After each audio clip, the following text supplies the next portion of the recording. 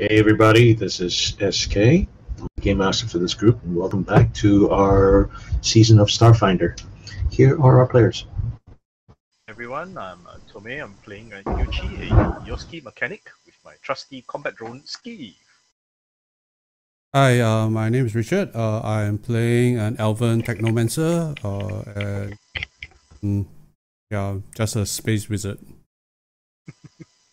Hi, I'm Terence. I'm playing Anton Decker, a halfling operative. Hi, this is Casey here, and I am playing Renova Daxamir, Solarian beat 'em up and wannabe social media star. Before we start, can I just highlight that the social media star has gone incognito and is unavailable in Fantasy Grounds. I'm sorry, has it really? I see Rin. I'm right here. Oh, that Rin. Oh, yeah, I see. Okay. Oh, I am ready. Oh, no. You got something against me, is it? Come at me, bro. Come at me. I think I blocked you since the last episode. As you know, like I have no notifications off. Come at me, bro. Okay. So, we are flying the Sunrise Maiden back to... So, when you guys last left off, you had defeated the gargling monster.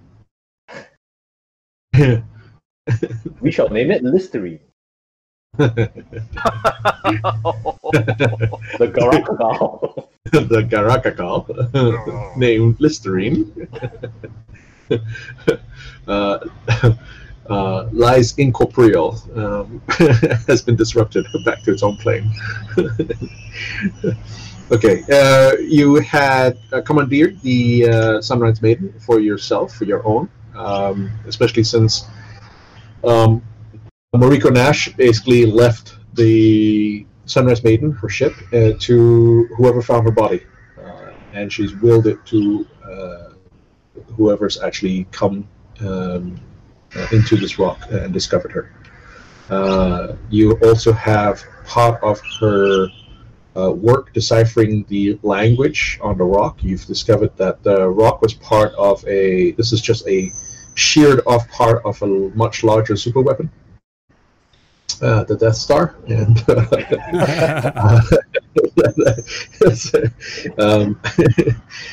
lead researcher of this project is Alan Parsons. The name of the weapon is a eye in the sky. Alan Fires a Parsons giant project. laser.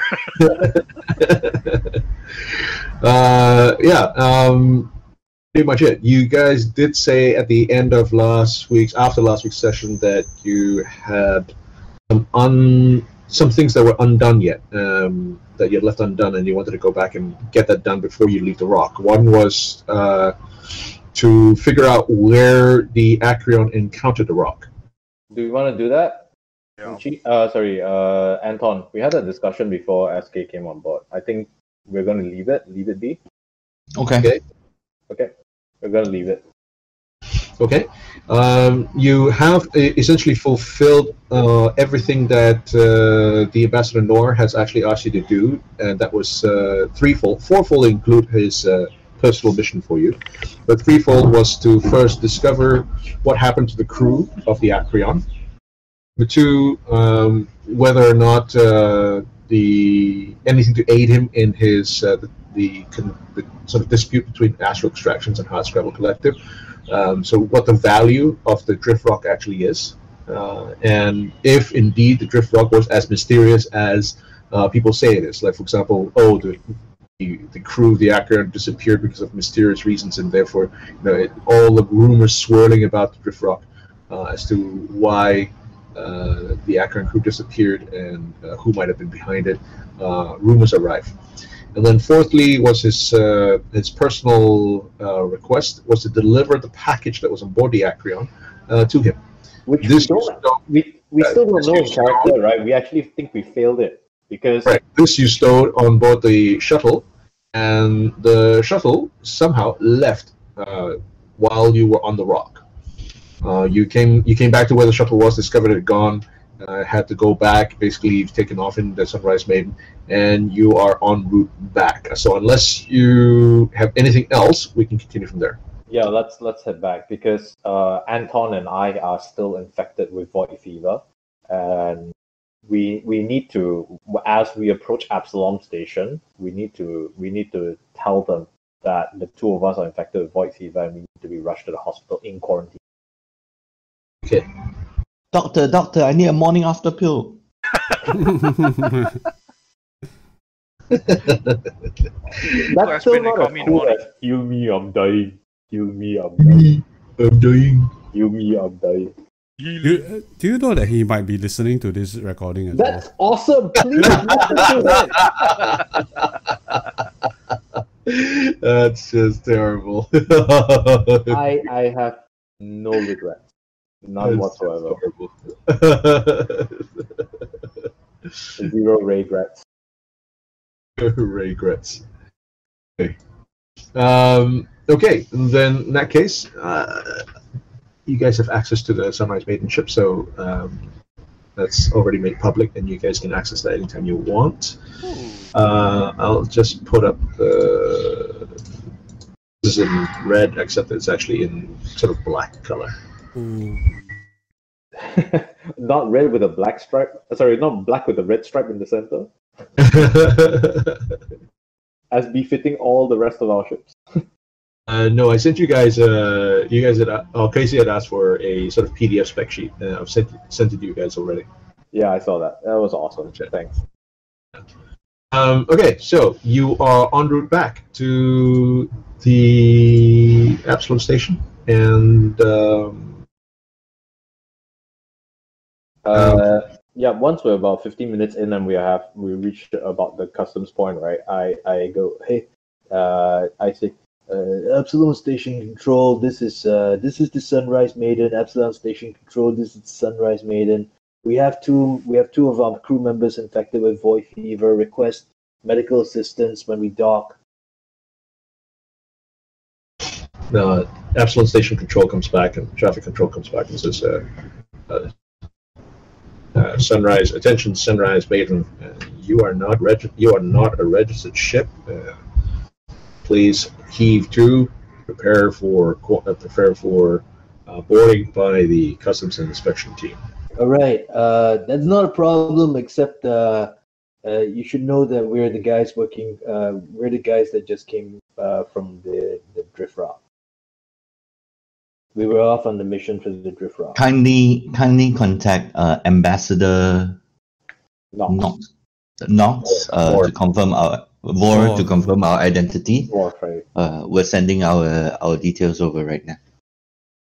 Good call, man. Not the brightest. Not the brightest. No. No, he is not. No one ever accused me of being the brightest tool, the sharpest tool in the shed. Okay, cool. All right, let me just add one. I need to add one thing. Where is it?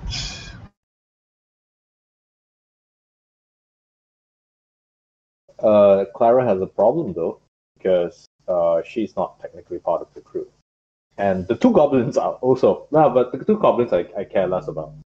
Those are the captain's special friends. Ew!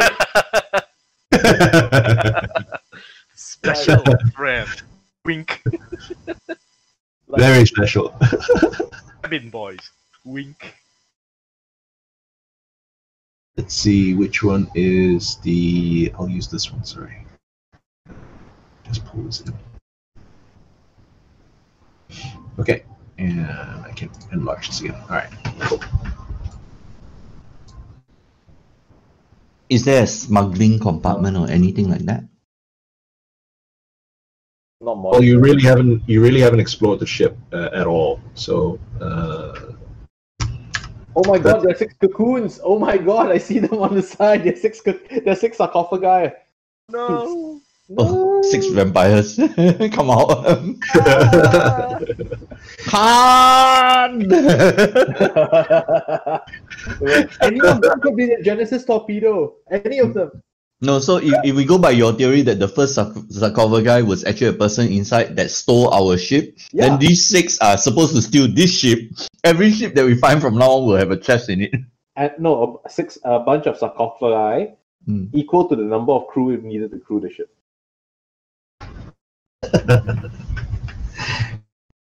No. No. No. Hey, are the 6 like circles in like the top left-hand corner? Are those like transporter pads? Because they really look like transporter pads. Wait. I'm trying to put a grid over it. Doom. Fit. Yeah. If you like it, should have gonna put a grid on it. If you like it, should have gonna put a grid on it. Oh. No. Akata. Gara.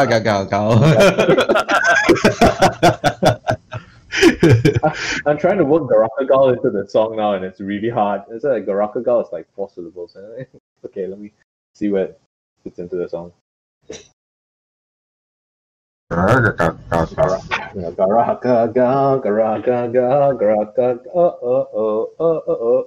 Okay. That's how I roll. Did you bring me pictures of Clay Aiken? Did you bring me the pictures I asked you for? How I roll. By the way, if the dictator of North Korea is listening to this podcast, screw you. You and your family. We're not with him.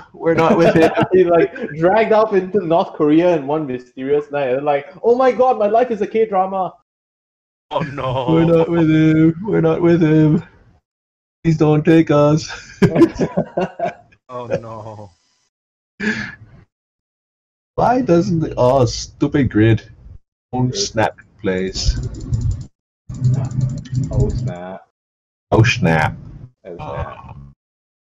Make it smaller? No. Does it work smaller? No. This ship is almost the same size as the Acreon, right? Looks like it. It's bigger than the Acreon. It's bigger than the Acreon. Wow. It's got if I read the stats correct, right? The bunks are really nice. There's like only 2 to a bunk. We actually have more cabin room than we need. Even The captain's quarters are really nice. It's so nice to be captain. What is this? All right, I'm just gonna do that. The thing won't snap properly, but it's okay. I would just call the single bedroom the duty room lah. Like whoever's on duty on that day gets to use that room. Otherwise, very poor thing. Why is there a conference room at the bottom? It's like It's to the reactor. Yeah, it's a reactor. no. I see the reactor at the bottom, but there's a conference room. Of course. That's a crew lounge and a dining room. The galley. Oh, that's not me. That's a really nice dining room. The dining room because the galley is right opposite. Oh yeah, that's right. The galley is on the other side. Because I was just looking at it, I was thinking like, oh my god, that's the pantry on the left, and there's the conference room on the right. Does it have a male and female toilet? Is that it? It looks like those 2 things look like toilets to me. No, both are heads. No, if Both of them are you're heads. if you're in space, everything's a toilet.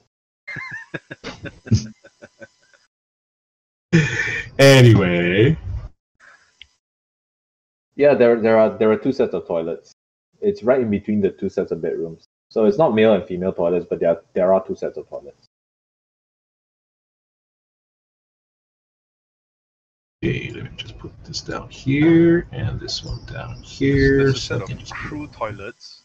It's like two Did you just say there are GRU toilets? Like I am toilets. GRU the Wanderer, like there are GRU toilets. There's two toilets. Yeah, Actually, we have two hours, right? Can we just get Nucci to basically scour the ship to understand the whole ship as a whole? He takes out a brill pad and he starts scouring the ship. I need more GIF. It is 75 years of grime. Good. Get to work. Wait, you said GIF, right? Sif. They changed the name. It's called Sif now. Sif. I need more Sif.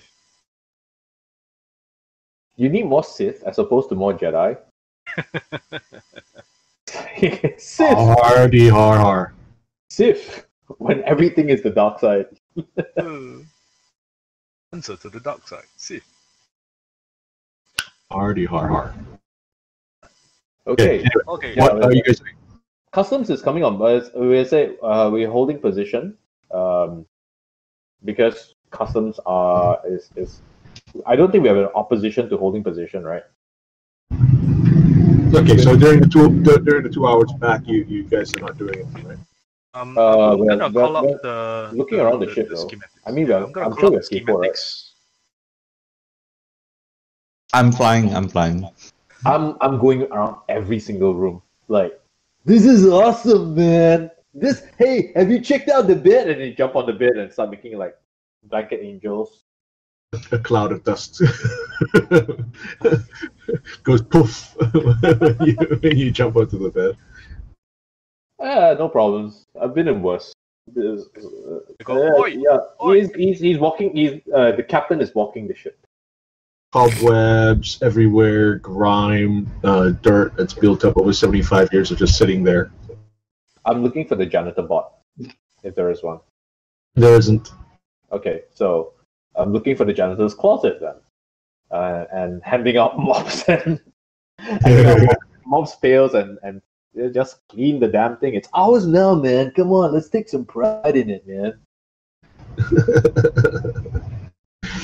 I can't film in this place, man. Come on. While Rin is doing that, I find the onboard Roomba and I activate that. I There's- was looking for the onboard Roomba as well, but apparently there isn't one. It's all elbow grease from here on out, man. Throughout this, I'm flying the ship. I think Ricardian needs to stay with me for sensor duty while they're doing all that stuff. Yeah, the rest of us are cleaning up the shit. okay. Is there any cargo in the ship? Yes, there is. What's It's the already, cargo? that's logged onto the. If you look at the ship sheet, if you look in the inventory. Yep. There's Oh, sorry. In your party sheet, in your inventory, I already put it there. Oh, can you change the member in the party sheet from Broken Decker to Anton Decker? Okay. I'd say, hey man! I call out from the intercom from the cargo room. Hey man, check this out. After a while, they get snapshots of like the Venus de Milo. I've got marble boobies, man. Check it out, and they're more like it. What?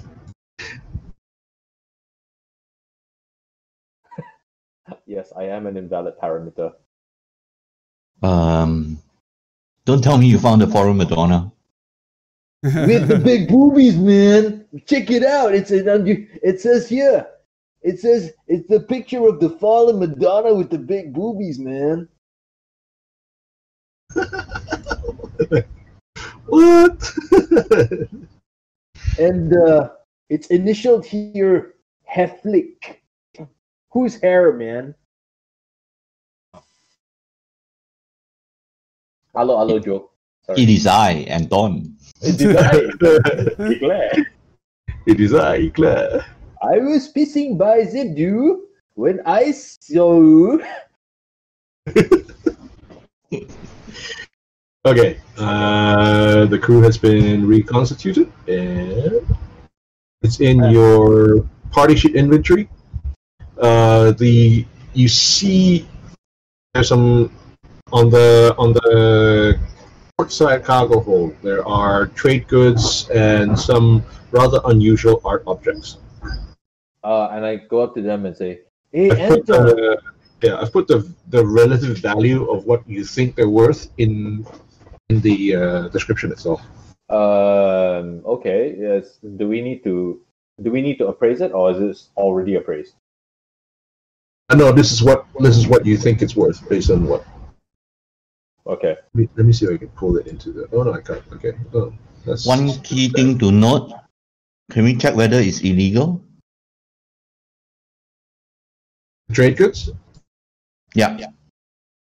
No. As far as you can tell, I've just described them as trade goods because it's miscellaneous stuff. It's a lot of things like, for example, fabrics, like textiles. They're like building materials. For example, the equivalent of maybe you're carrying some lumber, some stone, some masonry, that kind of thing. Yeah. Do I recognize what civilization the art objects are from? Do I recognize any of that? Like, they are from varied civilizations and all pretty much known civilizations. Like from the Pact worlds, some near space worlds, and so on. Except these are now lost. They are lost in history, man. They've been lost for the last 75 years, man. Yeah. No. They're like, nobody gives a shit, right? It's like, this unknown artist has been lost for 75 years. I yawn. It's like, this is like the next Matt Bauer, man. Who's Matt Bauer? I have no idea. Sorry. Okay. So what else? Yeah, I'm walking around the ship. I'm just walking. No. It just occurred to me, this 2,000 creds, right, is this is the last I Love New York t-shirt that you've seen in 75 years. Went to New York. All I got was this lousy t-shirt. Okay, and I tell them, I tell the guys that there's stuff in the back, and if they want to take a look at especially Anton, if they wants to take a look in the cargo hold and see what they're worth, by all means. Cannot, I'm flying the ship. Jordan can take over for a while, right? And she mentioned that she can fly. You can fly. Yeah. Not as good. I'll just continue flying the ship. You can ask Clara to help you look around. No, I'm okay. I'm just walking. She actually needs to find a place to hide because we are going to get pulled over. Yeah. So I tell Clara that we're calling it in to land. You realize that she's been recorded by the robot, right? Yeah. We are aware of that, but the robot is straight to Ambassador Nor, right? Yeah, the robot's records will be made available to all parties. It's basically a neutral, very objective observer of the entire thing. Which is funny because that's her problem, not ours. I mean, we can even tell her that, but telling her she might blow up the robot. So, yeah. No, she was actually fine with it. That's fine then. Yeah, she says if you offer her a ride back, remember if that's all she wanted, and then she'll take care of the rest. Like she'll disappear. Yeah, that's fine. So if we land, it's basically on her, not on us, right? Correct. Okay, cool. And I'm cool with that. Okay. Okay, then that's that. The ship. We're walking around the ship, and that's what I'm doing. You guys came through the front airlock. You could see the bridge right at the front of the ship. You have essentially let's see. There are the forwardmost seat is the pilot station. So if you I can point things out. It's okay. So pilot station. Then you have the captain's chair. You've got engineering and what appears to be an auxiliary gunnery station there. Then the science station, and also what appears to be an auxiliary gun station here. Okay, there are 2 dedicated gunner stations, there and there, and that essentially is the bridge. That whole forward section. Hey, Rin. Is the bridge. Actually, Rin. Yeah, man. What up? Actually, this ship needs more crew. You thinking what I'm thinking? Well, you gonna recruit more crew? I mean, you could. We have somebody. I know of somebody who's recently out of a job. Who would that be, man? And just have a think about it, yeah. Who's out of a job, man? I mean, you need to let me know. Clara. Oh, right. Right. Right. Hey, I like the way you think, man. Thank So you. you want me to go talk to her, or you wanna talk to her yourself? Ah, you go do it. You're the captain, right? Sure, man. Cause I was actually thinking about the poor janitor that we impersonated. What? Oh, the ship Not needs surprised to cleaning. look at that. The ship needs cleaning. I get it. But wasn't that what we got the goblins for? Oh dear God. Nah, I think the goblins are a little bit of a loose cannon. We can always space them. Like we haven't done it already. We did kind of space them, by the way. So we did kind of. Still behave, won't you, boy? No. I'm not so inclined with them. Besides, they were on the Acheron itself, and I think they need to answer a few questions. So I'm gonna walk up to Clara 247, and hey man, how you doing? Oh God. You wanted me to take the lead on this. I will. Take the lead. I don't care. Honestly, it's I don't either, but I make you feel important by giving you something to focus on. That's awesome. Thank you. It's exactly how you treat little children, right? So, hey Clara, how you doing? She looks so puzzled.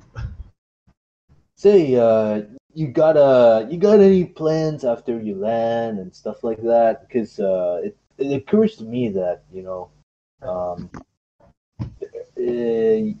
pretty good. You're a pretty good space pilot and everything, right? No. Why don't you? Hey, Mike. This is mine.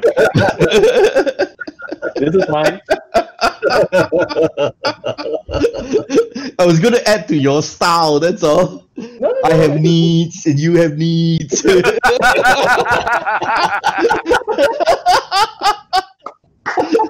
Whammy, baby, nothing but malevolence too likely to cause a discovery. I was wondering if you'd if you got no plans and after this and all that, right? You could consider joining us as part of the crew, man. I mean, you're really competent and all that, and I like what you did with Needle and all that. That was awesome. I was wondering if you could teach me that, but that would be too much to ask for right now. So, you need to look us up. You think about it, right? What do you say? One quizzical eyebrow raises. So she looks at you and she says, "Fine recruiting speech. Not interested." Oh, no, nice. So what do you find fine about it? Just so that I could refine my technique a little, right? So was it the opening line? Was it like the closer, or is it just that you're not interested? You can say hi here. Hi, boys. Hello. It's Hello. very, very quiet. You say Hello. hi. Oh, because your son just came and said that he broke up with his girlfriend, so don't make weird comments when she comes later. Oh. Oh. Can you wipe that? Can you wipe that from the recording? Deep break with her. Okay, I'll. If you He's hear this, right, you're going through NS. Everybody breaks up in NS. Like everybody.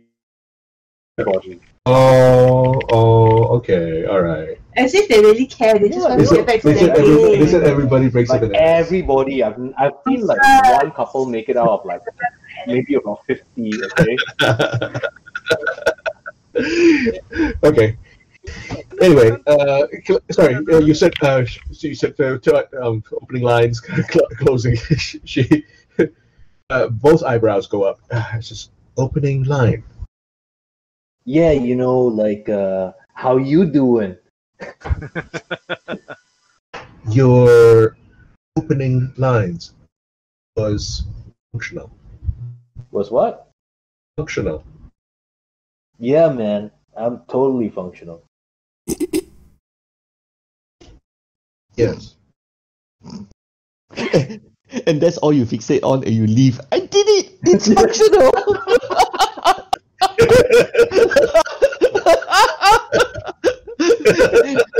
And then in the brain, it keeps morphing. Clara says the best opening lines like ever.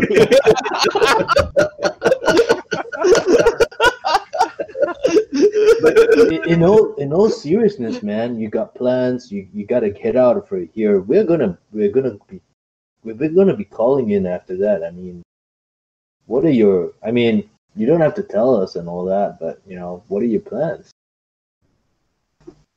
I was hired to kill you. Right. Yeah, I mean, There will be people. no seeking- love lost about it. There will be what? There will be people. There will be people coming after me, since I did not kill you. Well, these are the same people that are going to be coming after us, right? So you might be safer with us. Your logic fails me.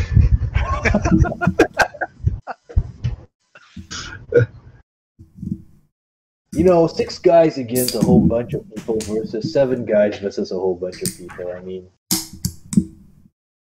that's where I'm Six, 6 guys, including a wannabe movie star Yeah, man. Yeah. who takes videos or takes Yeah. holograms of Yeah. everything he does and posts it on the HoloNet. Yeah, of course, man. I believe my chances of escaping notice are better alone. Oh, you were talking about. How will people find me otherwise? I get it now. I get it. So you're worried about the whole like angle and all that. Maybe I need to have a So you think we're not greedy enough, or is that what you're trying to get at? I can feel my mind melting even as I'm talking. I can feel myself getting dumber. Okay. Just go it forward, please. Scrub. Before we all do ourselves mental damage. It's good though. It was good. It was good. It's Hilarious. almost psychic. Yeah. I feel, Okay, you continue on your tour. This is the main airlock. This is crew storage. This appears to be a hatch that goes up. Okay. I I don't open know the where. hatch. It looks dark. I use the spotlight and I shine it and I go up. It's a hatch that leads to a corridor which you crawl along on the ladders. Basically, you continue crawling through it on the ladder, and it seems to lead towards what looks like a seat with controls in a like a sphere on the dorsal plane of the ship. I head over there. I say, "Hey man, I found another captain's chair." You discover the turret. Hey, this thing's got a turret, man. What's the turret installed with? With on the main picture. Yeah, I know it's a particle cannon, but I'm role playing. So, hey man, What's that? hey man, there's a cannon that shoots particles from this.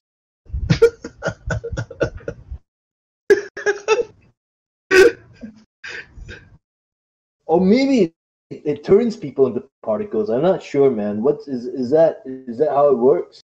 It's actually the ship's most powerful weapon. Oh, cool.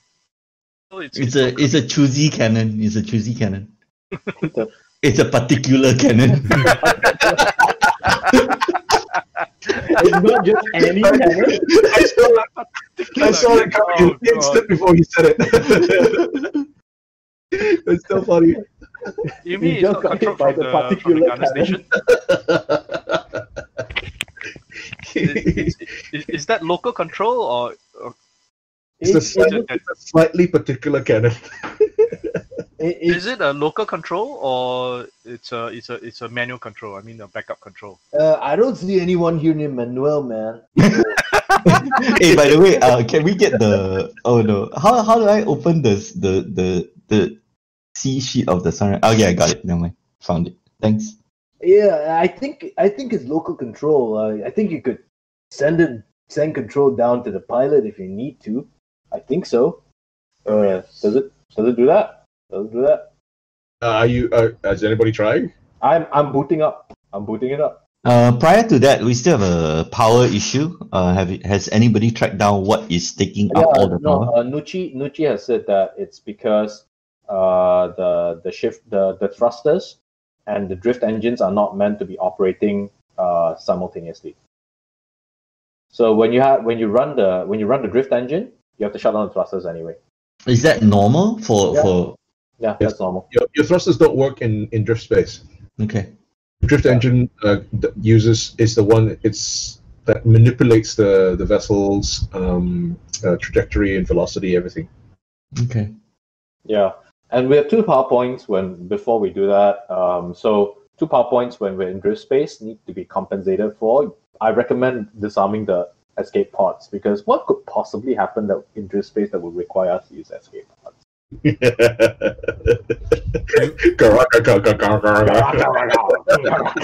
Listerine. No, it's Listerine. No, damn your oral hygiene. Akata garagaka. Hey, you know what? That sounds like an awesome character name. My next character will be named Akata Garakagal. That's like, where are you from? What are you? I'm a driver, man. Why? Because I drift. I hail from the drift. Yeah. Okay, as you climb back, you can start up the turret.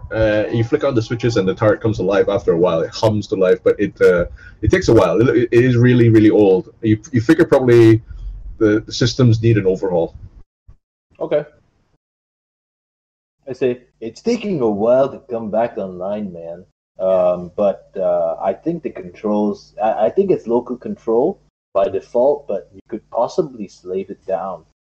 Actually, if that's the case, you guys want to cycle all the weapons just to make sure that they're weapons ready in case we meet somebody else on the way back. Before you get back to the Armada, you cycle weapon. Hot scrabble. Oh dear. It's like, oh darn. Oh, drat. An interstellar conflict. Astral extraction approaches you and says, "Aha! Good job. I see you've chosen a side." Ooh. Yeah, no, I'm scrolling through the controls up here. If there are any. Yeah, it appears to be a fully manned station for the turret. Yeah, it's its own station, man. The thing that strikes you immediately that strikes you the most is essentially that the all the controls, everything. It actually has proper view screens. It does not have AR. Stuff is old. Guys, it's got like this is like the original iPad, man. Like it's got no AR. Like how am I supposed to use this thing, man? Use the force. Don't say. Look at the communicator. Use the force. It's still on dial-up. It says use the targeting computer, man. That's what it's for. Okay, I have a secret, but first let me stick my tongue in your ear. Why? Make it official. Okay, so I shut down the thing and I come back. Okay, continuing down the corridor, Yep. you get to a door to your right, and it enters into what appears to be large, fairly spacious quarters.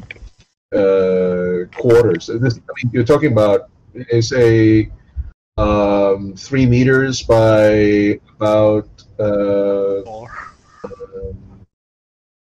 5 meters. Sorry, 5 meters by almost 20 meters. Okay. I'm assuming this is the captain's quarters, man. Yeah. Yeah, there's a lone bunk on the stern side of this area. Has its own little Mino. desk, table, wardrobe, that kind of thing.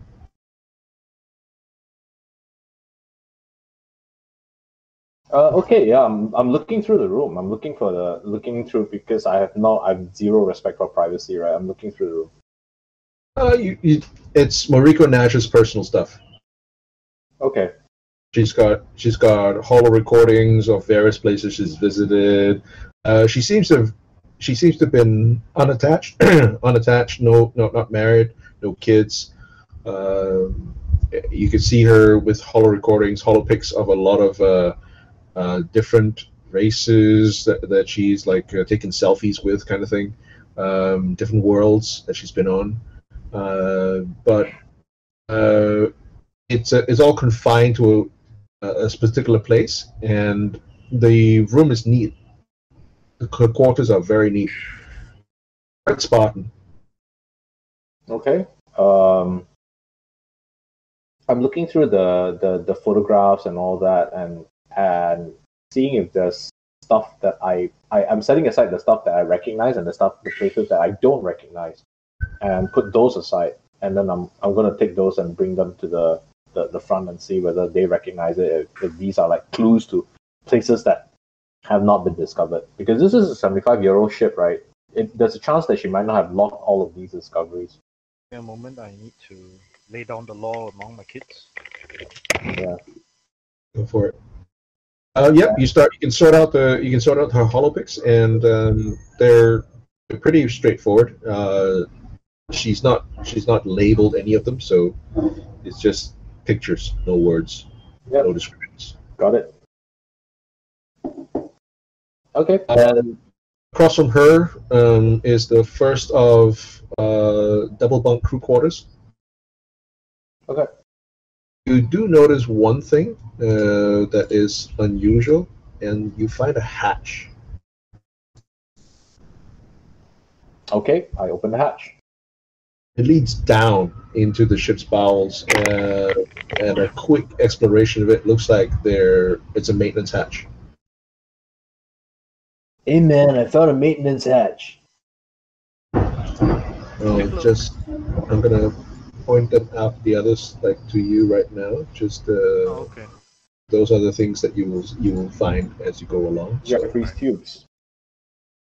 So then yeah, there's just one more to at the just to engine point room. out that these are. We can use them to get around the ship without necessarily being seen. Smuggle stuff. Oh. Now, it will probably show up in a scan, I feel, but Yeah. they are maintenance hatch. So Yeah, they're not smuggling hatches or anything like that. They are proper maintenance hatches. So they would come up in a scan, yes. I say, Nucci, I found the maintenance hatches, man. You may want to come in and take a look, man. Yep. You come to after that you come to a T junction, and the first T junction in the corridors, and there's left and right. No, Going it's across left, the going to the starboard will lead you to where the escape pods are. Going to the port side, you get to this unusual thing there, and you discover that it is actually like a holosuite. I go, oh! I give the Chris Pratt old meme, right? The well-known Chris Pratt. Oh, guys, you're not gonna believe what I found, man. I look through the list of holograms available. Yeah, they've got things like you can select different worlds. In fact, you don't know, but some of the holopics that she took might have actually come from the holosuite. Oh, okay. I look and see what's the last one she dialed in. Like, is there a recent history? Like, well, recent inverted commas history. Yeah, there is. You can see like favorites, those that have been accessed most. Okay. And it's mainly landscapes. Okay. Yeah, are there any for personalities like Sherlock Holmes? No, she does not seem to have indulged in any of those. Darn it. Okay. I poke the nearest one and I go, whoa, and they're like, whoa, this is awesome, man.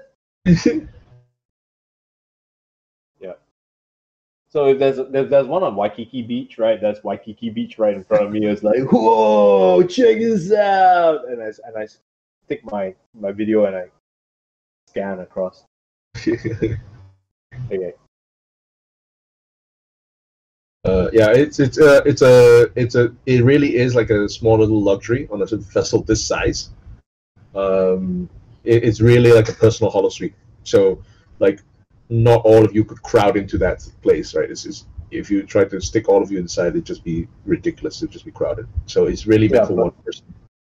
Yeah, but we can split the time, right? Yeah. And you can imagine on if she was alone and she was doing long distance trades, this would be something that was. It keeps us safe. Yeah, it keeps you sane. It keeps you entertained. I say to Ricardian, hey, Ricardian, man, Yeah. is it possible to load like new programs onto the holosuite, man? Definitely possible, but I think it needs an overhaul. So is it gonna cost us a lot of money to overhaul, man? Yes. To catch up with 75 years of tech. Yes. Okay, man. Yeah. He's Rin is walking out slightly disappointed, and he's gonna explore the rest of the. Okay. You get to the first of what appears to be double heads opposite each other. These have wash basins, toilets, and shower areas, sonic showers, or you can actually have water showers. So you can see the module that she's loaded up onto the ship that she actually purchased with this is that these are good facilities, good crew facilities. So for example, the double bunks, when you look at them, they're unused. So she seems to have piloted the ship herself, and she doesn't have a crew. So they've been set up to carry passengers. I see. So she's put in high quality. This is considered good crew quarters. That you have double head space. You've got all the showers even with real water showers. Very spacious bathrooms, and the fact that each quarter is only that you at most you would share with the one other person. Yeah, this is pretty cool, man. Hey guys, the living facilities here are pretty awesome. You get down to the next T junction after you pass two more of those crew quarters, and turning down. This is a quick poking your head in. Looks like a dining area. And this is a galley, a fully furnished galley. Is the galley supplied? Check the food stocks. Is Yeah. it like It is. You can't eat any of the shit left on it. Okay. I say. I start cleaning out the place then, because if it's all bad food, right, then I'm not gonna keep it in case some of that shit explodes. Yeah. Yeah. So I clean it out. Yeah. Take some time to clean it out. The starboard side of that corridor leads you to the starboard side cargo hold. It's a very generous cargo hold, and then to the left is a port side cargo hold. Okay. They're identical in nature. They've not been converted specially to do anything like, for example, converted to a lab or converted to carry special materials. They're both general cargo holds with a lot of fastening points.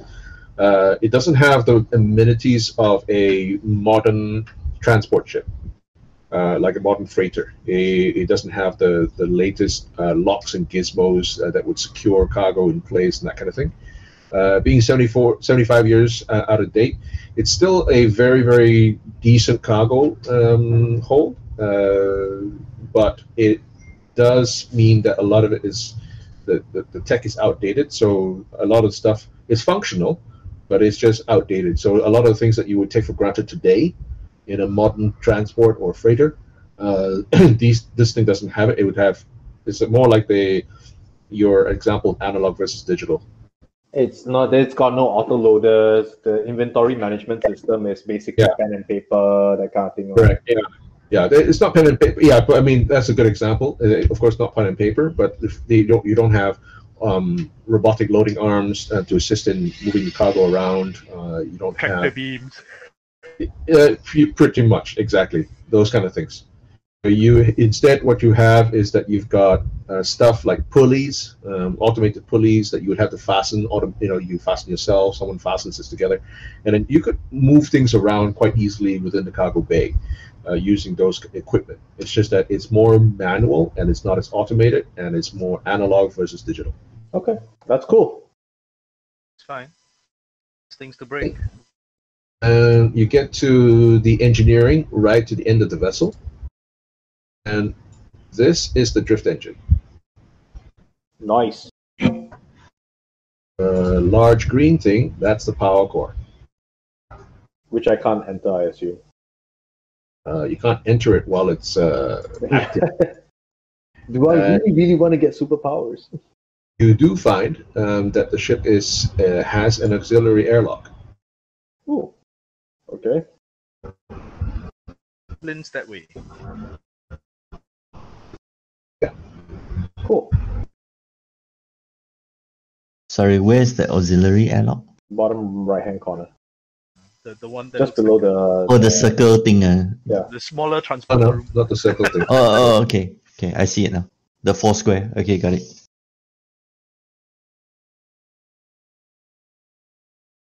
And that's basically the ship. It is one deck only, so it doesn't have multiple decks. It's just a one-deck ship. So what's in the maintenance tunnels? It's allows you to get behind a lot of the gets cabling, all the various chips that you might have to repair. So it's I just suppose all maybe. Yeah. Awesome. Okay, cool. Are you guys up in front playing with the consoles, like finding out what functions the ship have on the consoles? Not while I'm flying. No. Okay. I'm trying to use. Make a computer check. Okay. DC 18.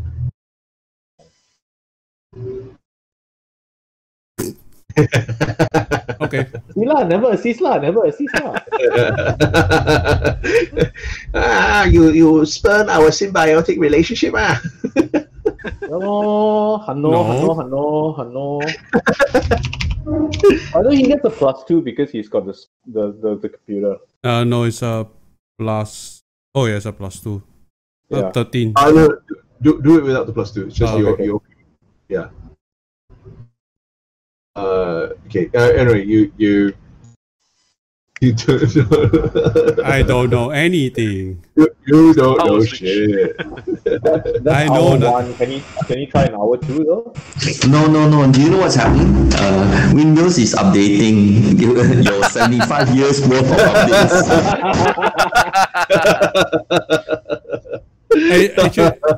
I actually checked through the computer systems of the Sunrise Maiden as I'm sitting in my station. Okay. It's a pretty archaic, but for its time, it was really good. It was a very good. It actually is equipped with a very good computer. By today's standards, it's pretty archaic. Mhm. However, because she must have spent a fortune on this ship, upgrading stuff over time, right? Mhm. It has it is a very, very good. Think of it like today you would have a quad CPU. You have a quad, but this is a dual. It's a In a top- time when people were still using singles. Okay. It's a good computer. It's Mach 1. It's a dual node. It's showing its age, but it would still be actually adequate today. That's how good it is. Wow. It It's means like- that it will It will it's- run Windows 20. It will run Windows 2000. it will It's run, very- it will run the existing programs that are available now, but it It'll will run- be it'll be It'll run Run this ship most of adequately. yes, it'll run this ship adequately. It will, like, for example, if you wanted to install new programs onto this, it would not be compatible. oh, okay. You would actually have to introduce a patch that would actually translate everything, which you can do. You can program a patch that can actually accept, essentially convert any of the signals from one program to the other. Mhm. It would take you some time to program that. It would take you quite a lot of time, or you could go and try and just buy off-the-shelf patch. And if you did that, it would run, but it might be slow. And some programs might not be compatible because they require much faster processing power in order to be able to handle. Okay. So it's okay. So it's either we look for upgrade the computer system or the computer system, or we have to backward compatible some of the programs. Yeah, you're gonna have to. Bro, this is what you do for a living, right? You have a legacy computer. You need to move it up to a bigger You need to move it up to a bigger platform. What do you do while keeping all the applications live? This is an IT problem if I ever heard one. It is it's my real life problem now. Yeah, it's real life. It's like real life issues, right? It's like holy crap. With 75 years of Windows updates. My Yeah, answer is rip it out, put bare bones Linux. It just that's flies. your answer to everything, dude. It works. Okay. Yeah, and that's it. That's what I'm doing. That should take up the 2 hours actually, because Yeah, pretty much. it's a pretty big ship. Yeah, pretty much. Regarding as you're going through it, playing around with the computer systems over the next 2 hours, essentially that's what you discover. That you can see what can be patched, what cannot be patched, but it pretty much is it's a good tier 1 computer that is just outdated now. The computer does have what you do discover is that it does have an AI personality upgrade, except that the program seems to be corrupted over the time. Personality upgrade. Wow. Yeah, so the ship's computer actually has an AI that can that probably, considering that she crewed the ship alone, it probably helped her to crew the vessel to automate a lot of the functions. Okay. A corrupted personality. Rain is your fault. Yeah, man, totally. Okay. Is there a way to fix the personality or the AI? Yeah, it probably could be fixed. It's just that it's going to take you a while because, again, 75-year-old technology. Okay. So You have no. So in other words, if we have downtime, this is the stuff that we should be working on. well, yeah. I have a lot of project. It means that I have a lot of project to do. Yeah, well, you can get Anton and me and Anton are going to be in quarantine for a while. Get Nucci and to help you. And Jorun. Okay. Yeah, I will work on it. I will need to list down the stuff that needs to be upgraded for the ship.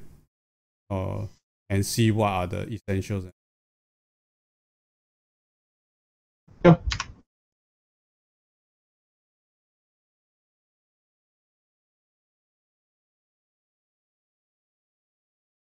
Okay, cool. Anything else? Pilot, Anton, are you doing anything over the next 2 hours? It doesn't actually require you to be at the controls. You can just set the coordinates and let the autopilot do it.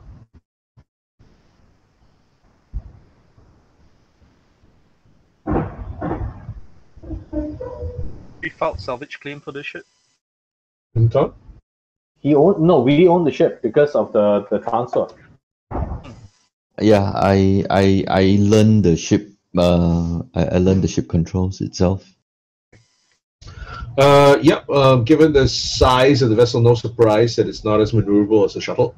But for a ship this size, it is a fairly good maneuverability. In my cultural, am I able to find a way to convert the language to English? I mean, to common. What language? The console here is not the same as the console on the ship on the Griffrock. This is common. The data pad was also not common originally.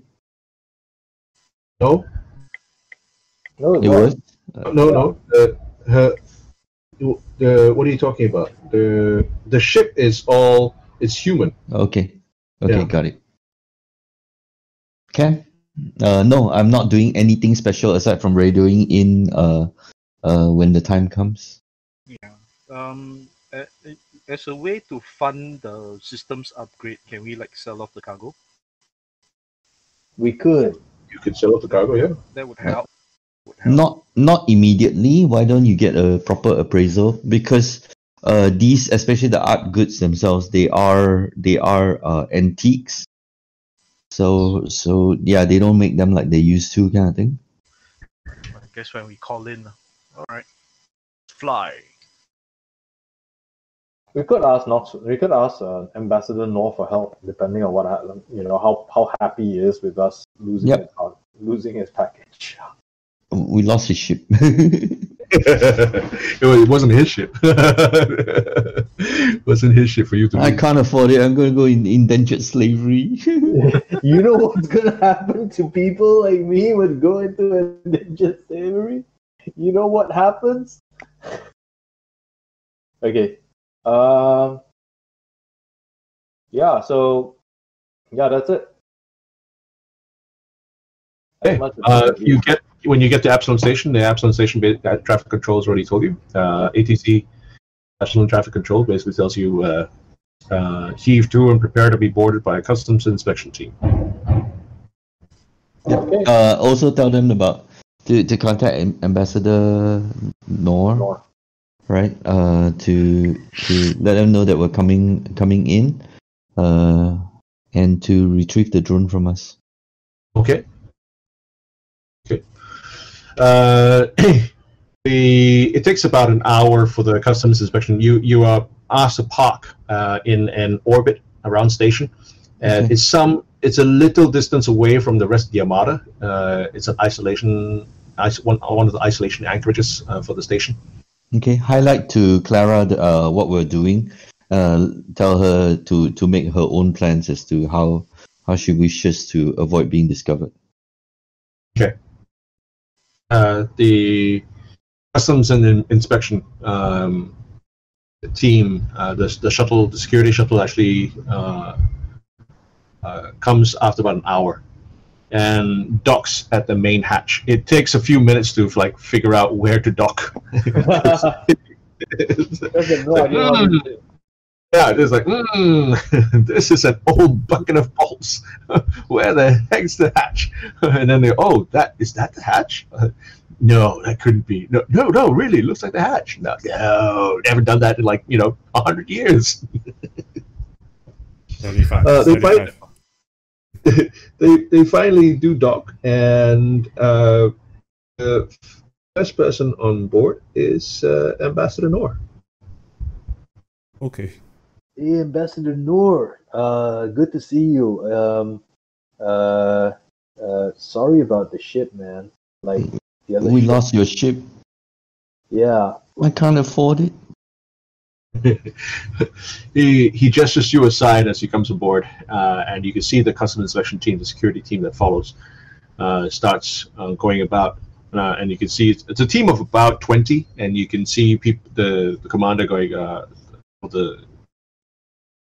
it's like, all right, you go take this, you take the bridge, you take engineering, basically distributing his men, while the ambassador pulls you guys aside, and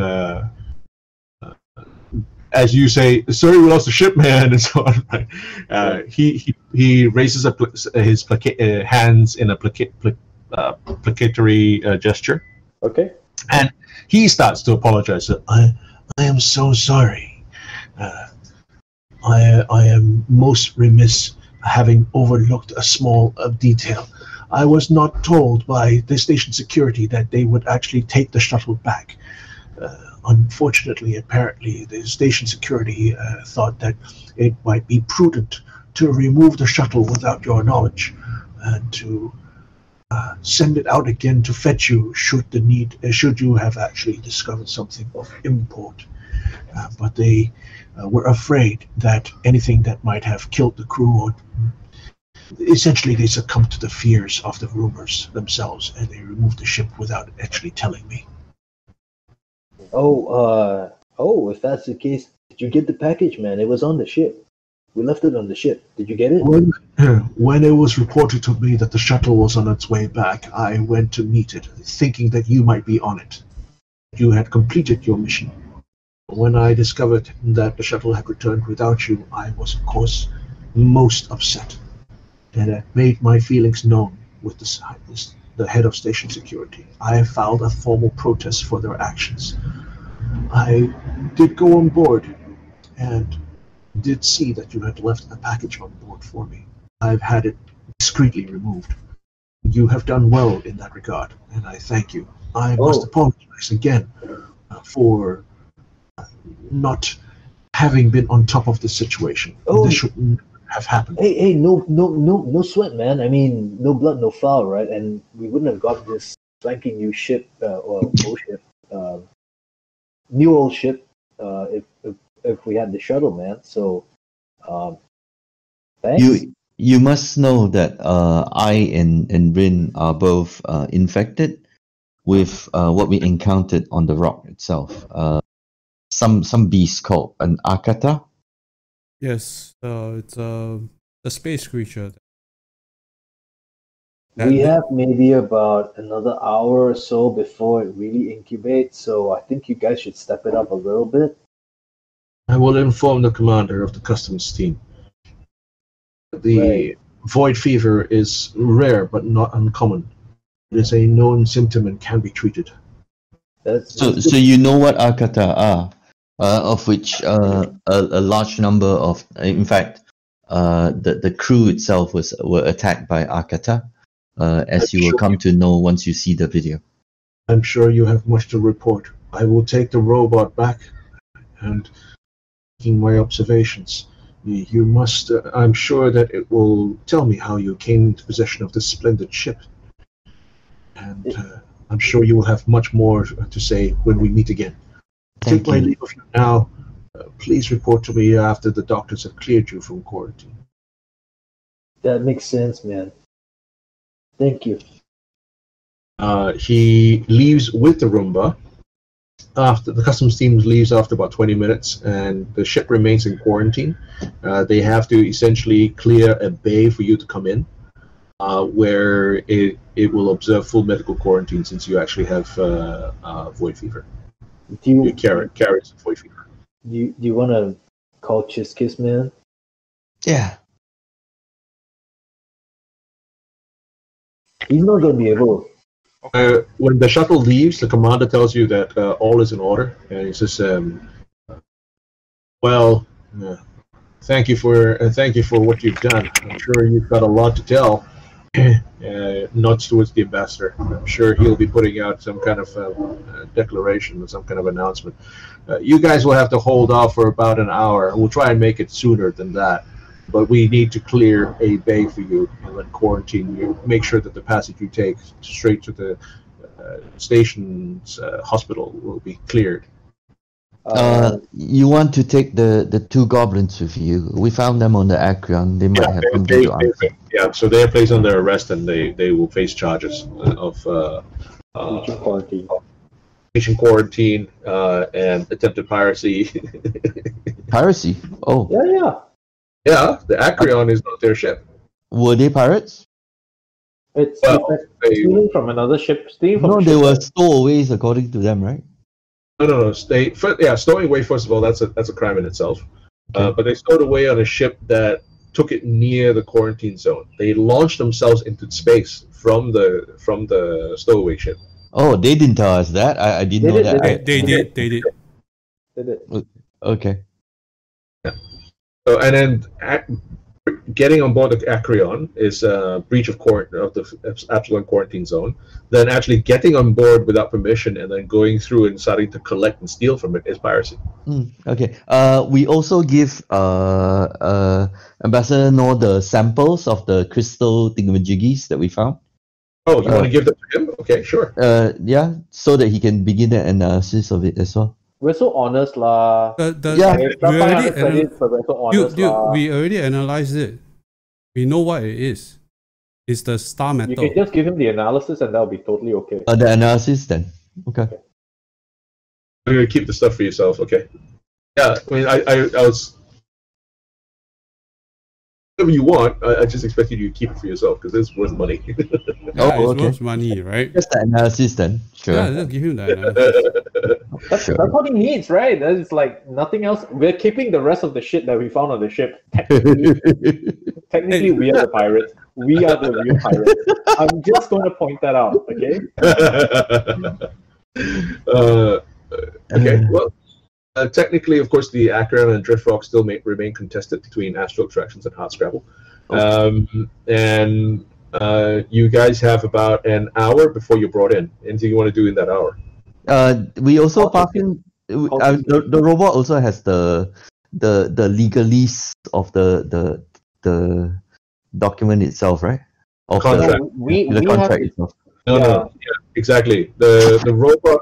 All the robot got was a hollow bit of you guys actually going through the contract. That's it. Yeah. He doesn't have a copy of the contract. Should we pass in the contract as well so he can begin his analysis of that? Yeah, he needs to pass him the contract. We need to pass him the data that we pulled out from the Acreon. Yeah. We're deliberately not telling him about the Starkiller, the Alan Parsons project until later, right? Yeah. We do tell him hold off on any major decisions until you get the brief from us as well. The verbal brief from us as well. I'm quite sure you'll be pressed pretty hard. Do you want to call Chiskis and tell him during the hour that we're in quarantine? Yeah. Okay. You managed to connect through Absalon traffic control the communications, and they patch you through to Chiskis, and you see him. My friends, it is good to hear from you again. Chiskis, this is an open line. What I do recommend is when we meet with Ambassador Noor next, you be present because the information we have might be of interest to the Starfinders as well. Okay. That's an understatement, man. If this is the first time you've actually, because you cannot speak to you telepathically via the comm array, so this is the first time you actually hear him vocalize words, and it's really a bit eerie, disconcerting, because it's a lot of chirrits and then in between words, a very guttural kind of sound. He's speaking like one of the African dialects. Like, yeah, they speak with a lot of clicks and a lot of clicks basically. Yeah, the larynx isn't there. I mean, they're insects, right? So they communicate with like chips and okay. Anyway, sorry. Yeah. So I say. So we don't reveal anything. Wait, hang on. I say, is there a way we could drop a data packet to you, man? Like safely. Let's not transfer it over to Clear. They can when we get in for medical. We can arrange for that. She can arrange for a courier or something. You can arrange to meet them in when we dock at the hospital. Yeah, at the dock and. The hospital is fine. In fact, have Noor and her come at the same. Them come at the same time. Okay. Yeah. And then you can encode everything on a chip if you need it. Yep. We encode the thing on the chip. Yeah. The idea is not to do a data transfer, because I mean hacking is so simple. No, but we have to give it to them anyway. So we have to give them the chip. Yeah. We give them the chip. Yeah, it is. It's not as. It's not that. I mean, the stuff that when you say hacking is simple, the stuff that you've tried so far is mainly very mundane, ordinary stuff. You can actually do things like okay, you don't have it on this ship yet, unless you install it. But military encryption is a lot harder, for example. Oh, okay. That's one of the reasons I think when you guys first made the decision right at the beginning of the venture, not to try and hack Absalon security in order to get the access to the cameras. Yeah, and we've been actually quite circumspect about targeting people's soft spots, right? We go for the soft spot in the system, the individual data pad as opposed to the infrastructure. So we've been doing that, and you can say that it's easy, but we've also made it an effort to make it easier. If you get what I mean. Yeah. But I rather not transfer over the Clear, because not transfer. Don't transmit it, but encode it in a chip. Encode it is fine. Yeah. Encode it into a chip. One-off. It's read only, and lock it with whatever encryption that Ricardian can give. Okay. Part of the custom inspection team also, what they do is that once they've done, your ship is now logged. It's official. Yep. So the ship is logged as a Sunrise Maiden. If you want, you can actually go and change the name later, but it does require ownership, basically production of ID and ownership. It has to be linked to that, that allows you to change the vessel's name. But right now, the ship's transponder, hull signature, and name are now logged officially with Absalon Station as a Sunrise Maiden and belonging to Anton. Okay. No, why not all four of us, so anybody can grab the ship and run away with it? Okay. Fine. That's fine with us. Four, not five. Four. What about Jorun? I mean, she was part of this as well. No, I'm serious. I'm asking because I'm okay if you're that open. I'm okay. I'm open with that. I mean, wait. I actually wanted to ask you, Jorun, are you wanna join us like full time? Because we've got a ship here. She grins, yeah, and she says, "So it's a lot more exciting with you guys than what I was planning to do." So you're in for goodsies? she laughs. Goodsies? Yeah. Log her in. I mean, she's part of the. We are making up. Then she's part of the crew. Okay, yeah, she's part of the crew. All right. There's no reason to exclude her, right? So. All right. So it's logged with 5 owners. Yep. Okay. Absalon Station comes on, and after about 45 minutes, they take the goblins away. That's the commander and security take the goblins away. Clara hid herself Uh, Where I don't know. where you don't know, she won't tell you, and it's better that way. Yep. And the inspection team did not find her. Then after about 45 minutes after the inspection team is gone, Absalom Traffic Control comes back on and says, Sunrise Maiden, you are cleared to dock in Bay 68. Bay 68. Not deviate from do not deviate from the flight plan and instructions being sent to you right now. Bring us in, man. Okay. I'll take my time, fly into Bay 68. Okay. You are met with a quarantine team once you've landed, and you can see they're all in hazmat suits. The bay's been cleared. The corridors that lead from Bay 68 are cleared to what looks like a grav car, and it looks like one of those medical hazmat kind of grav cars. You're all ushered aboard. And then it takes off for the hospital. Okay. Clara is gone, yeah? Clara, you don't know. We don't know. We don't want to know. We're gonna leave the So what I mean Exactly. is the moment we told her that what was happening, she disappeared, and that's it. That's the last we saw of her. She disappeared before, so she was available to you guys. So she was like basically as a passenger, she's sitting around, and once customs came on. other than trying to be hustled by Rin. Hustle? I didn't get hustled. I have needs, and you have needs.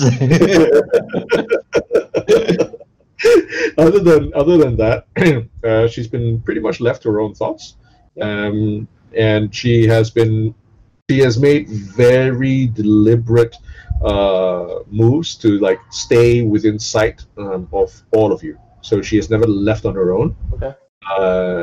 She has not like it moves. It's deliberate. It's slow. It's like she doesn't raise weapons up or anything like that. And she's been sitting in the cockpit where you guys can actually keep an eye on her. And we've been treating her with nothing but respect. Okay, cool. Yeah. So after that, traffic control came. The security shuttle was approaching, and then she essentially said, you have been people of your word. I will remember this. You did mention that if we needed to contact you, how should we do that? She has given us a comlink. Comlink. Okay, got it. Yeah, she's given you a com code. Yeah, and then she actually exited the bridge before the shuttle docked. And when the shuttle docked, when the special team came out, you guys met them at the airlock. You have no idea where she went, where she hid in the ship, and that's it. Okay, cool. Oh, okay, yeah. Sorry. Anyway, okay. Well, it was like that's why Ricardian actually was made to do a computer check.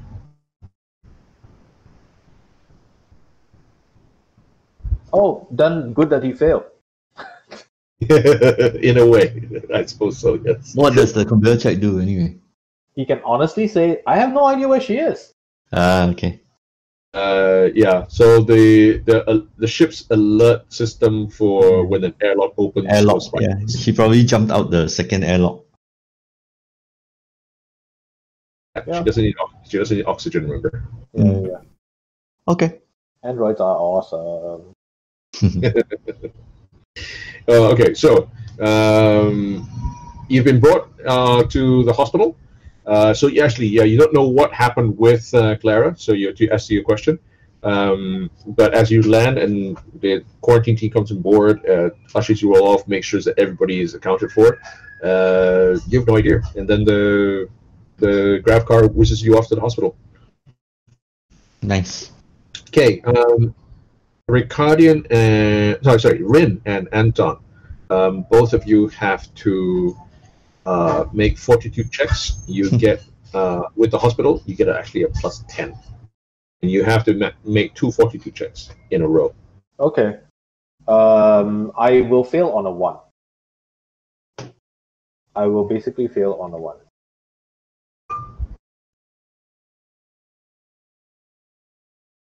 Okay, First one number pass. 1, and plus 10. Fail. Second one passes. Okay. Pass. Okay. Basically the eggs, the larvae have been extracted from you, and your system has been cleaned of any of the infections. Okay. It takes roughly 8 hours to do. Okay. Did we? Is Chiskis and Nor coming to visit us at any point? Well, you would have to.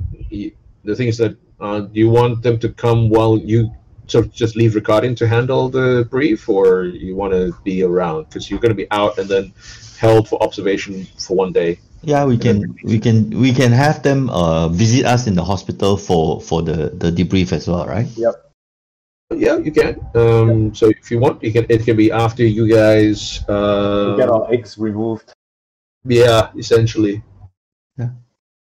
Okay, cool. Then let's have it there. Yep, let's do that. Okay, 8 hours later, you're being held for observation, so it's about. Do we heal our hit points as well because we're in hospital? Because we've taken a huge amount of damage. You do, but it's actually still quite. Let me just see. Ambassador Nor pays for your hospital, so let me just check and see. We're gonna be there for a while. I can roll for you actually. So, let's see here.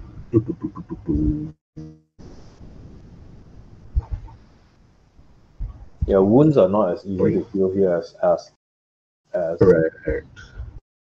In fact, tell them to keep the eggs because the eggs, right, can later be used as. Oh my god, the things that I'm suggesting that astral extractions do, right, is so unethical. You implant, you put them on a rock, and then suddenly you got material. Okay, so let me roll a check for you. With surgery, this is for Rin first. You get 5 hit points back. cool. Anton, you get 5 hit points back. Cool. So I still have 12 to heal. We're gonna be in hospital for a while. Yeah, that's just from the surgery. Then after that, it's basically technological magical healing can actually restore you to full. Okay. In a matter of hours. Okay, cool. But yeah, let's have that chat while we're still like badly wounded. Okay. It is around 6 p.m. When you guys have been out from surgery and you're resting in your room. There are 2 beds here. Both of you are in the same room with Riccardi and Uchi, Skeeve, Chorun, and then Ambassador Nor comes with Chiskis.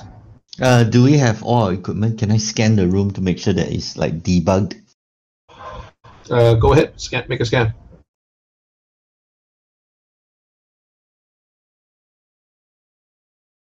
Why do you have broken decker on your character sheet still? That's the old character sheet, so I had to open it just to see whether anything that I didn't remember to put, for example. That's my scan, by the way, 18. Room seems to be clean. Okay.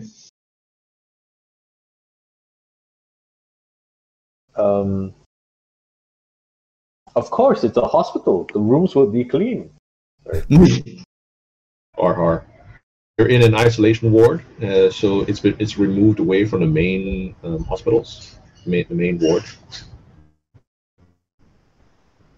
Right. So hey, Ambassador Nor and Chiskis, good to see you too, man. Thank you for coming. When they both enter, you can see that both they're chatting together as they both enter. So both seem to know each other. And Nor does not seem to mind that Chiskis has been invited, nor does he seem to be surprised. Ooh. Hard to look surprised on a skeleton anyway. Alternatively, they always look surprised.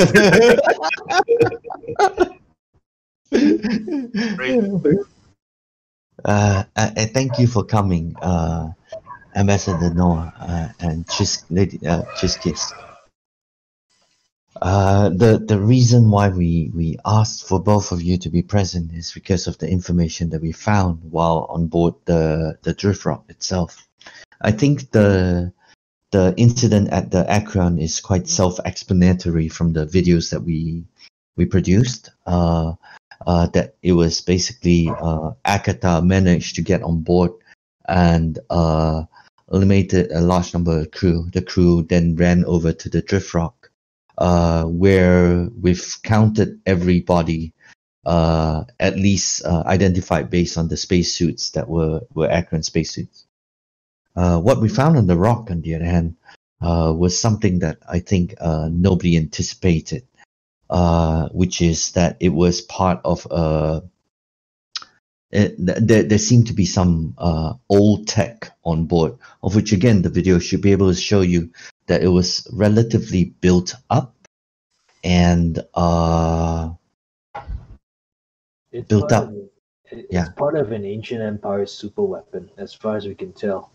It's part of an ancient empire, right? And this empire supposedly, according to the data pad that we found, is over like thousands of years old.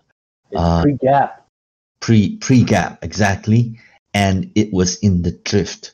To my limited understanding, this might be something of interest to the Starfinders, no? It's unfortunate that the two people who you've invited are a little bit hard to read for you. One's a skeleton, the And the other is a cricket. You haven't quite learned to discern what the reactions mean. Maybe perhaps only if the skull suddenly jaw drop, you'll look surprised.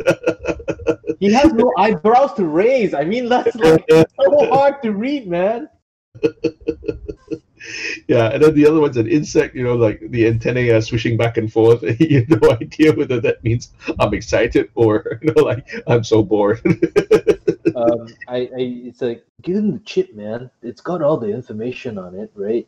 It's got the information that we got from the pad and the consoles, man. Ricardian? Yeah. I hand them both a chip. Okay, they. Chiskis doesn't. You encode one, right? So are you giving it to? Are you just holding it out and seeing who takes it, or are you actually giving it to one of them? I'm holding out then to see who takes. Okay. Chiskis looks to Nor, and Nor actually is the one who he looks at Chiskis momentarily, then reaches out to take it. Okay. We didn't know what was the best way to proceed given the mess that is the Astro Extractions and Hardcore Collective scenario. However, we felt that it would be vital to bring it to your attention about the nature of the piece that was found.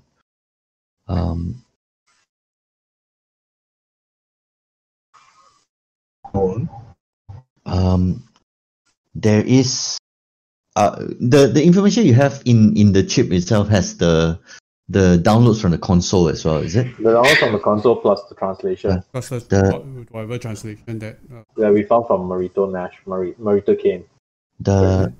My inadequate translations supported by the information we got from Marito Nash, which was the former owner of the ship we found, sort of indicates that information. Again, the veracity of which we cannot ascertain. What we can say, however, is the technology on that on the rock itself. If you've seen the fight with the robot, was something that was something that we've never encountered before. The ambassador looks he looks like he's again looking like he's looking at the chip he's holding with a renewed interest, but again you can't tell because Yeah. it's eyeballs pointing at his skull and no eyebrows. He can't even purse his lips. That's true. That's very true. his teeth come together. Is he grinding his teeth? It's like, it looks like he's got permanent Botox damage, like stretched. His face just it looks just impassive. It's a permanent grin on his face. I do apologize for being the person that brings such matters to you. I think I've made your the decision even more difficult than what we originally set out to do. The legal information, of course, is there. The ambassador nods. That's not the only reaction that you can actually discern. What was the name of? Hey! Is that like a real nod, or is it like him just kind of like cracking his spine a little bit? Because I really can't tell. Then to Chiskis, there is one word that we learned, a race name, and I do not know it. Kith what? Kishali. Kishali. The Kishali Empire. Kishali Empire. That much is what we caught or understand. I mean, I don't know whether it means anything to you. Kiskis, in his little chirping and tweeting, clicking voice, says, cocks his head to one side and just, the Kishali Empire is known to us. Most interesting. We know very little of it. If this is indeed true about what you said, these findings would be monumental, momentous. He looks at Ambassador Noor, and they continue. If after you have done what you need to do in your dispute resolution and mediation, perhaps you might be willing to grant the Starfinder Society access to the information that these people have collected. Noor nods immediately in agreement and says, of course. This is a startling find, to say the least. He looks at all of you. You have done very well. Allow me to peruse the data that you have given me. I will make my findings known as soon as possible. In the meantime, rest well and recover. Your bills, your hospital bills, will be settled by my office. Your ship will remain docked in docking bay 68. I have taken care of the docking fees. Thank you, man. That's mighty generous of you. Thank you so much. We will speak soon. With that, he takes his leave. Okay. Chiskis waits for Noor to leave, and then he turns back to you. And again, in that little weird voice of his, he starts to say,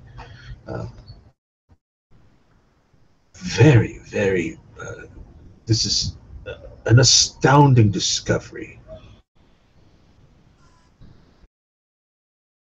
Thank you, Chiskis. I don't know what to say. I hope that, if you find something that's important, don't forget about us, all right?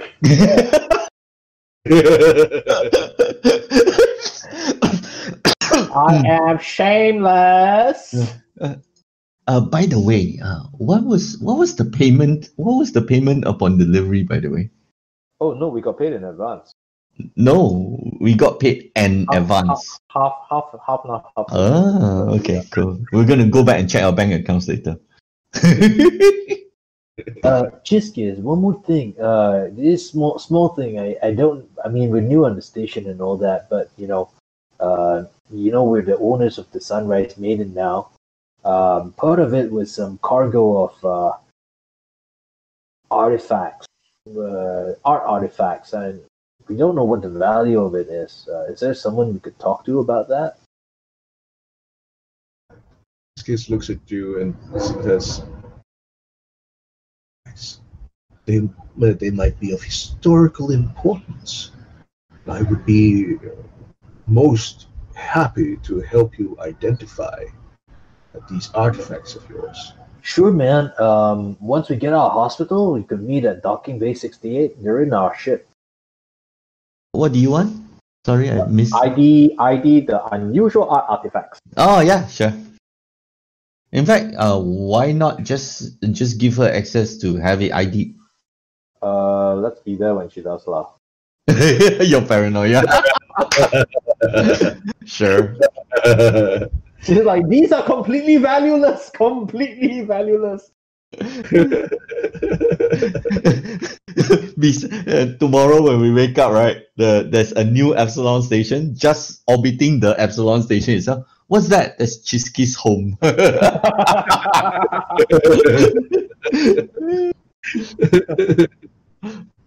Oh my goodness. Okay, I'm good here. We good? Yeah. So I thank you again, and we thought it'd be something that you'd be interested in. Hence, we asked for your presence.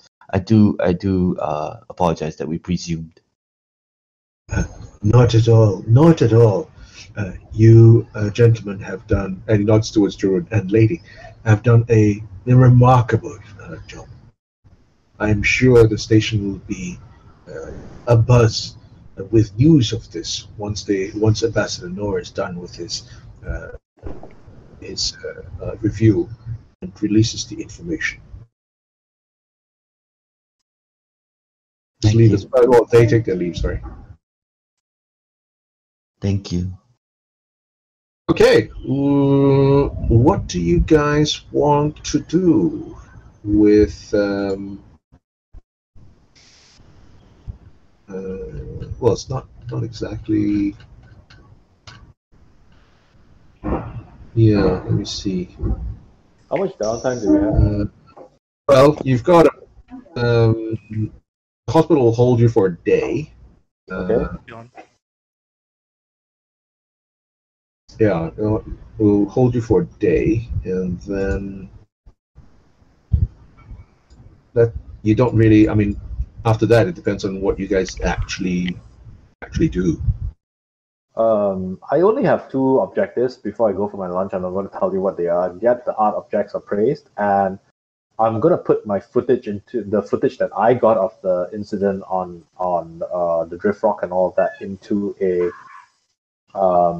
mini movie. But don't release it until But not after release it yeah. until after the findings get made public. Okay, sure. Yeah. Okay. What else is there? Actually, let's gather up all the knickknacks and junk, right? Like the weapons and stuff like that we picked up. Actually, we should start to eBay those anything that we don't need. Yeah. You can handle that. I'm going off to eat for a while. Cool. I need to break as well. I need to go to the toilet and stuff. Sure. I'll take the time Okay. to. I'll be back in rebuild 20 the minutes. Skive. Sorry, Tom said something, by the way. I'm rebuilding Skive. Okay, it takes you. I think it takes you 24 hours, right? Yes, it does. Okay. I can take an 8-hour sleep interval in between. Cool. Okay. I'll be back in 20 minutes. Yeah, I'm going Okay, for lunch as well. Me too. I'm just going to. If that's the case, I'm gonna need to reset my router. I'll be right back. No qual. No qual is the pale green crystal. Okay, objects fashioned from no qual get +4 bonus to saving throws versus magical effects. Weapons and ammunition made on no qual sap magic. +1 and they deal magic additional damage to creatures derived mostly from magical effects. So it does a +1 enhancement damage to magical constructs, magical creator, undead, and creatures summoned by magic. No. Why don't you use it on armor? It gives you a +1 to saving throws. +4 to saving throws, right? Or +1 is it? +1 to +1 saving throws? to saving Worth it. throws to magical effects. Worth it. However, you cast spells. You treat your caster level as 1 lower when determining range and duration. I have some spells, but they're not They're not great spells. Maybe go to my next armor piece. Because I have no spells. Okay, so let me just see. To benefit from the special materials, 191 of Call Rulebook.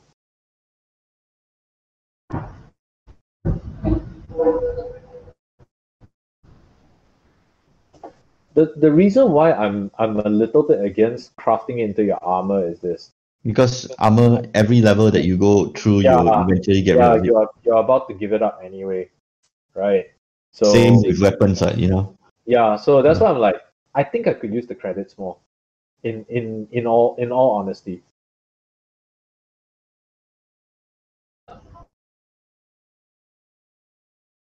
Okay, wait. I'm going to take the flame pistol. Sure. You want to throw in your cold pistol, or you want both of them? I want both because I want to deal, because the damage I deal is one Okay. is You don't have enough to get to even reinforce your armor. You need 1,500 credits more. Okay. So just sell it. That's my take on it. Okay. I think they're not good for like the anti-magic thingamajig is something that I think we're not cut out for anyway. It's too specific. Yeah, and you know, like I said, it's between that and the 500 credits. I'd sooner take the 500 credits. Okay. So Okay.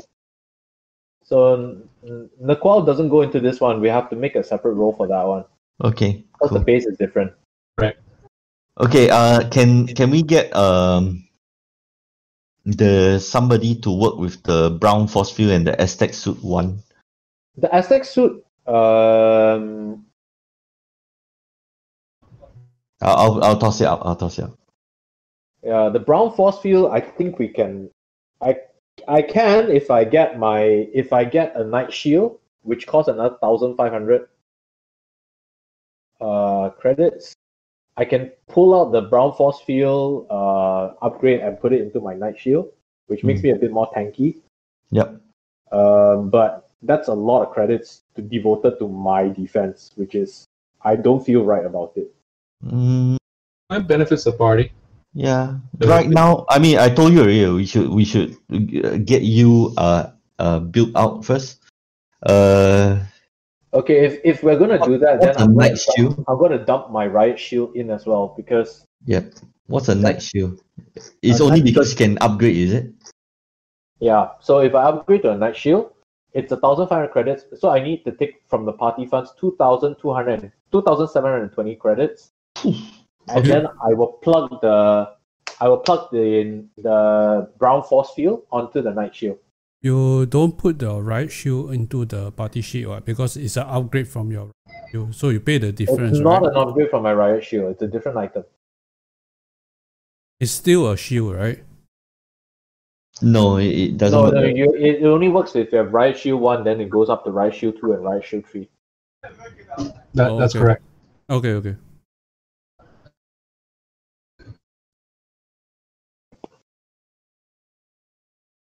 Okay, so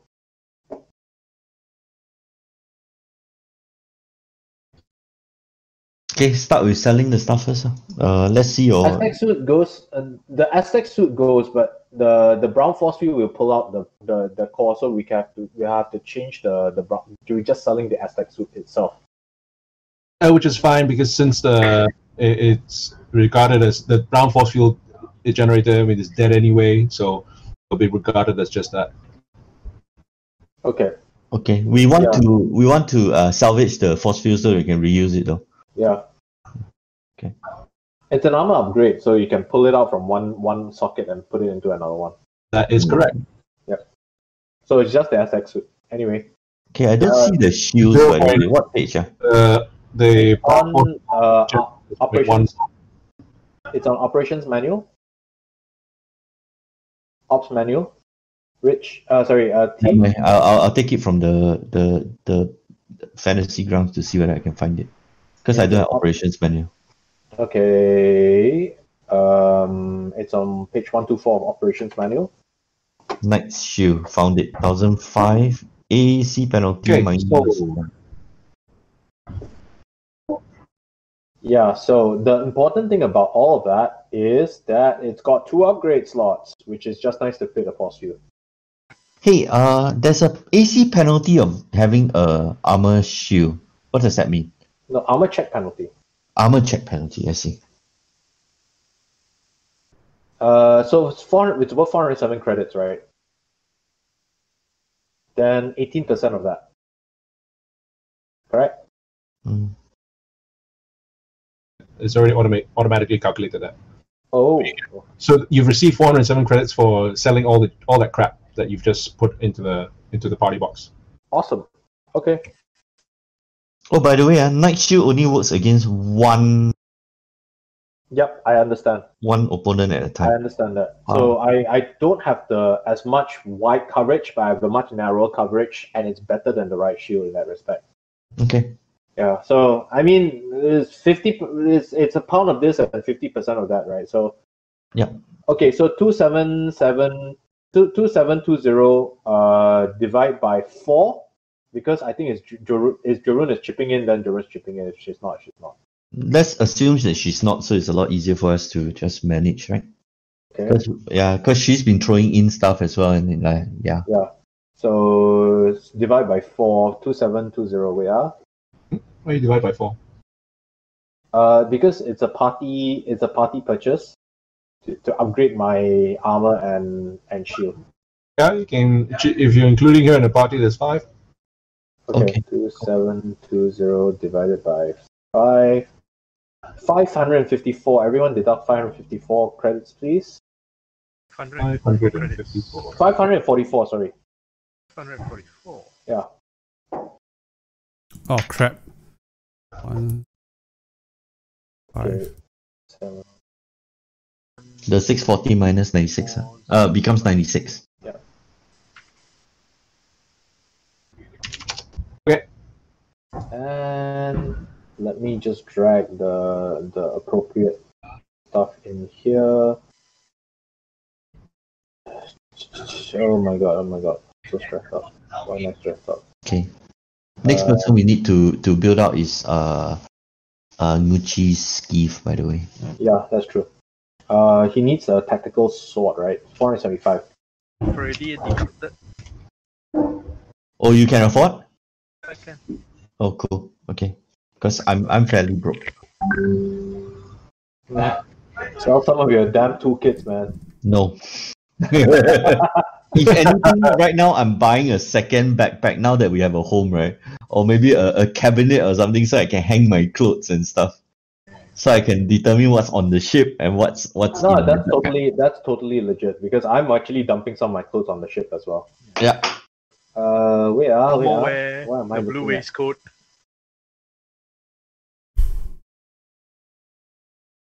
What am I looking at? What am I looking at? Are we selling off the no qual? We are, right? You already did. Okay. Huh? Already? Oh, no, sorry, you haven't. No, we yet. haven't. You haven't done it. Can, Okay. you, can someone please drag the no qual in? And the trade goods, because I think unless they are different diplomacy checks, SK. You can do the same diplomacy check on those. Okay, let's do the same diplomacy check on the Trade goods, huh? Okay, let me do that. Trade. Where are they? Yeah, Trade goods. but keep the art stuff because we want a. Hey, I lost the trade goods. I thought it was assigned to me. I didn't see Yeah, it. it was. It was. What have you done with it? Burp. No, I seriously. Oh yeah, I found it. It's a Sunrise Maiden trade goods. Got it. Defiance. Called the Defiance. Defiance. Squad. There you go.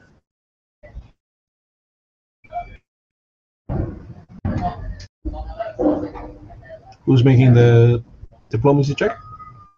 I think that's me, right? Yeah, what's your diplomacy at?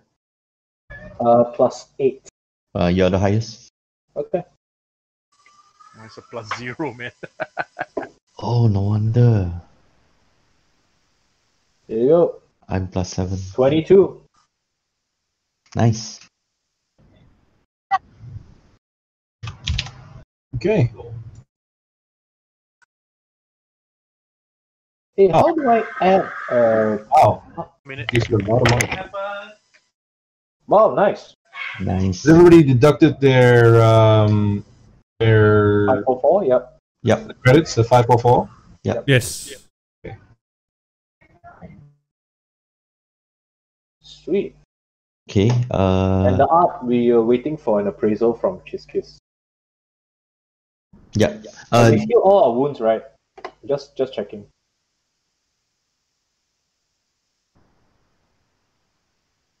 Hey, how do I program the? Yes, you do. How do I program the freaking armor upgrades for a shield, like for example?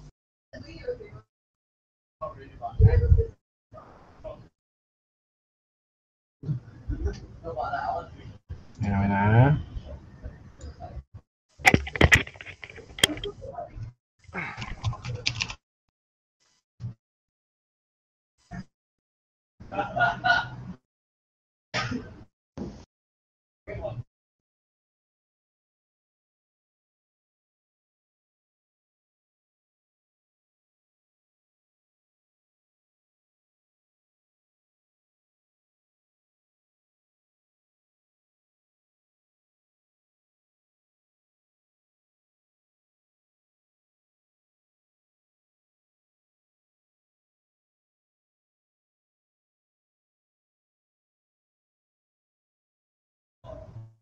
Okay, so let's say a Knight Shield. I pull a Knight Shield in.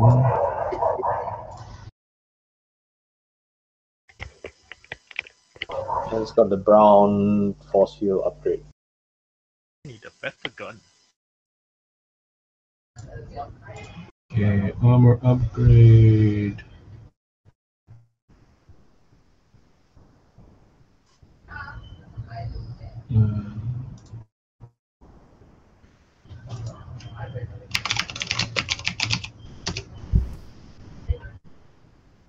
Let's say brown force field.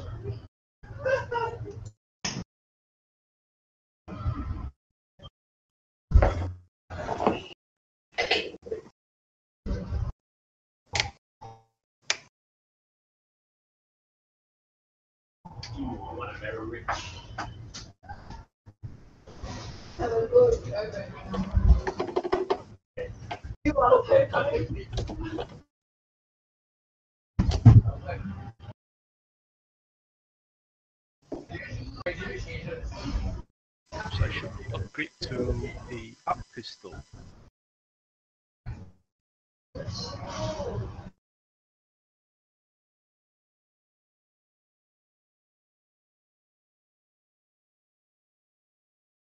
I'm keeping the second skin on the ship when I'm wearing my plate armor.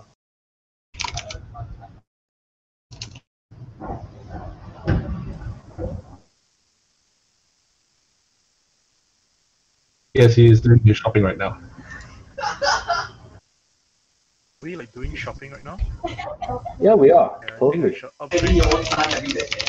Got money! Like 1.0. Hey, what's the armor you're buying? Defiance series basic. What level? Level 3. No chance of getting a level 4? God, but not worth it. Oh, gee. Oh, I can see the step up. Ouch. Yeah. Not worth it. So 1220, right? You're paying double the price for 5% mischance. And not even 5% mischance on anything, it's 5% mischance only on EAC. So you're buying what? Defiance Squad, is it? Yep, Defiance series squad. Looks good. Yeah, I'm a big sucker for like value for money. Yeah, I totally get it. We're broke enough to have to worry about these things. Yeah. The next one is Skeef. Yeah, Skeef has bought the tactical sword already, right? Yep. Okay. Skeef, like AC or something like that. I'm not sure. No, that one you can't buy armor for him. He has to be modded out. Okay. Hmm. Okay, I'll buy more tools then.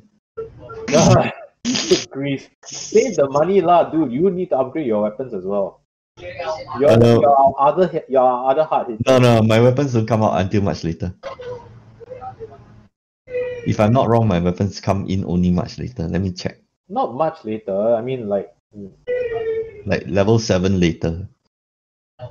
SK, can I check whether does the Sunrise Maiden have a data port? The data port. Yeah, for data jack purposes. Let me just see. No, it doesn't. Oh, okay. so. You're asking to see whether you can afford your own data jack lah. I can afford my own data jack. It's just that Whether I get the benefit of having a data jack on while I'm on board the ship. That's all. Can we install one?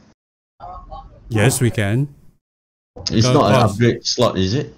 It's not an upgrade slot, but it's going to cost money. Then On the okay. ship? No. On the ship. It's just role playing wise right now. It's to update the ship's computer to the most current version. Yeah, but while we're at it, a data jack is not going to cost a lot. No, data jack I think for... Ricardian is paying for it actually. I'm paying for my own No data point jack. installing a data jack. There's no point installing a data port for a data jack when the computer can't handle it. Yeah, Oh, correct. okay. Correct. No, but his own personal computer can, and it gives him a +1 bonus to his computer use. So that I totally know why he's doing it. Not necessarily on the ship, but also in. No, I'm person. just seeing whether there's an additional benefit if I were to install the data jack, because I'm definitely installing a data jack. And you're augmented, right? So you can have two items in one slot, right? Rich. 2 items in 1 slot. Because slot? your telepathy one is your brain one as well, if I remember correctly. No, it's vocal cords. Oh, vocal cords, really? Wow, okay. I did not know that. I have done my research. Done. Good. I am more or less done actually. I have a bunch of credits which I have not used. Happy to help contribute for. I will stick into the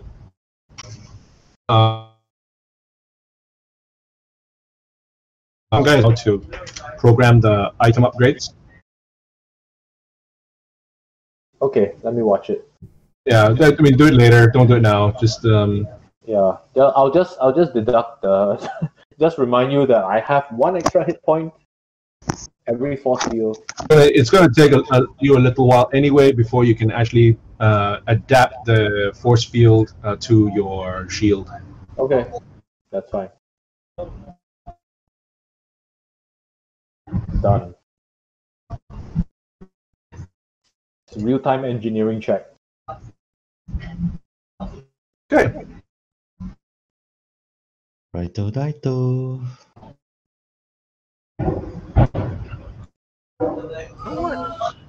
think Nucci should buy a dueling sword as well. So I really can't hear you, Tommy. No, I'm just thinking We have to Nucci manually should buy increase a the dueling points. sword himself. Is Gucci going to stand in front? Oh, Then what's the point of having a sword? just in case. Shit happens, Ayah! No, Coming in from CD. I'm of the view that if you are gonna make Nucci off tank, right, and you should make Nucci an off tank, give him a sword. Skeeve is the off tank. Skeeve is Oh, the off tank. Nucci! No, Nucci. no, Exactly No. what I'm saying. yeah, that Gucci one you carry good gun can already. yeah, carry a better gun, Yeah, please. and don't forget the extra cash that you need. You might want to go and check out all the miscellaneous items thing. It's the most fun part of the whole game, by the way. Good grief! Actually have grenade proficiency. Yes. Oh, by the way, there are a lot of grenades. Are you holding all of them? There are three of them. No, Jarun is holding them. Yeah, you can take some of the grenades because you weren't around, so we assigned them away. You can pick up the grenades from Jerome. Jerome. There are a few. I think like explosive. There's shock, and I can't remember what was the last one. There was 1 incendiary, 2 shock grenades, and a sticky bomb. Pick 2, and let Jarun have 2. Yep. I can't grab it from her. How do I grab it from her? Just tell me which one you want. That's okay. She's put 2 grenades in there. There's an incendiary and a sticky bomb. Just take it, grab it, and go. Alright. Why is there a pulse caster pistol suddenly? That's The old one I upgraded to a static. You can sell that off. no. You upgrade. Do you pay the difference? No, you can't pay the difference unless it's the same item. Yeah, it's going up. under shock, right? Pulse caster pistol, then arc pistol, static, right? Yep. I got the arc pistol. I dropped that in there and just paid the price for arc pistol. We can sell that off later. Yeah, if you bought the arc pistol as a different gun, that's fine. You can't upgrade from a pulse caster to an arc pistol. No, Oh, I okay. bought a separate one. I bought a separate gun and I dropped my old one back in the party sheet. Okay, never mind. Then I'll take it. Okay, my next weapon is at level 7. Which one is that? Tactical knife. Oh, what? Don't you have a? Do you have a pistol, dude? I'm holding a pistol right now. It's just it's an arc pistol. Okay. But that's it. Yeah. 好过没有? Yep. Okay. I am done. Unless people have like other things they want to buy. I'm getting a data I'm wondering whether I should go for install. the augmentation that gives me like plus strength, but it depends on level 5, because if level 5 I'm going power armor, right? Then there's no need for the thing that gives me Okay. plus. Let us carry on first, and then if SK doesn't mind, I'll do shopping like over the week while I plan out what I want. Because I never started looking at it. Rather than hold up the game. Do we heal up in the meantime? Yes. Yeah. What did Chiska say the value of the art objects were, or is that part of the role playing? No, it's 2,000. That's the base, and then it's up to you to roll dice. Okay, shall I roll it? Sure, by all means. On this one, none of you have any kind of artisan proficiencies or knowledges, right? I have culture, and that's it. I have culture. Make a culture check. Ooh, okay. This one I roll. This one can assist. I roll.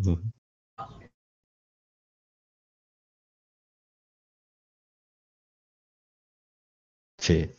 Okay, add a +2 to your diplomacy check. Yay. Oh wait. Let me add the +2 first. The base is DC 15.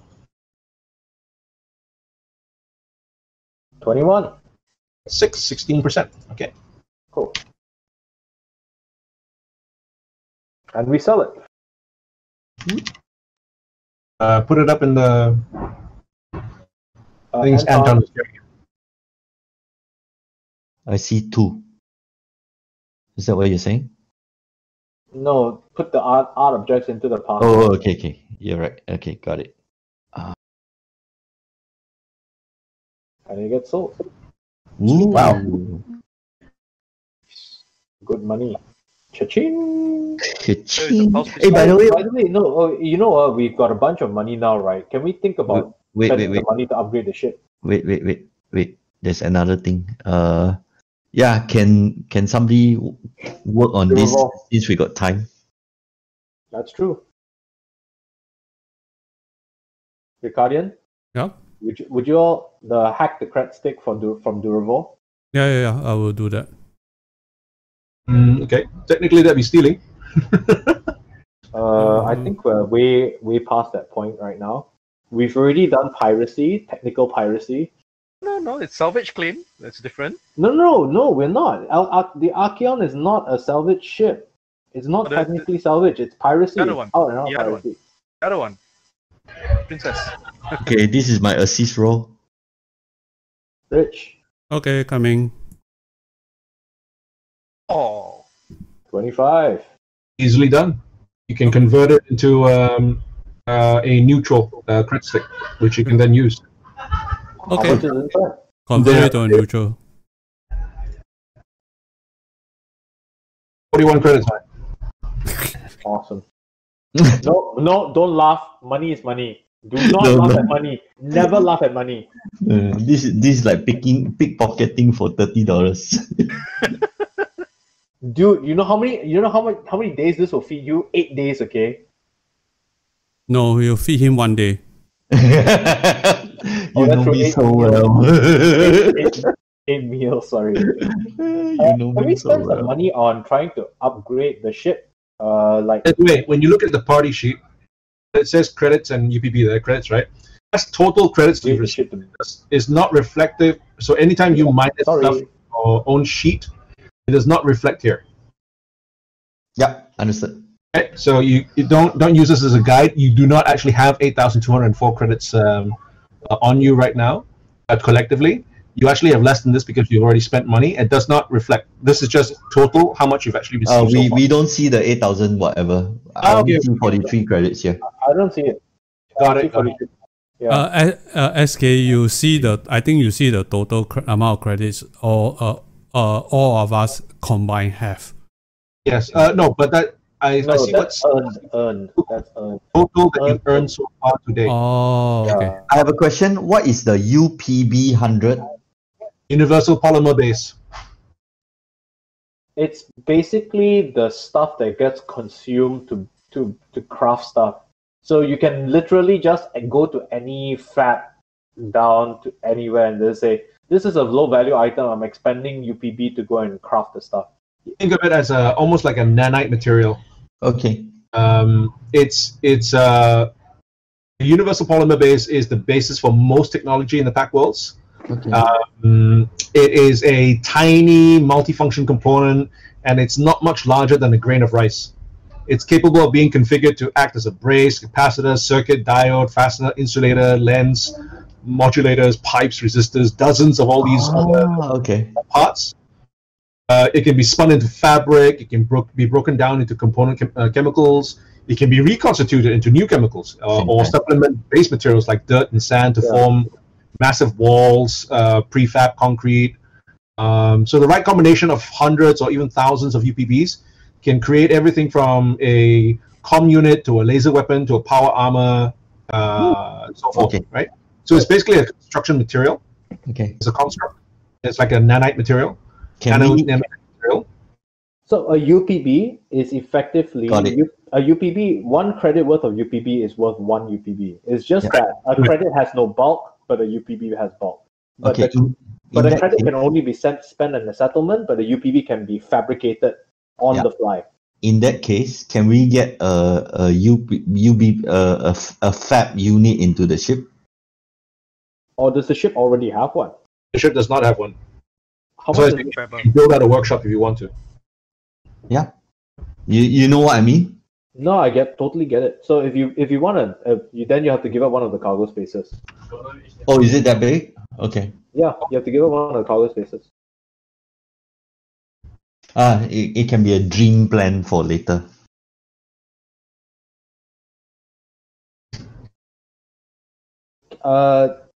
Is there a way that we can? So we're during the period of time, right? We're basically working on whatever remaining time that we have after we spend. Can we spend it on working on the ship to bring it up to modernize it? No, it's only the next day. So let's It's only the next day. Okay. let's start let's start role playing because Okay. we're spending a lot of time. Cool. So it's the very next day. I'm working on my video, my new movie. I'm actually requesting nurse. I think it's the side effects. I'm feeling hungry. Nurse, I think it's the side effects. I'm feeling hungry again. No man, that's recovering, man. Finishes breakfast and says, "So when's second breakfast?" I'm eating for two. You know the I'm pretty sure they removed the eggs already, man. I don't know. Must be like the hormones or something. I'm eating for 3. I'm eating for me, my soul. I'm eating for my brain. I'm eating for my stomach. Oh man. Are you religious? Do you know why we have two hands? One to hold the chicken, the turkey leg, and then the other one for the carbohydrates. Kasata taps you on the shoulder. We are lean eating machine. You man, No. Kasata taps you on the shoulder. Teach me about this religion. It is the Church of the Om. Nom, nom. He is omnipotent. He is Om Nom Nom. Yeah, Nisai. You are discharged on the 14th, basically after a night of observation. Nothing's wrong with you. You've been certified. You've got clean bill of health, and you are allowed to leave the hospital. When you come out of the hospital, in the hospital lobby, there is actually quite a large crowd of people. Actually, make a perception check. This is while you're exiting the hospital. Yep. We check the news while we're at it to follow the case itself. I'm not quite sure we're joining up. Your isolation ward, there's no news, nothing, okay. no computers, nothing. I see my pecs, and that's it. My perception. Okay.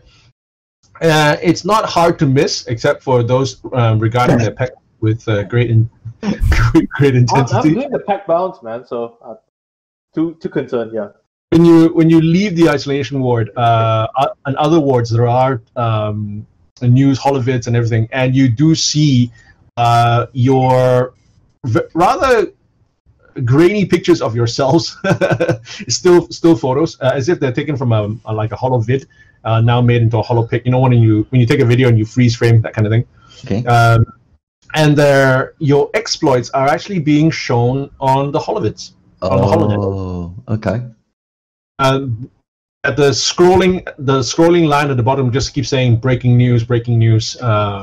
Akron, fate of Akron crew finally resolved. The Drift Rock dispute now greater stakes in Drift Rock dispute. Absalon Station Council stepping in, and all sorts of things like that going on. Hey man. I pat Anton on the shoulder. Yeah. You think that my pecs kind of like gone up a level or something? Because I feel like I've gone up a level. We're on TV. Yeah, I know that. I've been. Oh, you noticed? I thought you were looking at your pecs. No. I said yeah. Yes, I said I know that. I mean, I've been putting up stuff on YouTube. No. We're on big TV. I point at the screen. I look at us. No, you guys are. I don't recognize that guy over there. No, you guys on TV, but I'm not. No. Pecs look wrong, man. we're on TV.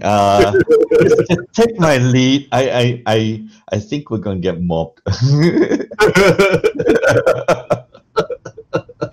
And don't say too much. Remember NDAs and stuff, whatever they are. Okay, man. So nada, all right. So I'll just tell him nada. Okay. Oh dear God. Oh dear God. Do we need to is it okay? Do we need to make a public statement or something? Just again, take my lead. We'll see how this rolls out. Okay, no problems, man. Okay, when you get to the hospital, you get smiles and hellos from passing nurses. How you doing? Other patients hey, wave at you, and none of them seem overly. None of them really seem to have the guts to kind of approach you for a selfie or anything like that. But they do grin at you, smile at you, wave at you to catch your attention, and they're particularly chuffed when you actually respond. I respond to all of them, and friendly. I'm going up to them and says, "Hey, you want to take a selfie, man?" No, I'm totally up for it. Okay, this is my territory. This is my world. Yes, totally you. Yes. Your exit from the hospital takes longer than expected. Rin is basically stopping at just about everybody. Yep. And we are very, and I think the rest of us are actually being patient about it. Yeah, because I'm tanking this for you, right? No, because this is your moment. I prayed a lifetime for this. Yes. Finally, 2-digit subscribers. Hey, smash the subscribe button. Okay. Rin, you've come out of isolation ward to discover that you have thousands of followers on yours. Congratulations! Hey, 10,000. I'm saying to the guys, hey guys, I've got more than 20 subscribers. The numbers continue to climb. The clicker counter is going up.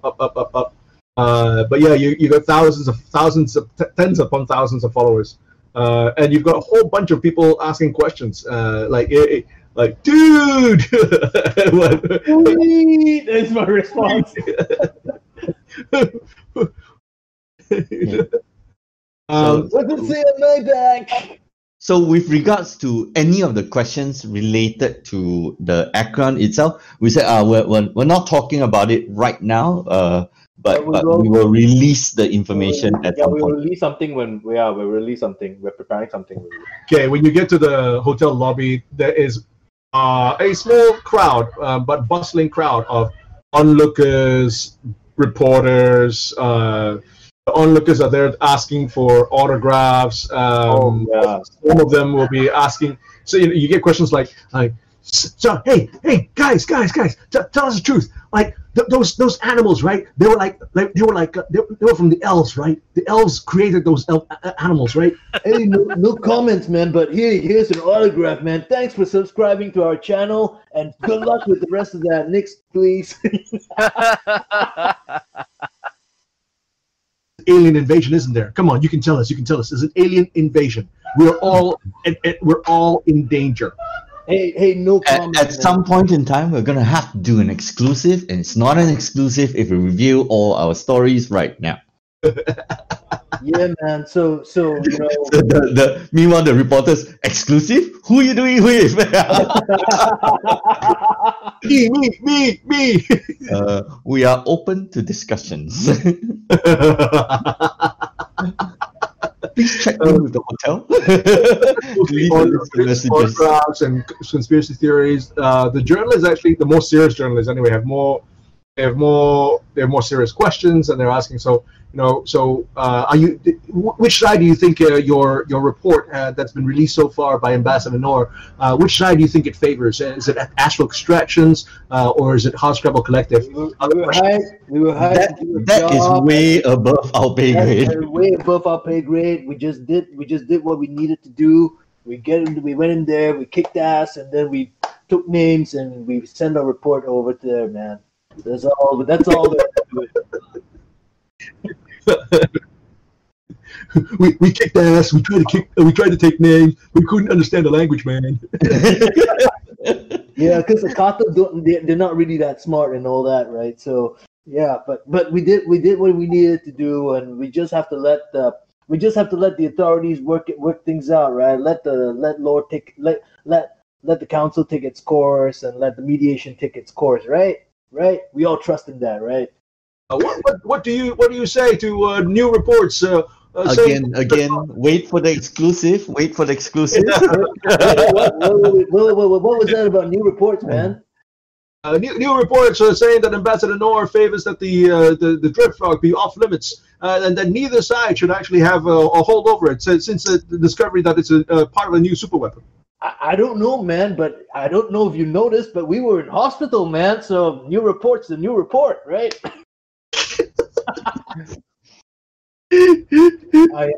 I'm just totally lapping this up. This is awesome.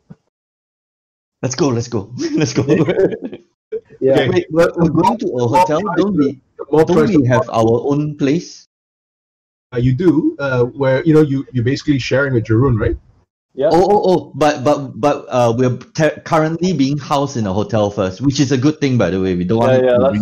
Let's not let Jeroen's place get trashed by reporters. Right. If it hasn't already been trashed by reporters. That is true. Are you going back to the moon? What, the moon? The moon, what you call it? Yeah, the one beside the Starfinder. How come I just went to I thought we checked out of it already. No, as you say, you want to go back to a hotel. Is that where you want to go? Yeah, we can use any hotel, but if we use the moon, right? The first thing we do is to check for surveillance. Also in place. which would be very profitable for them right now. Yeah, that's right. Yeah. So yeah. Yeah, so if we go to the moon, we'll check for surveillance. But yeah, we can go to the moon if you want to. That's up to you. Okay. It's, Or we can go to the ship for all you want. You can live in the ship, right?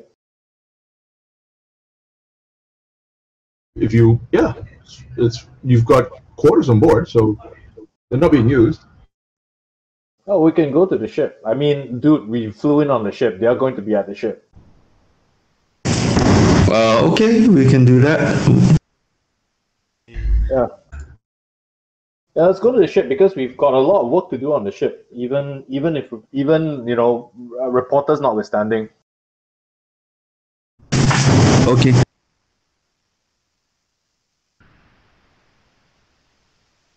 And if the station blows up, we'll be right next to the one thing that can get us out. Okay.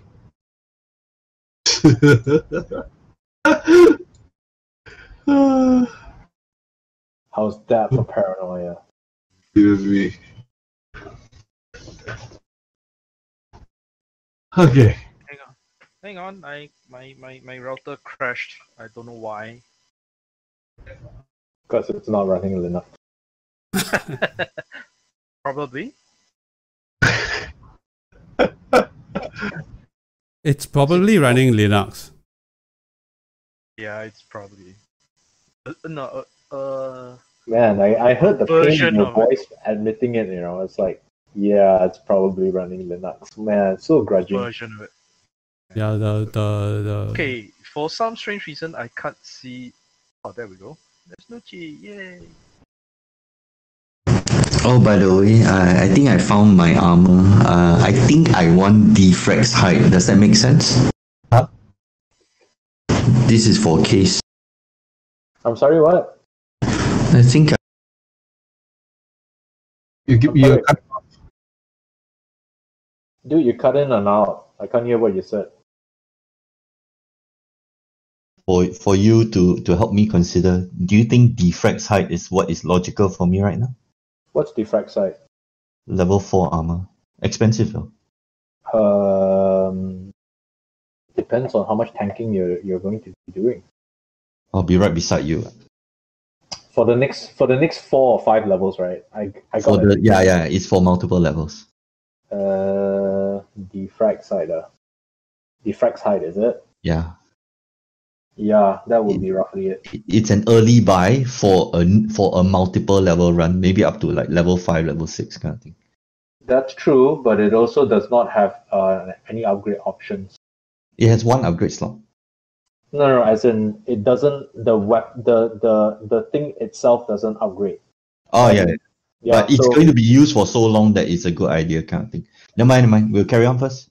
I would go for Lashuta, the Lashuta temp weave, because there's at least an advanced version up in level 8. I would use that. I see. Okay. Yeah, that's just my 2 cents worth. Got it. Carry on first. Okay, Cap. Okay. Alright, so we're on the ship. You get to the hotel. Oh, sorry, back to your ship. Sorry. And you are there for maybe an hour before you can hear a. Oh wait, you keep the ramp down. As in, like you can enter basically either through the airlock, main airlock, or through the cargo bay doors. If we keep the ramp down, that we're gonna get mobbed by reporters, right? That's basically. You're gonna find some more intrusive ones will actually. Yeah. So no, we're not gonna keep the cargo ramps down. Yeah. Yeah, but we do maintain we can use the airlock so that basically they have to press the doorbell when they Yeah, want they have to press the doorbell to come in. Well, there's no doorbell. I fashion a ring doorbell and then put it on the outside. Yeah. Can I spend 5 UDP for that? It should be like a Nah, I put a camera, the micro camera again. Ta-da, guys! I put a micro camera on the outside of it, and then yeah, that's it. Okay, sure. How many micro cameras did you take from me? I took I actually micro camera in this case can one of you guys do it? We'll have, if you don't mind, Gucci, can you use yours? Sure. Thank you. But sticking in the I micro. have 5. I didn't use any of them. You can take all of them. No, I already took from you already. I took from you 3. Because I told you that you should still be carrying Okay, like okay. 2 for any reason. Use them on the Acria. Them, yeah. I didn't use any of them. Yeah, I used up mine. I used many of mine. That's why So he's taking 2 from me. I took I 3 don't from have you. them in my. I don't even have them in my inventory. No, That's because you guys didn't write it down. That's all. I see. Okay, I'm Yeah. so sorry. Same. I don't have it in the. Okay, if you like give it on space, everything's okay. But if you realize you stick the little micro camera outside on the hull, if you enter planetary atmosphere, it will burn up. Yeah. Actually, the access to landing base, there should be like a hard line as a connection to the front door. No, your your cargo base. It's not the sorry, landing bay. What do you mean? Sorry. Where, to the where ship, you we, mean? where we dock our ship, right? Yeah. There should be a airlock access, and that's the official one because I'm guessing the rest of it should be. Oh, so okay, your ship is sitting in a docking bay. It's actually sitting on it. It's actually landed.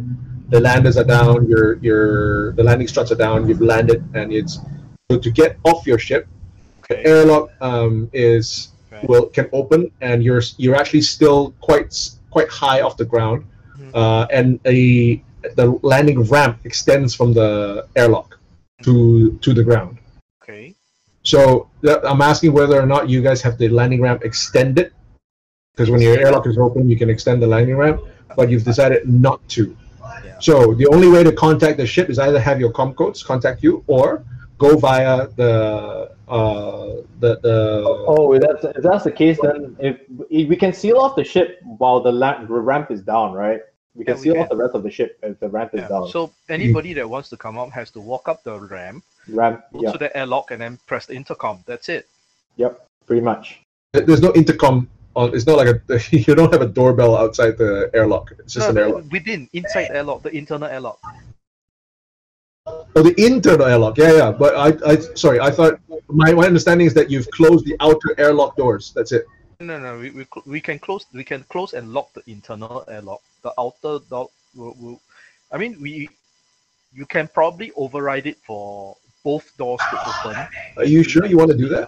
I we don't don't. think that's a great idea. No, we So don't. we'll I keep mean, the landing ramp down, but if somebody We lock like the internal airlock. Yeah. no, the outer airlock as well. So they can come and they can knock on the door.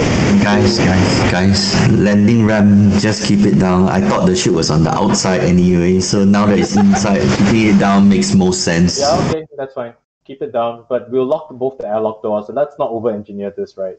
And lock the cargo bay door so that for entry itself, No, and we then we'll lock find. all the doors. We lock all the doors, so the only way that they can enter is to either bypass access or they have to knock on the door.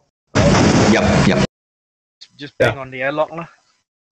Well, if someone really wanted to board your ship, the proper protocol. I'm talking about reporters who are being intrusive. That's different from someone who observes proper protocol. Proper protocol would you actually go to the hangar bay.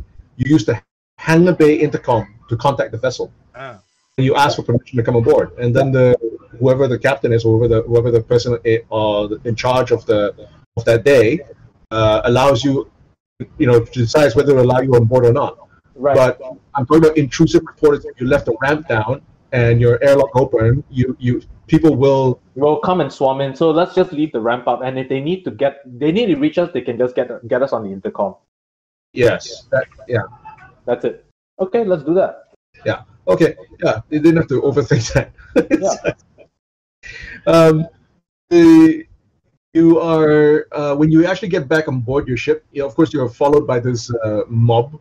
The hangar bays themselves do not. So just like when you came off when you came off from the transport and from Akaton and you landed, you don't see any security personnel. So the landing bays are open. It's just like that particular landing bay. The only reason why 68 was closed was because it was closed off for quarantine purposes. It was locked down for quarantine purposes. Now that you've been cleared, the lockdown has been removed, and therefore people are wandering in and out of 68 just as much as the 90 docking bay 94 when you first landed, when you first came to Absalom Station. Cool, no problem. Moving around, and as you come in, there's a smattering and a scattering of scattered applause from various people in the bay, and of course this mob that's followed you from the hospital is still on your tail, hoping that they'll get more answers, or hoping the reporters in particular, hoping that you'll grant them an exclusive if they are just persisting long enough. Board the vessel and you shut off the airlock. The reporters are on the ramp, slapping the outer airlock door, and you can hear muffled things like, "Hey, let us in! Hey, come and talk to us! Hey, exclusive!" And that's when we press the button to retract the landing the landing pad. No. Several bodies thud to the landing bay floor. Once back aboard the Maiden, you do see that your comm is blinking with a message. Hey man, we got a message here. What does it say? I press the button. Ambassador Noor, his image appears in a hologram, and he says, "Greetings, my friends. I have studied the data that you have brought back from the rock. Through our database, we have managed to decipher the complex alien computer code and the language, but not entirely. We have reconstructed only about 30% of the language, even though we've been able to decipher most of the computer code." Awesome. We can confirm your original theory, your original research, that this is indeed part of a much larger. The drift rock is part of a much larger structure. So, From what we can tell, what the heck is going on? There are Jared's friends are in the house. Oh, Jared's not here, but Jared's friends are. That sounds really familiar. Yes, it does.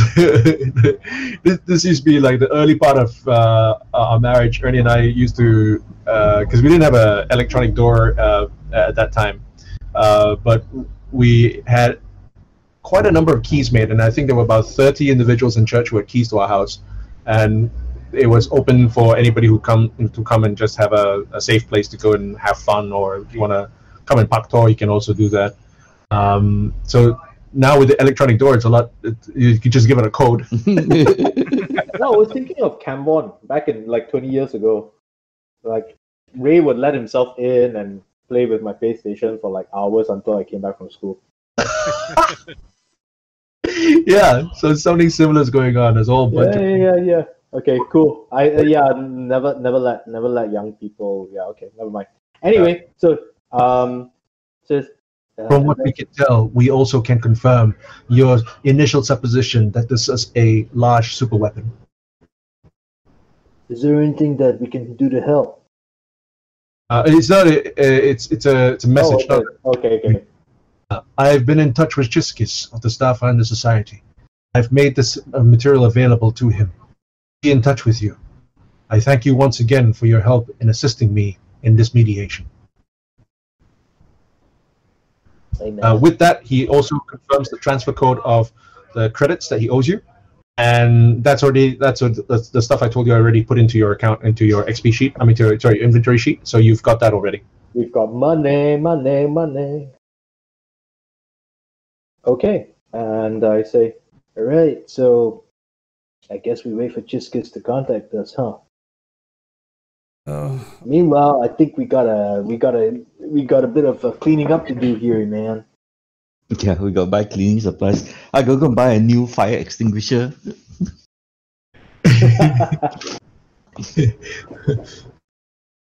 Yeah, just start working on repairing the artificial. Okay. Make a computer check.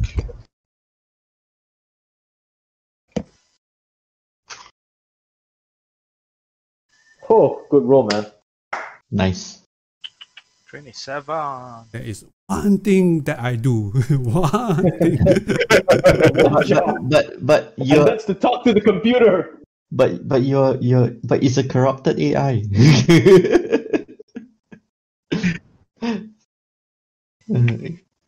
Corrupted in what way? Okay. Definitely a good roll. Okay, so that was the roll for your assessment of what you'd need and how long it would take. And you estimate that this will take something like about 180 hours of labor time. Call it 8 hours a day. Even if It won't be 8 hours a day unless you're not doing shit at all. 16 hours a day would be. No, even 60. No, I'm saying 8 hours a day is a full working day. Yeah. Yeah. Sounds No, about that's right. what I was doing. I was counting like professional services man days. Well, that's still that's like 20. Yeah, so I'm saying, you could do this if you did nothing else. This is full time work. If you wanted to, you could also get somebody. You could hire somebody to come and do this for you. Nah, we're low on funds, right? So So we could buy prefab parts. Like, It's not about parts. It's about reconstructing the program. no, So 180 hours. We'll just take the 180 hours and exactly. and So if you could do this, and then this could be like a project, and it'll take you some time to complete. Yeah. Nucci, Ricardian, and Anton are all good enough that they can all put in the hours. correct. That's the point. Yeah. And I need the time to rebuild Skeeve though. Mhm. Okay, then you take the hours to rebuild. you take 24 as hours your to priority rebuild first. Steve, yep. Okay. And- Yeah. And Jorun and I can just clean up the rest of the ship, right? Get new sheets, fab up new cleaners, get some food for the larders and all that. Yeah, it's great. Make the ship clean again, livable again. Exactly. I mean, yeah, Jorun is she's not very technical. She basically has some engineering skills, but beyond that, she can do all the manual stuff that you just talked about. She can help you do that. Yeah, I'm doing that too anyway, so I can't be of help to the engineering crew, but I'm definitely scrubbing the place. And while Nucci resurrects Skeeve in the cargo hold, don't forget we have the body of the damaged robot as well, which we haven't looked through. The security robot. That is true. Hmm. That is true. So Nucci should be resing Skeeve and then taking a look at the robot to see if there's stuff that we can use. Yep. Okay. So full day works. Skeeve would take 3 days to rebuild him. That's true. Okay. So that's occupying Nucci for a fair bit. Mm-hmm. Over the next 3 days.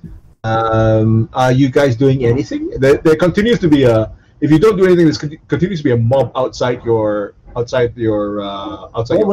We're not driving them away, but we're working on the ship, right? So I don't think any of us are like taking time to, because it takes a long time to like spring clean a house, man. Even if I take 3 days with one person's help, this is like a HDB apartment plus. Jumbo flat. Right?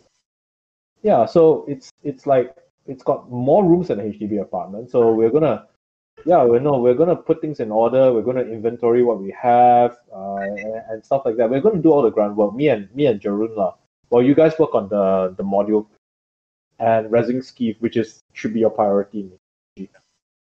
Okay, so cleaning new sheets and stuff like that.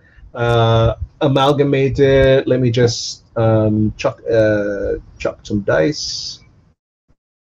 Food supplies for the pantry as well. Might as well add that in. Yay! I'll take charge of it. No, you're not, because you're working on the AI module. Gotcha. Okay, it's gonna cost you all 1,800 to redo the whole ship in terms of like new sheets, new food, new supplies, everything. I will take it on for now. You guys can pay me back later, but I don't have. You have the cash already, is it? I have enough cash to take on 1,800 by myself. Okay, cool. But so basically, I'm getting the stuff back in tip-top shape. At least it's livable. But you bought your armor already, is it? Yeah, I bought the armor already with your contribution. Yeah, I paid already. So yeah, 1,008 for everyone. I'll take the 1,008. I'll take the 1,008 hit first. Cool. Yeah. Okay. It's 360 each. No. We don't remove the 360 because he'll take on first. We still got you probably need to buy whatever you need to buy for yourself. You're gonna need parts. You're probably gonna need parts. Nucci is gonna have to pay for parts as well. So I'll put the 1,008. I'll take the 1,008 because this is stuff I can handle. Later I'll come to you guys with what I need as a request and see whether y'all can support. If cannot, never mind. In terms of the armor purchase. But first I'll buy my miscellaneous items. Okay. Towards the end of the day, like late at night, this is now. So we've got food in the pantry. We've got clean sheets. We've got clean toilets. We've got shining escape pods. Yeah, the sheets no longer crumble at the touch. You. We shine a blue light over it. It's like you. Okay. At night. Okay. Towards the end of the night, Fiscus contacts you on your comms. Okay.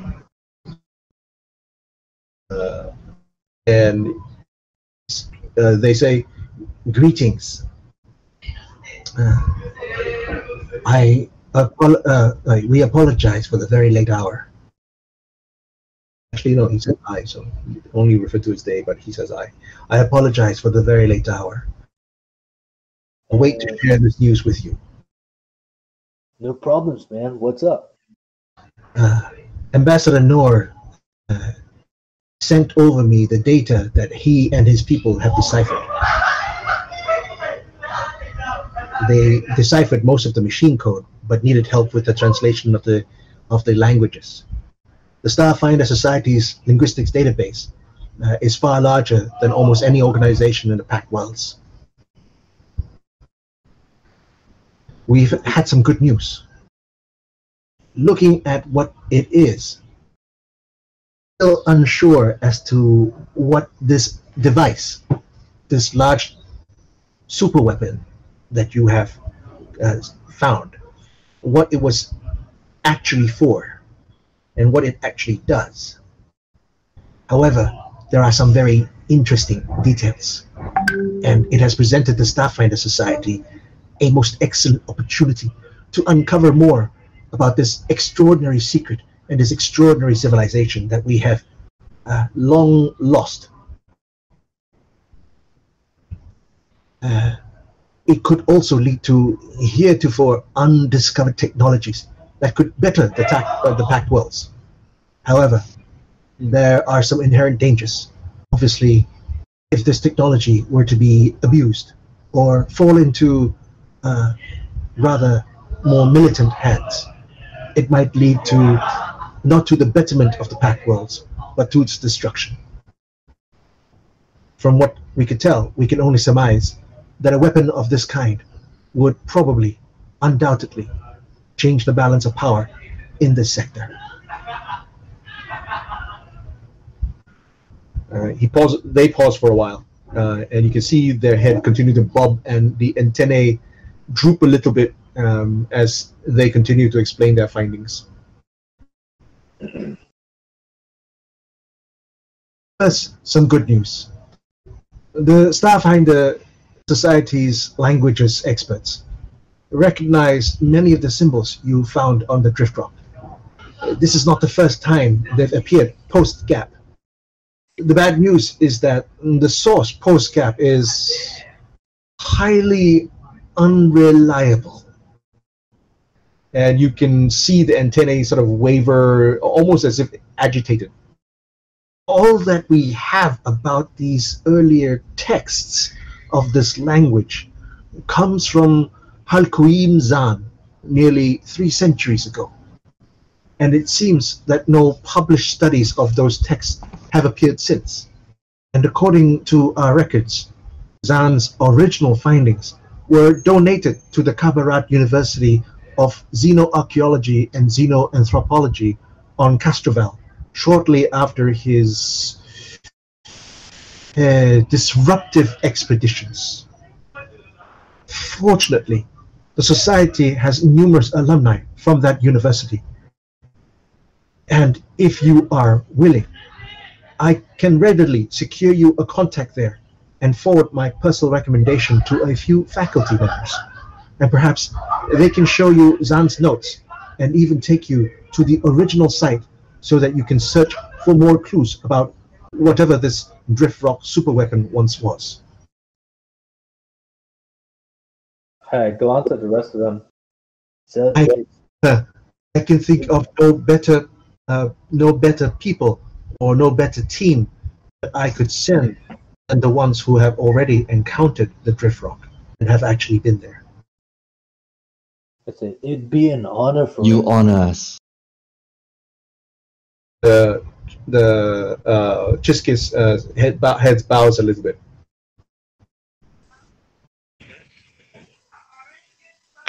Let's do it. Right? When do we set off?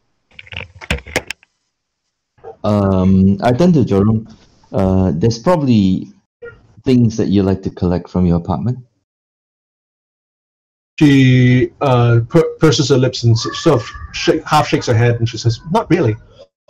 Only weapons." Yeah, we will probably need some of these things since we might be away for a while.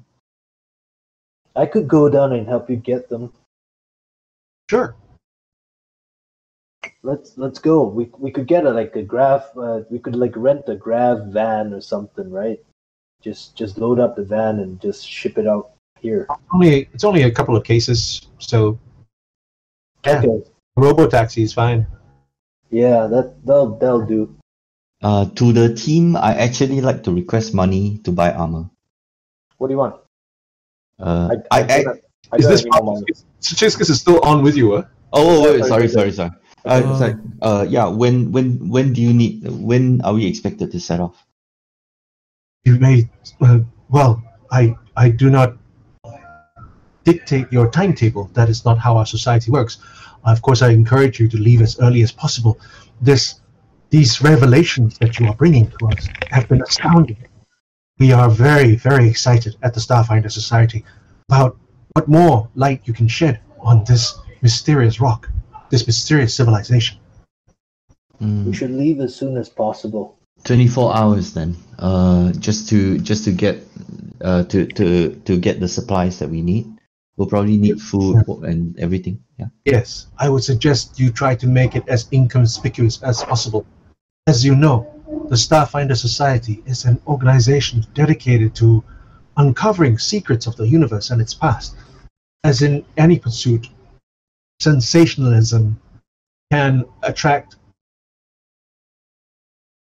interest in such endeavors, and equally so, a buffoon can tarnish the whole field. As you set out, I would ask that you keep the name of Halkuim Zan quiet. You see, he was both a sensationalist and a buffoon. Traveled through the packed worlds, making a name for himself as an explorer and archaeologist, but his techniques were utter rubbish. He was essentially a looter with a good press agent. I go, yeah, that's absolutely terrible, man. That's just wrong in every way possible, and we are totally not that at all. Wait, can we get the name of his press agent? Not softly, and Rin's response and says, yes, he published such lurid gibberish like of Ukulam. His articles were popular with the public, but for every diligent explorer they inspired, another two unscrupulous treasure hunters who just wanted to blow things up and call it archaeology followed. Yeah, I mean that sounds absolutely terrible. Ixnay on the innate's egg, innate's grave. SK is so mean, I tell you. we resent that sort of practice. Yeah. We resemble that remark. Castrovel is not far. Yes, we accept, and we should arrive in next. We should leave in the next 24 hours. Is there a way to you could forward the language of in the Starfinder society, so that maybe myself would be able to catch up or learn the. I had no idea you were a linguist. I will forward you our language database. I had no idea you were a linguist too. By the way, I actually have a new cunning linguist. No, I actually have a new language slot because I bought culture. You get one free language slot. But I'll assume that I cannot learn this ancient language, otherwise it'll be like totally broken.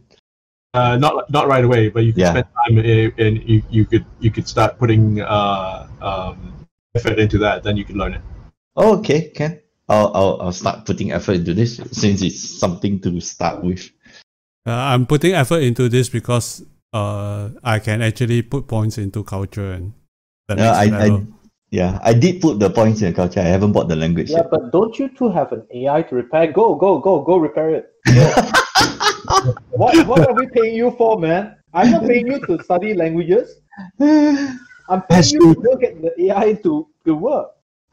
As you travel to Castrovel, bear in mind that different planets have different regulations for exploration. Do not do what Zan did.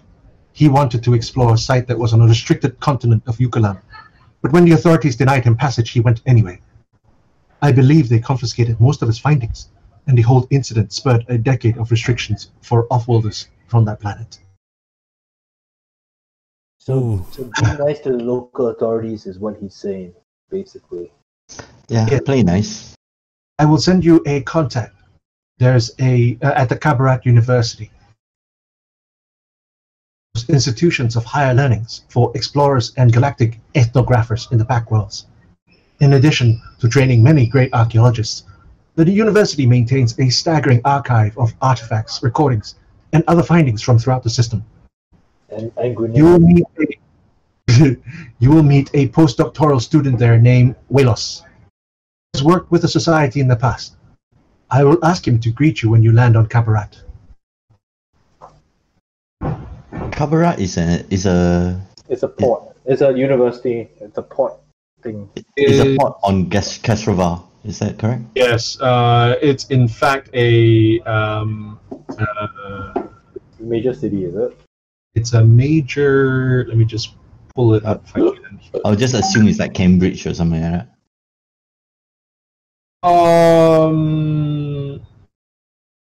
Castrovel is the home of the elves. Oh, cool. And also the Lashuta. Oh, cool. That's Castrovel. Yeah. I'm looking at my packed book now. Actually, yeah, we'll probably need let's download the information on Castrovel and get the legal requirements for Castrovel as well. Qabarat is there. Okay, thank you. Qabarat, yeah, I see it. No, I don't see it. No, I see it right in the center. I see it. It spells it with a Q. Okay, Qabarat. Qabarat. Thank you. No. Yeah. Okay. It's a former Formian world. It's a former Formian city. Yeah, in fact, the Castrovel planet is extremely diverse. Yeah. Queen's Rock. Okay. Crown. Tower of Memory.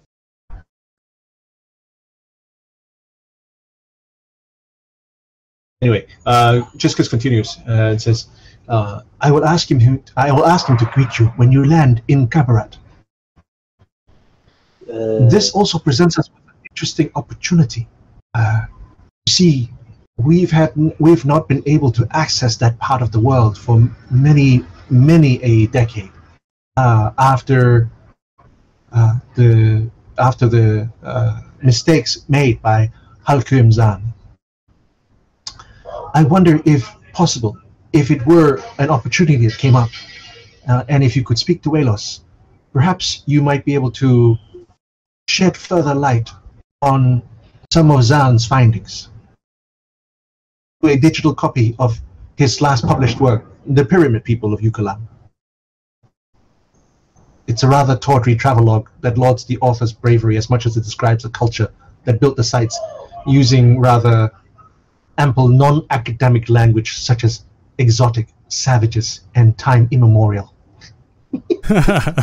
I looked through my video and it's like, these are the exotic Akata that are attacking this savage beast from time immemorial. So like, delete.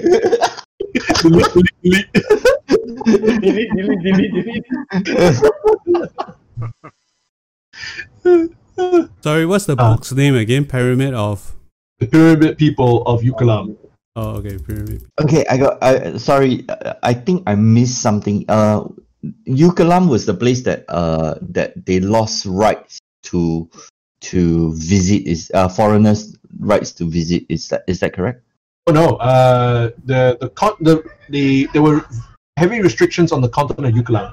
If you look at the map, Yucalam, the one on the top left corner, all the other continents are inhabited. Yucalam was uninhabited because, by common consensus among all the races on Castrovel, it was preserved because it was the remnants of a very ancient civilization.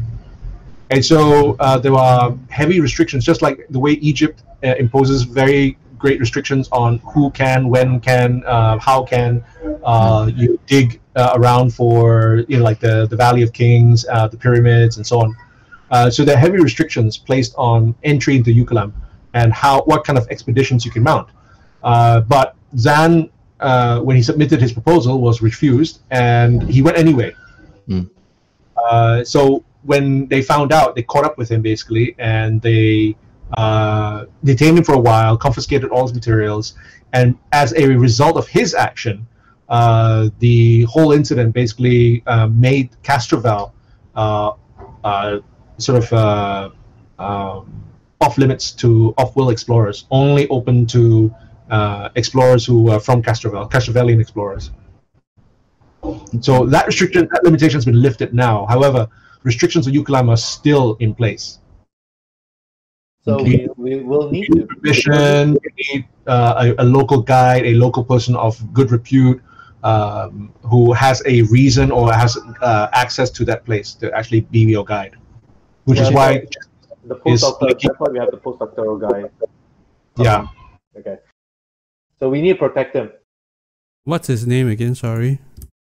Welos. I may just type it in the thing for you. Do we have a picture of him? Yes, you do. Welos Corporation. Yes, you do. That sounds dangerously close. Willan Yutani. There is somebody I want to visit. Who? Hardscrabble. There was somebody that indicated they wanted us to meet with them, and we sort of like ghosted him. Yeah, don't know but whether I think that's water under the bridge now, sure. especially with the ruling as it is right now, which is, I assume that the ruling for Ambassador Nor's ruling is that the quarantine and should be upheld, right? No. Acreon, the Acreon is being returned to the Hardscrabble. It doesn't belong because basically the owners of the Hardscrabble are dead. Right. Based on your findings, and the Acreon goes to whoever the owner left the ship to in his will. Yep. However, the owner did not have a family, and the owner was the captain, and did not have a family. And so Hardscrabble is still fighting with astral extractions over it. However, Ambassador's no mediation has said, well, based on the contract that you found, and the contract that was found on the Acreon's computers, shows that his ruling is that the astral extractions chartered the vessel but has no ownership rights over it, and therefore, as once the owners have died, they have no rights over it. It's being turned over to Hardscrabble to essentially either sell, break up, or use for parts, whatever, to best benefit the Hardscrabble Society, our collective, which was what the captain's wish was. Okay. The drift rock is a separate question. The drift rock, because it's no longer just an asteroid with minerals on it, is now part of it has been confirmed that it's part of a larger superweapon of a long lost empire. Hardscrabble is still trying to fight for claim over it because it was found by one of the Hardscrabble crew members. Astral Extractions is still trying to do that, but for the time being, what Ambassador Noah has said is that because it's part of a superweapon and not just an asteroid, it changes the gamut of the They basically slapped the Museums Act stop order on it, basically. Pretty much, yes. Yeah. Okay. It doesn't fall into the purview of the contracted. Right, and you can have it as long as we figure out what the hell to do with it first. Yeah, you might not even get it because it's like if it's like finding oil under Stonehenge. Yeah, if we found uranium, for example, right? Obviously, it has nothing. The government can step in and say, "Okay, uranium, sorry, not your pasa." Yeah, exactly. No, it's like finding oil under the site of Camelot. It's like, yes, there's oil. No, there's Camelot. Yeah.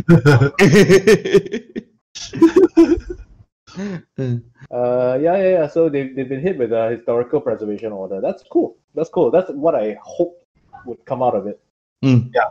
So that's actually being held. It's now being brought closer to Absalon Station. It's no longer held in a quarantine zone, but it is off limits basically to anybody until. So part of what I said earlier was Ambassador Noah has. This particular thing he can't rule on because this is not part of the mediation process. This is not up for grabs anymore, right? So he can't rule on it. So what he's done is he suggested that it be turned over to the stewards, and then the stewards, because they act on behalf of the council, it's now a council matter as to what to do with it. So the Ambassador Noah, at the same time, because he believes that this is of a significant fine, forwarded the information to the Starfinder Society. Right. And Chiskis is now contacting you and saying, well, you should leave as soon as possible because it is a very strong lead. And after Ambassador Noor has broadcast this information about what this is, it is only a matter of time before other interested parties who may be not, shall we say, advocates of the law, nor people who would adhere to it, would beat the Starfinder Society to the prize. Oh, yep. Okay. That's what I thought. But we have a better idea of what we're looking for. You do, because the Starfinder Society actually has deciphered more of because the linguists and the Aoxian mathematicians combined together have both managed to decipher the language more and the computer code more than anyone else had. And you guys actually have a significant lead. A very significant lead. Right, but we cannot sit on it. Yeah. Is my point. In fact, we should just get her stuff and leave tonight. If possible. So can you get your supplies yet? We've been spending the day getting supplies. So Correct. Yeah. So Okay. I just want to say you guys have got that on board already. Okay. Then a quick visit to collect her weapons. It can if it's absolutely essential, let's do it. If not, let's just leave. Because I'm worried about.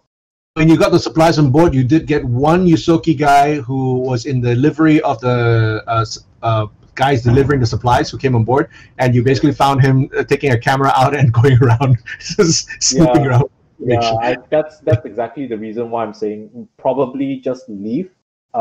If whatever weapons we have is whatever weapons we have. No, I really want to get my armor. If the armor is off the shelf and you can actually get it, it's not hard to do. Yeah, then get your armor and let's go. How much do you need for the armor? 2250. I have cash on me. Okay, the Starfinder Society is willing to actually pay you guys 1,000 credits to take on this expedition to find out more. 1,000 each or 1,000? 1,000 total. 1,000 total, right? Okay. Okay. If you don't mind, I just take that 1,000 and I will shift the credits Just down. take it. Okay. Just take it. People who risk their lives in front need all the protection they get. Seriously, sorry. Escape in my purchasing in the group's purchasing cycle, right? I cannot upgrade my Mark 1 tier 1 computer to a tier 2 computer. On the ship, you mean? No, not the ship. My personal computer. Your personal computer, yeah, anytime. Okay, cool. Yeah, I'm just because I was calculating the math for the purchase, so I just need to knock off the difference. Yeah, that you can do. Okay, that's fine. You just took the 1,000 credits, right? I don't have to put it into the. Yeah, I'm spending it already. Okay. So don't need to do anything. Okay, then we don't go back to the apartment first and just leave.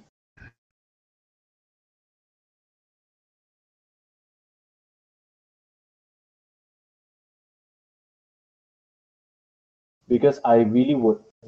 The clock is ticking, right? As always. Yeah. I'm always Kanchong Spider one. I'm always super aware of timing one. I'm always like, no, let's not do it. Let's not do this properly. Let's just go. Yeah, we got like Supplies, getting everything. Call that 6 hours.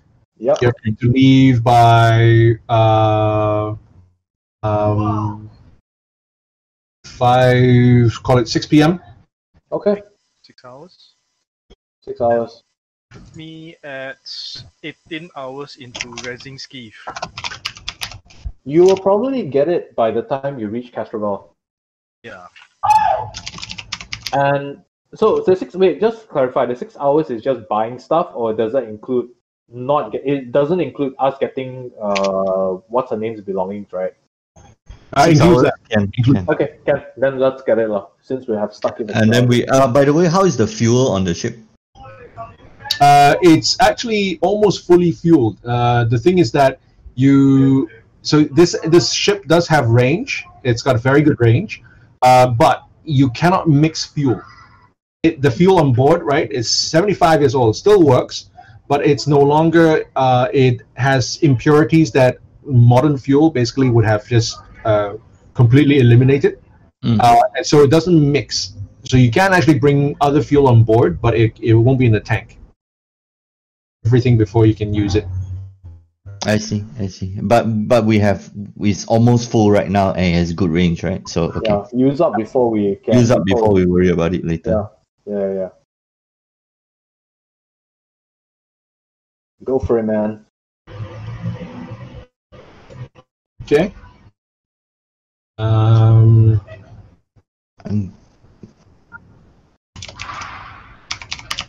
I just realized that one of the cities up north in Castrovel is called Laobu, Nisa.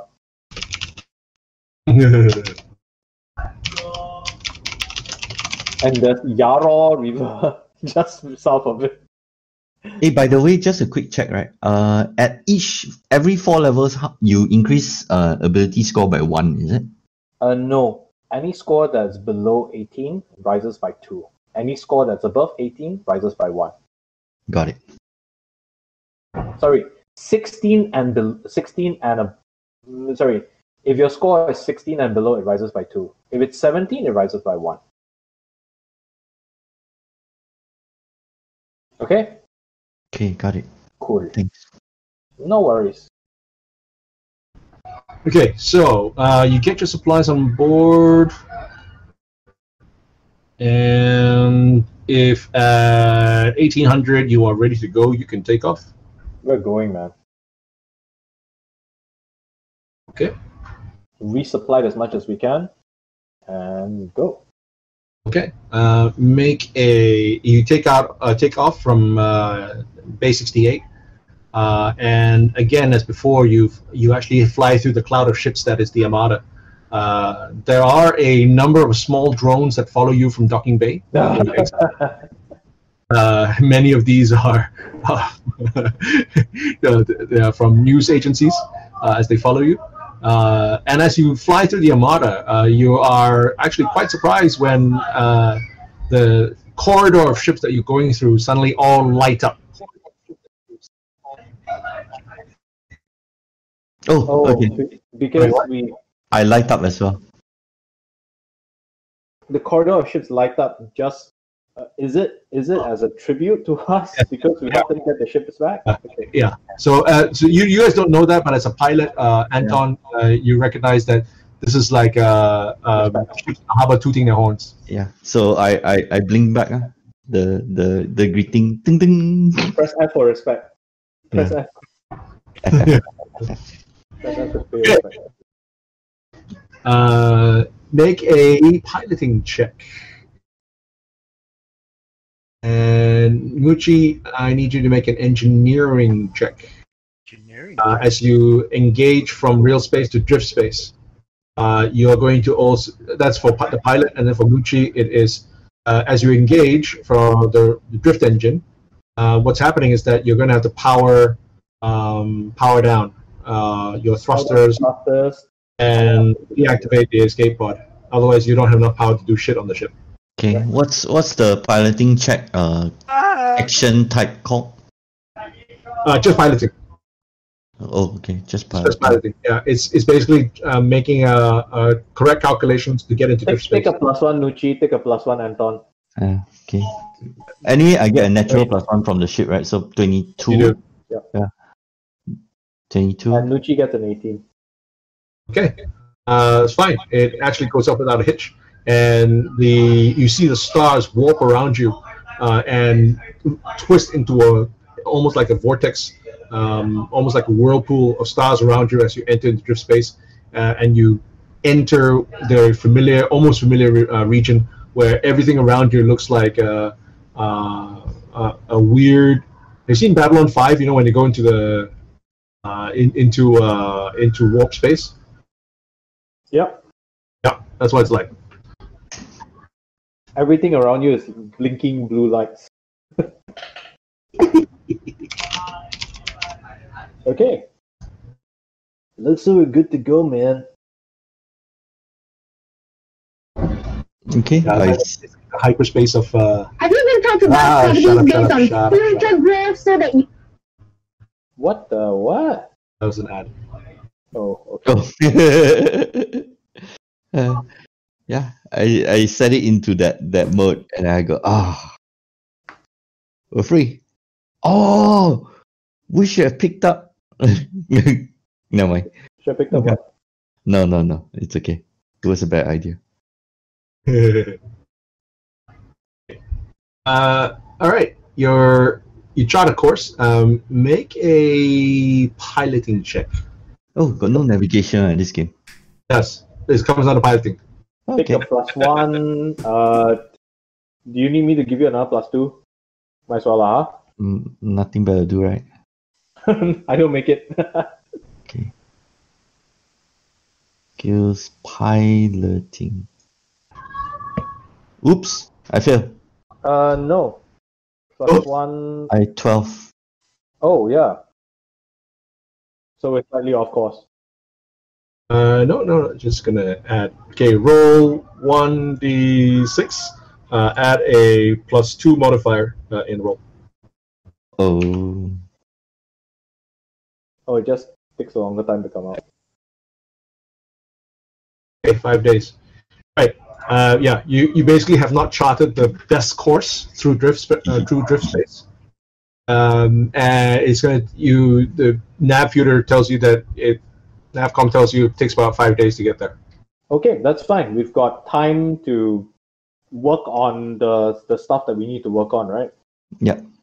It's an old ship. We just have to work out the knots on it. This is the maiden voyage, right? I see what you did there. Okay. So, Nucci and Ricardian continue working on on your side projects. I mean, do they need to dedicate time to the ship while it's in drift space? No, right? Who? Nucci and Ricardian. They can. Nucci still has to work on the droid. Nucci can take the 5 days to work on the language. I mean, the 180 hours to dedicate some of the time to the 180 hours project. And since I got nothing, I don't have to stay at the station all the way, right? For drift space. No, of course not. Oh, okay. Yeah, no, of course not. Then I can dedicate. You can set it, and you can do whatever you want. If that's the case, right? Because I also bought a point of culture, I can start reading through the language, seeing as I have extra time. That's why I asked for it. We have 2 culture monkeys. I'm not a monkey. As much as I am something far less intelligent than a monkey. I am monkey. Okay. Yeah, but I'm reading through the stuff anyway. I'm going to take the time to read through the notes, and everybody's got 5 days worth of downtime-ish to do whatever projects they want. Nucci, I suggest for you, once you res Skeef, you're 6 hours into resing Skeef, right? 6 hours left by the time we arrive. No, but by leave. Need 6 hours more. You need 6 hours more, so you finish up Skeef, right? And then take a look at the security board. You're the only one that can dissect security board to see. I can dissect it. I can't rest that because I can only have one. Yeah, I know. I will see whether there's stuff in there that you can use on Skeef. Sure. I will strip security board. Oh. So, SK, Mm-hmm. Nucci says he's going, after he reses Skeef, he's using the remaining 4 days to strip the security board. Remaining 4 days. He's going to take longer than that to resurrect Skeef. What? No, he only needs 24 hours. Yeah, he's 6 hours in, right? 2 days, huh? Yeah, he's going to take another 2 days. So, yeah.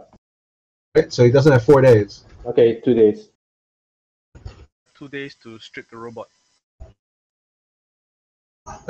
2 days. What are you doing with the security robot? I'm stripping it for parts and Stripping for parts. To see whether they can upgrade Steve. Wires, like cables, stuff like that. Q generator. Yeah, actuators. Sure. Wait, can you access his intelligence core or something like that? That's a good point. It's intelligence core and it's shield. Yeah, because the programming, you want to know what was its programming nature and what it remembers, inverted comma. Go ahead, make a roll. Engineering or computer? Engineering first, and then computer. Hey, Computer, I will help you. strip this. Ho ho ho. Well done. That's a 9. Okay, this is your computer role assistance. Anton, why don't you continue helping Ricardian with the AI? The AI is a longer project. This is a fast one, so I will take this 8 hours out of my schedule for helping him with the computer. Okay. Okay, you extract the computer core, the neural core of the security robot.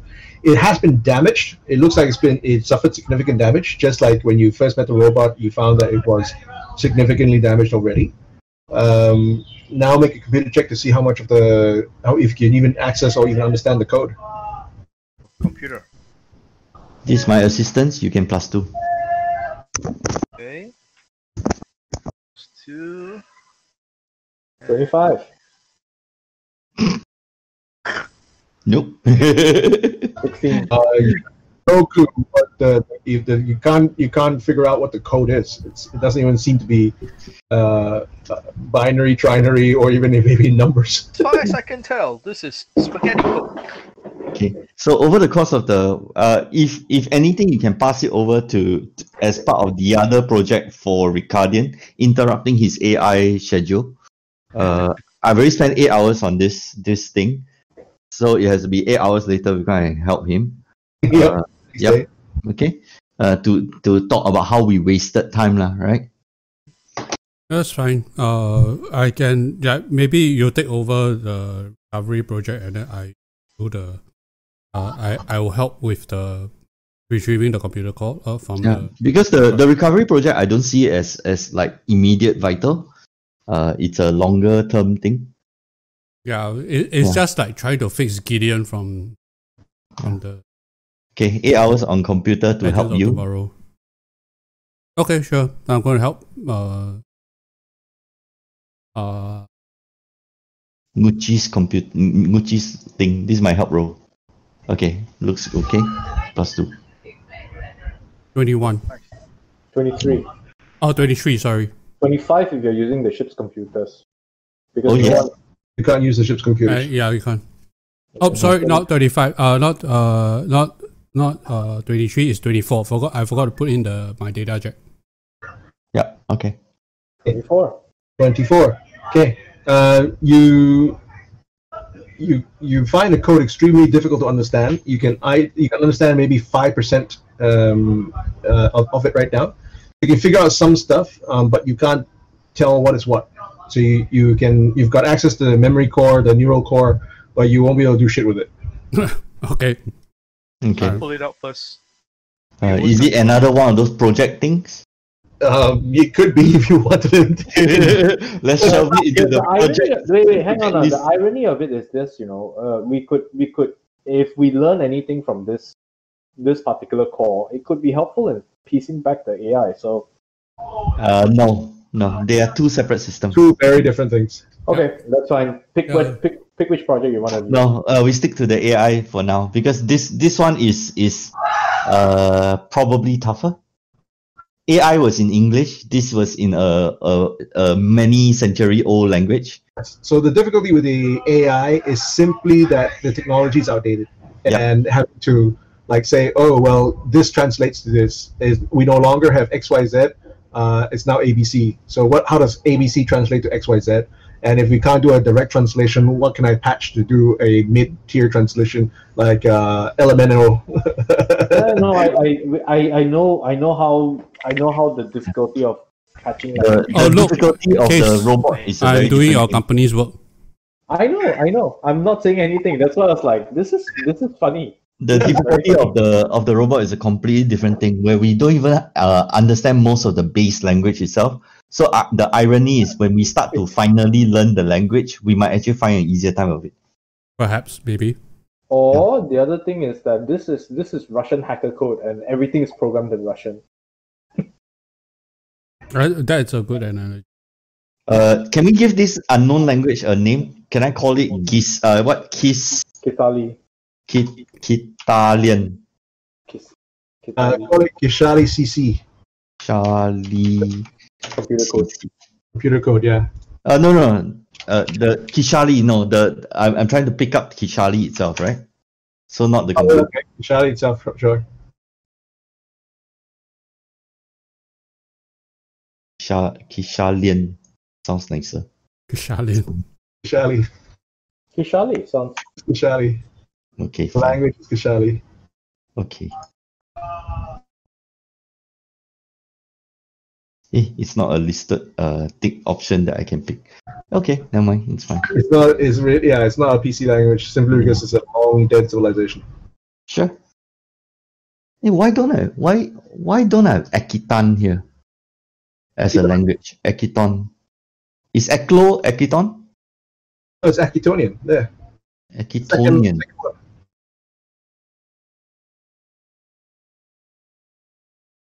Akitonian. Yeah. AKIT.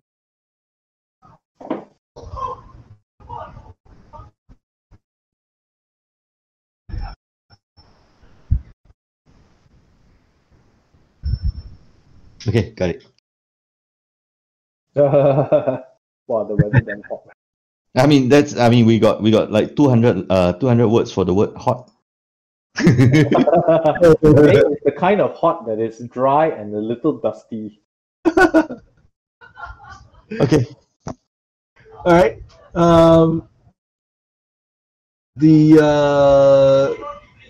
You break out of drift space on the 5th day, very early on the 5th day. See, I told you I'll get you here faster than. In the meantime, your rivals came here 3 days ago.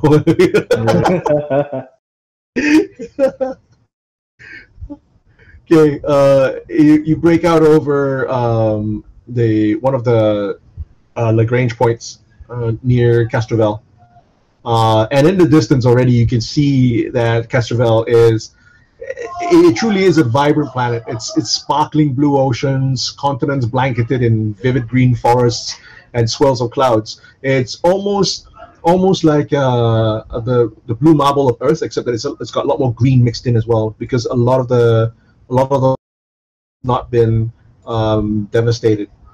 It's very much a mix between oceans and land, whereas Earth is 3/4 water.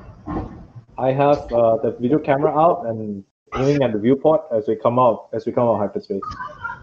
Okay. As Anton steers the Maiden towards into orbit of the planet, you identify Qabarat, and you can enter the atmosphere if you want to, and then start heading for that if you want, unless you want to hold in orbit for a while. No sense wasting time, right? Just call Qabarat control and request for docking. Oh, who's doing that? I guess I am. Okay, go for it. Qabarat, Stardog, this is the Sunrise Maiden. We are in orbit and requesting a descent down to Qabarat spaceport. Over. Sunrise Maiden, this is Qabarat Aviation Authority. Please send your transponder identification and begin descent. Roger. Yeah, Roger, begin descent to landing pad 4 at ship's end. Landing pad 4 at ship's end. I sending transporter code. I begin descent pattern. I. Anton, bring us down. Send the Anton. Yeah, got it. To roughly about 120,000 kilometers above sea level, when your sensors light up and say that you have been targeted. You're being tracked, not targeted. You're being tracked by a weapons radar, a weapons lidar. I say, Qabarat Port Authority, just to check, we are being painted by weapons lidar. Is that you, or should we be worried right now? Affirmative, Sunrise Maiden. You are on our tracking radar as you proceed on this course. Do not deviate. Acknowledged. Do not. Hey, don't go off course or we get shot down. All right, Anton.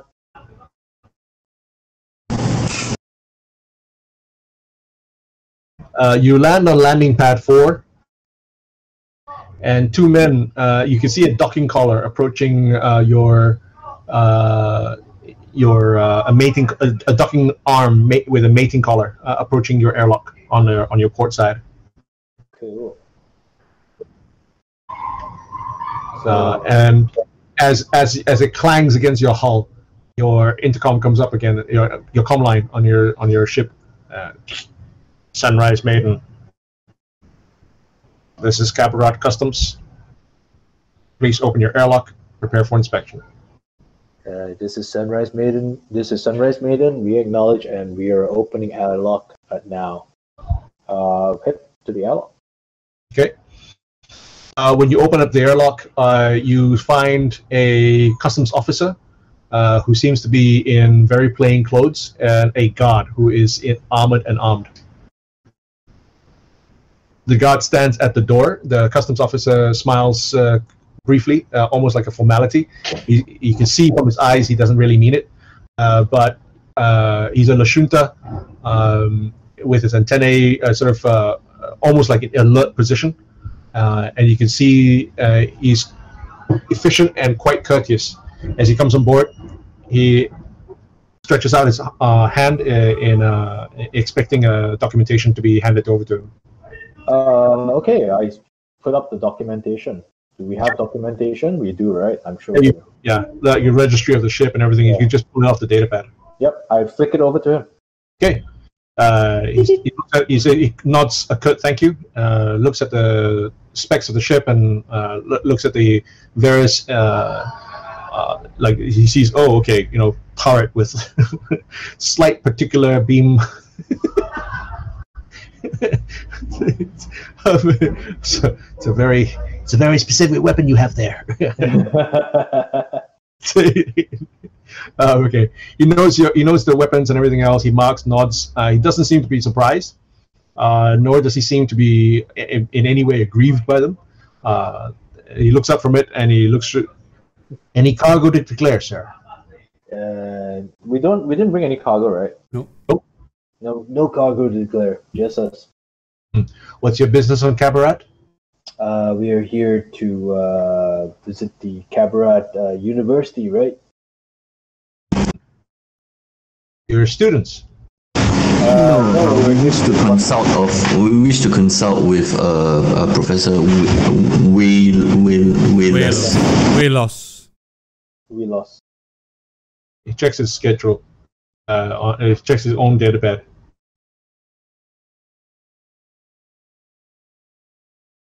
Have him listed here as your local contact.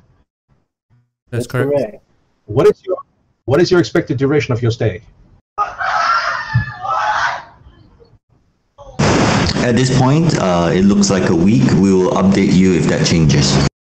He nods satisfied and he enters that onto his datapad. Are you importing any foreign life forms? You mean apart from us, right? No, we're not. Do you have any pets with you?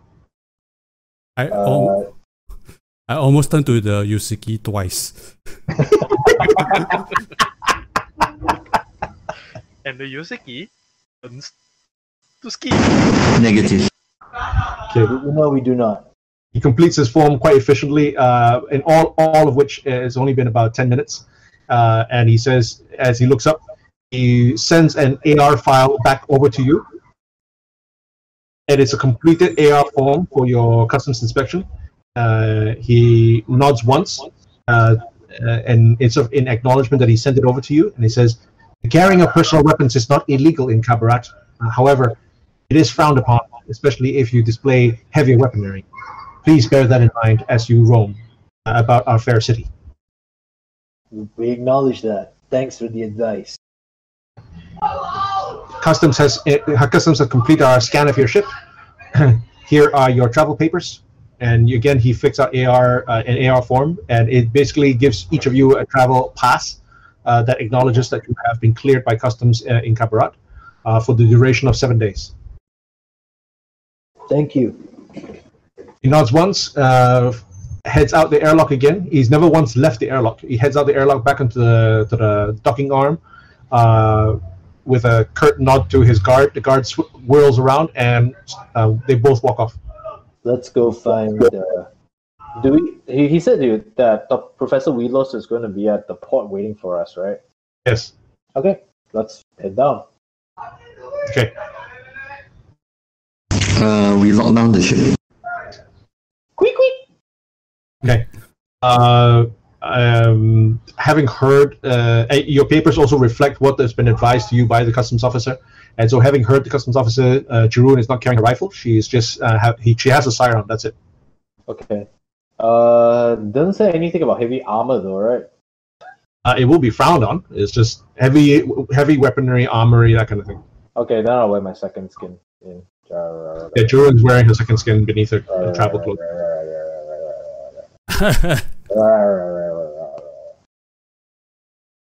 Okay, we are. Let me go and my night shield is still with me, but my second skin I'm wearing my second skin, not my defiance. Yeah, carrying a shield also is going to be like. Okay, fine. People will look askance at you. It's not illegal, but people will look askance at you. Okay, so then my second skin is all I'm wearing. Okay. I'm wearing my light armor. Is that okay? What's your light armor like? It's just leather weave. It's just leather. Yeah. Okay. All I have is the freebooter. Looks good. I really can't hear you, Zoe. All I have is the freebooter. SK, why don't you manually up his volume? I've got him at maximum. Oh, okay. Same. Okay. I don't know how more to. Yeah, it's fine. Thing one is better. Yep. Okay.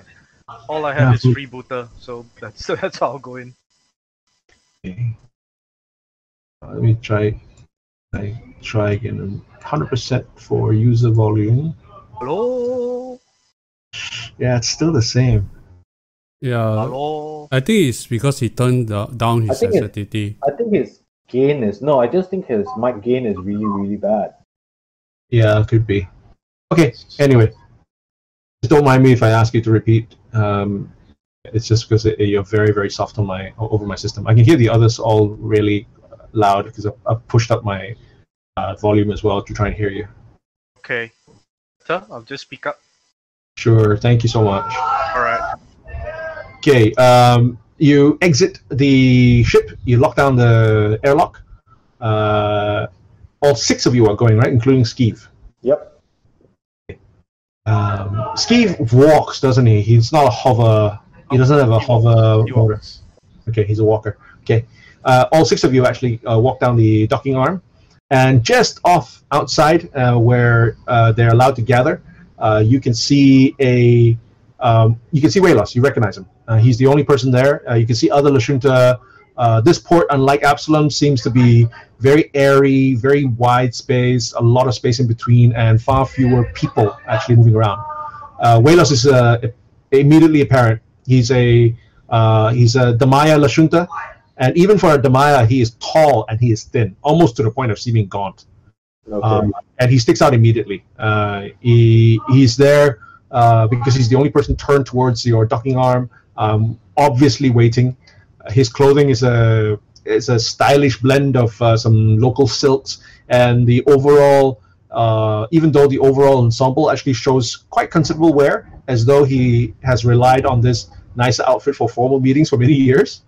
But you can see on his face a genuine friendliness, and his antennae are twitching from side to side in excitement to meet you. And as you come into view, he very, very energetically waves you over to him. I say, Anton, you want to do an Epsilon station down here? No, I actually study him to just to make sure that he is him. You know what I mean? Like he's not under disguise or something like that. As I approach. Paranoia. While I am glancing around to see if anyone is following or tracking us as we go. Following you? That from the docking arm? Yeah, no, as in any, like if other people are watching us. Other people are watching us. Make a perception check for that. Hey man, I think see nothing, John Snow. I think that paratourists over there are looking at us funny, man. Okay, this is just to make sure that way loss is way loss. I don't know how you could tell that Waylos is Waylos. Yeah, I know. It was from he had the image, right? Yeah, but how you know this guy's in disguise just by looking at him? No, I'm just looking for apparent like disguise material or something like that. You know what I mean? Okay. Yeah. Not you can see. Yeah. Okay. I know. It's a shot in the dark kind of thing. Like he got leftover disguise makeup thingamajig on the collar. Some stupid thing that he did. Oh, okay. Okay. Rin is kind of distracting you. He's tugging at your arm, and he's pointing to two very large barrels who he's insisting are keeping an eye on you. Yeah, the barrels are watching us. Got it. Hey, I'm serious, man. Okay, as you approach, Waylos steps forward and opens his arms expansively. Welcome, my friends. Welcome. I'm so happy to see you. Delighted to meet you. Delighted.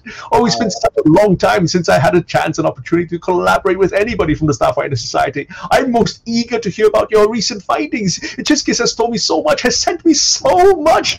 It's most exciting. I can't wait. Oh, actually, while he's speaking loudly, I now check the crowd to see, like if anybody's eavesdropping. Go ahead, make a perception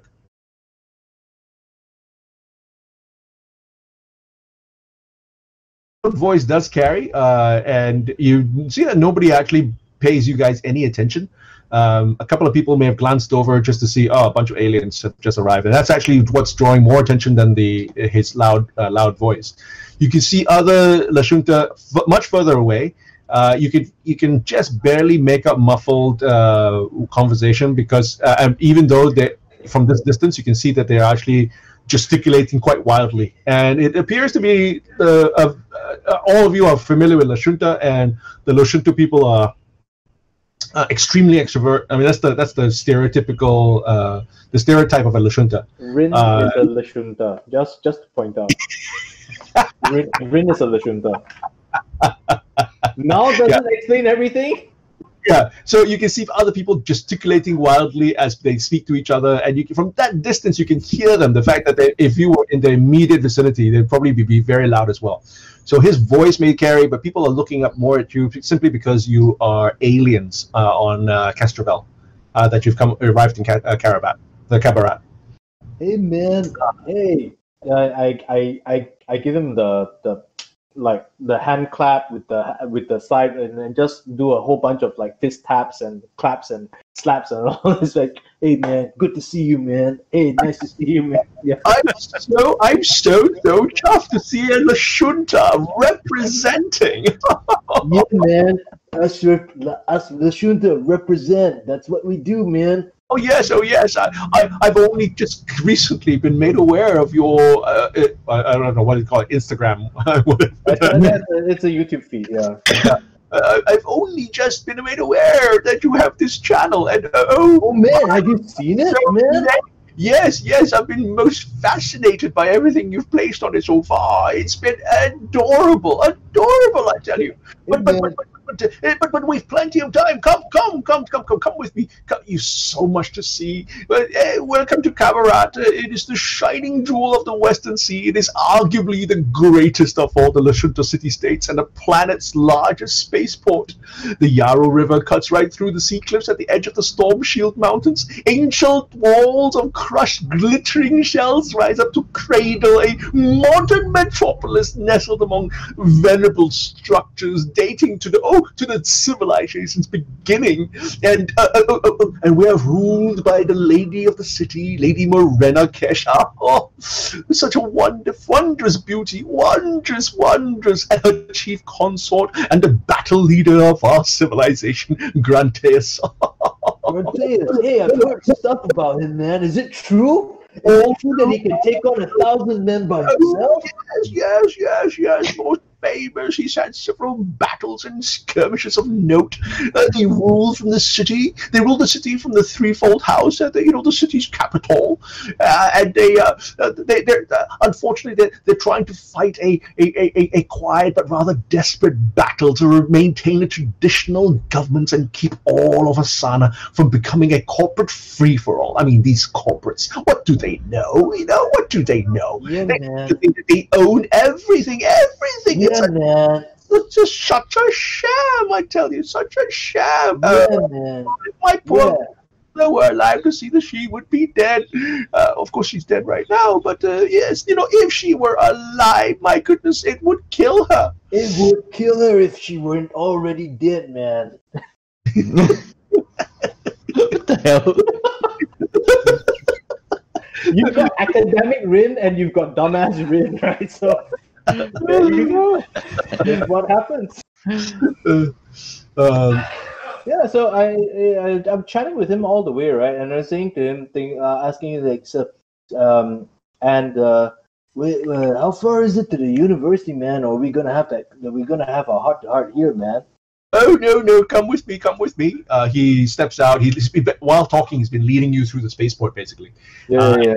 It is a large spaceport, but compared to Epsilon Station, this looks modern. It almost looks like Changi Airport compared to, say, JFK. JFK is also big, but JFK is a shithole compared to Changi. I was gonna say O'Hare, but okay. O'Hare's even worse. So is LAX. Yes. Okay. So yes. He hails a robotaxi large enough to carry the group into the heart of Qabarat and to the city, to the university itself. He's talking a mile a minute together with Rin. Both of them. The rest of you, you're basically treated to the site of Tula Shunta, talking a mile a minute as the city winds its way deeper into the city, and the trees are giving way to elegant towers of carbon fiber, of glass, of steel. Each tower is artistically sculpted to create this stunning forest of dazzling skyscrapers that is very unlike what you see on Epsilon Station. Hey, what building's over there, man? That looks like a giant. Oh yes, we call it the penis. Yeah, man, it looks like a giant dick, man. Yes, and of course it would be a Lashunta dick. Of course it is, man. I mean, the foreskins on the top right there, all right. Stop encouraging him, SK. The little one over there we call the Yusoki dick. He turns around and he sees Nguchi. I'm so sorry. So sorry, young man. You are a man.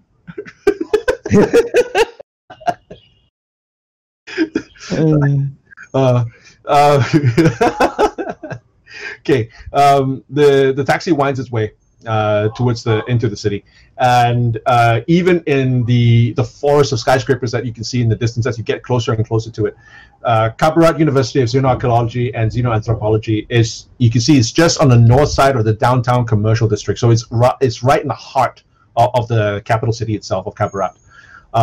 And the university actually consists not just of one building; it consists of 10 buildings scattered over a campus of very groomed lawns and gardens. Wow. It's large. It's very large. Wow, this place is awesome, man. Beautiful. Yeah. Almost made me wish I had my high school diploma. Turn around. When you actually make the city limits, Waylos is still going on. And now we come to the city proper. You'll see sometimes you see more strangers these days, and you see more soldiers and mercenaries. They're all training at the legendary battle yards. and scholars from near and far come debating on the steps of the city's numerous great universities. And here, just off to your right, we'll skirt the outskirts of it. There's Bright Street. That's the city's commercial district, and you'll notice that the city has several audaras. They're held by the government for public use, and they link it to the other settlements, and most notably for those in the Far Step Commons. Qabarat is a fairly large city, but you'll find the population here not as crowded as other continents on this planet. The Lashunta, of course, believes so much in harmonizing with nature. We are approximately 800,000 odd population here. I'd say 70% of us are Lashunta in the city.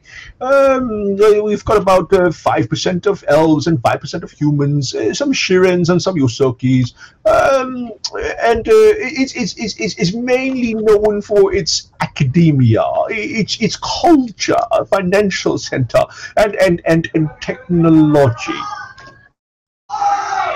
Oh, that's great, man. I mean, wow. I mean, I never realized that this place even existed from where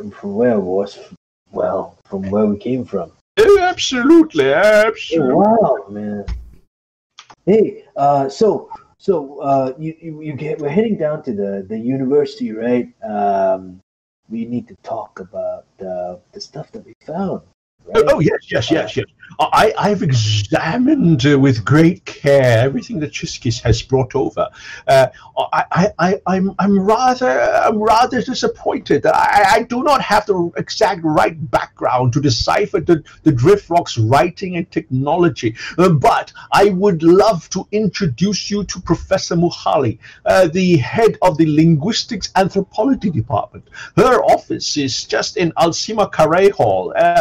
It's just down the block from me, and we are heading there forthwith. So she's an expert in the language. Has she?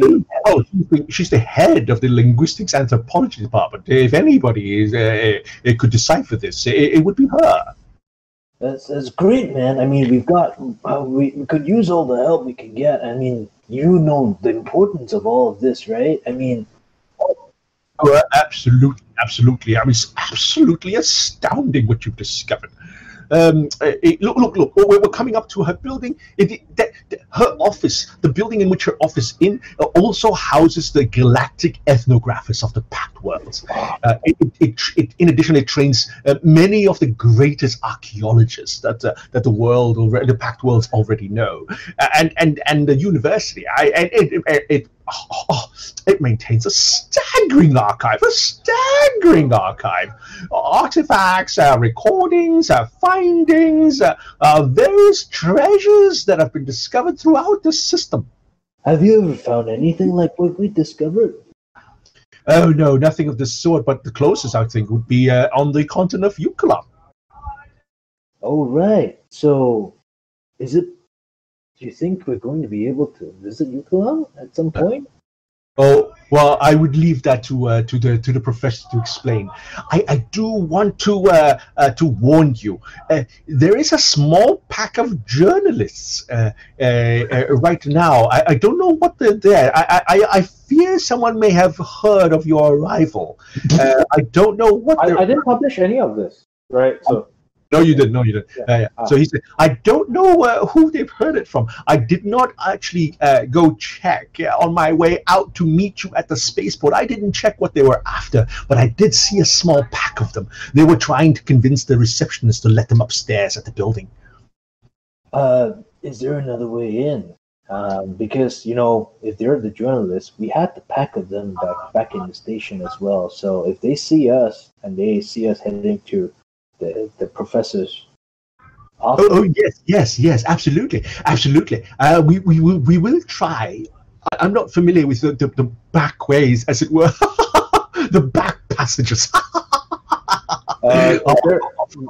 Yeah. of the university. But fear not, fear not. I'm just a little bit confused that you see news of your discovery hasn't actually reached this part yet. The news that has been transmitted, according to what Chiskis has told me, has been still localized to Absalom. The news hasn't traveled as fast as you might have feared. Well, the news may not have, but the journalist chasing the lead, that's something else altogether. Yes, I suppose. Here we are. Let's just driver. It tells the robotaxi to stop, and we'll stop here, and then we'll make our way on foot. Perhaps that might be less conspicuous rather than drawing up to the main lobby. That may be right, and maybe we could get scarves and hide ourselves, right? I mean, shall we? Anton, any ideas? I'm not familiar with the area, but we'll just keep an eye out for major crowds and try to look inconspicuous. Might be quite challenging. Just act natural. Yeah. Go onto computer pads, look as though you're looking for classes. Yeah, that's basically it. Okay. I mean, there's nothing we can do about it. We can't stealth a whole group, right? Yeah. Yep. Okay. Walos sort of timidly leads you, like he's almost peculiar, trying to be James Bond-ish as he approaches. Quickly wandering from one light pole to another light pole. Walk this way, then we all follow in exactly the same way.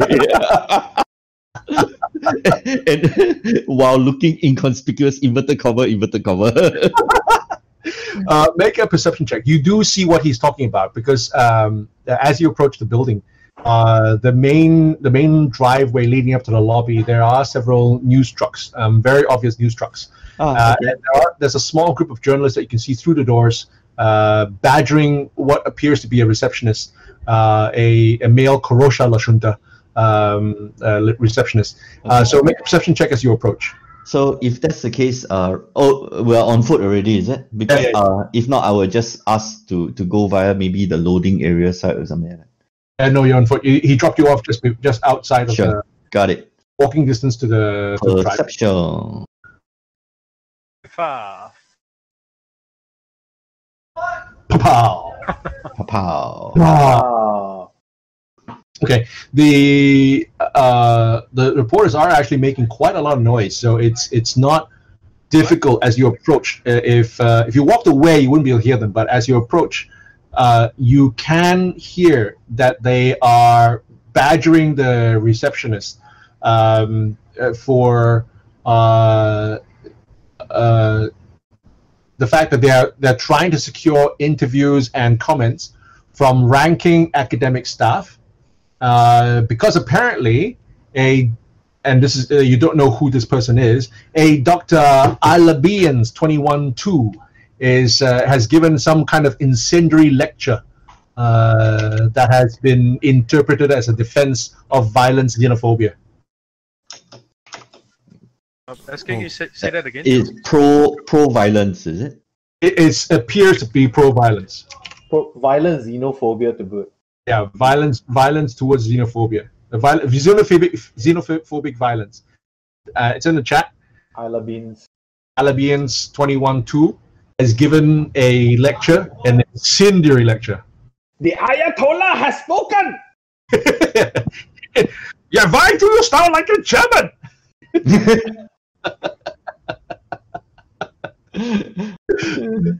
Okay. The receptionist is clearly out of his element dealing with the media. He doesn't appear to be comfortable. You can see he's flustered. He keeps waving his hands. He keeps moving from side to side, like trying to keep one journalist from breaking from the ranks. It's all he can do to keep them at bay on the ground floor, while he continues to jab at the button on his desk. What looks like a panic button. Yeah. Oh, okay. Sure. But Wayla says, and that's the only way in. So if we just walk around them, we could just ignore them and just walk through. I say, My path will let us through. Hey, Anton, I got an idea. Shall we shout that Dr. Alabeans is over there?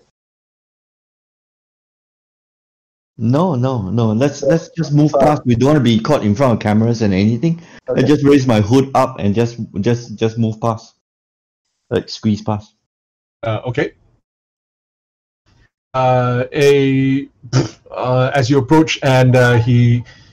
Like move around, yeah. Wayla moves around the group. Doesn't want to go through it. Doesn't want to. He just goes to the side where the gates are, and he takes out what looks like a security card, and waves it in front of the scanner. But the doors flash red and don't open, and the receptionist is alerted to that because there's a sound. He sort of walks quickly over, and with the reporters still trailing him and shouting at him like, "Hey, when can we talk to Professor Mohali? When can we talk to Professor?" And is all the basically just shouting at him over and over again. It's a large commotion. Okay. The reporters so far have not noticed you whatsoever. They're not even interested in you. They're still shouting It's not about us. Should I try to divert attention? Why? Because my bluff is only +3. No, but what are you trying to do? Shout, Dr. Alabees, comment over there. Comment, please. And point in the other direction and start walking in that direction to misdirect them away from us. Whatever it is, decide quick because first of all, the receptionist is just coming out now and says, "I'm sorry, no one's allowed entry. Not until this. Well, I've already called security and support from the university's publicists. You want to help me out, Anton? Okay, I'll do it. You guys stay here.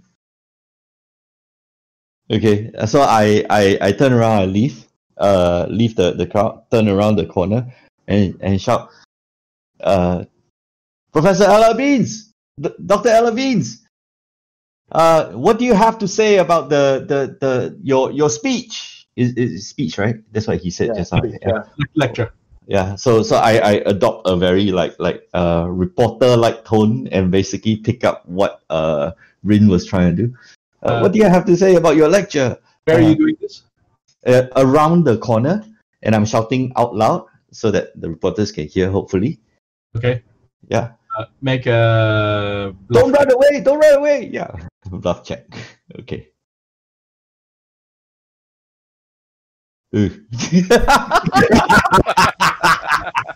Oh well. Don't bluff. Don't bluff. Don't bluff. Okay. None of the reporters. Some of the reporters kind of look as if they heard something, but they continue to badger the receptionist. And the receptionist has now gone back to his desk, to his station, and he's jabbing again once again at the panic button. Jab. Okay.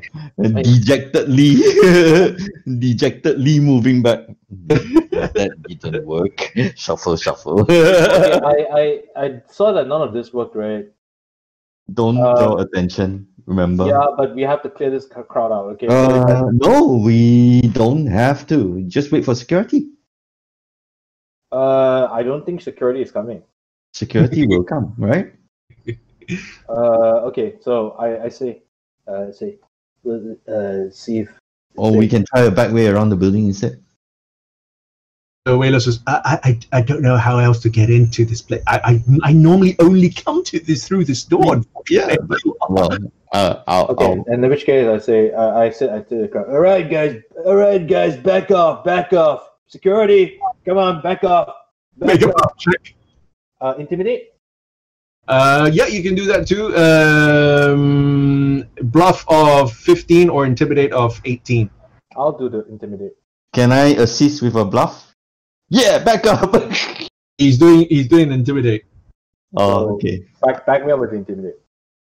My backup intimidate will only hamper you, I think. Okay. Yeah, I only got +2. 20. Ooh, nice. Back up now. Come on, clear up. The reporters at first whirl around to see who's talking. Then they see a guy with 5 other well-armed. And you're saying security, right? Yeah, security. Back off now. Come on. Hey, we have a Back right. off now. I don't want to hear this. Come on. Which look, no, Back off. No, don't want to hear it. Go, move. you can see people starting to leave. Only the like a handful, 3 or 4 other reporters who are standing their ground a little bit more. They're just saying, but look, we just No. we just Talk want to the hand. Talk to the hand. Go. Okay. I got a whole bag of Zip It where that came from. Talk to the hand. Okay. The one guy. Let's see. I'm just gonna. Yeah. Okay. One guy. Oh, it doesn't even beat you. Okay. They all clear out. Yay! Good job, good job. Okay, come on, let's get in now.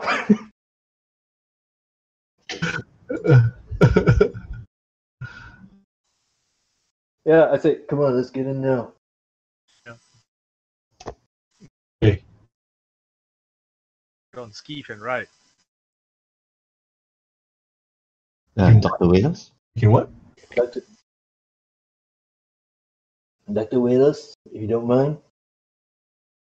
Okay. The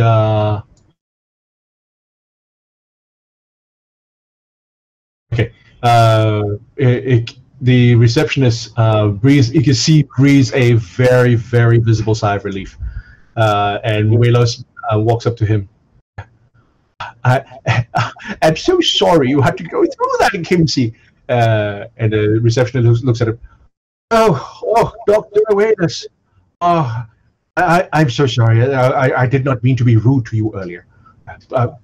He goes over to his desk, to his station, the reception station, and you can see him type a few things on, and he nods towards Wheelos and says, you can use your card now. Wheelos goes back to the gate, pays his card, brings you in. And before I go in, right, I look the receptionist in the eye and I go, hey, you all right? You holding out okay? Oh, yeah. Yes, thank you. Thank you so much. Thank you very much. Is there anything I can do to help you? Who are you looking for? We're with Dr. Wheelos. Wheelos then says, we were looking for Professor Muhali. I think he should be upstairs. Kimsey then says, oh, I'm so sorry. I think Professor Muhali is currently very busy. Let me see. He looks down at his station again. Well, let me see. There is a moment I can open up in his schedule. I can put you in right now if you actually would like to see him now. You know Professor Muhali's office on the 5th floor? And Wheelos nods. Oh yes, I do. I do indeed. I do indeed. Hey, thanks, man. Appreciate it. And I give him a fist bump.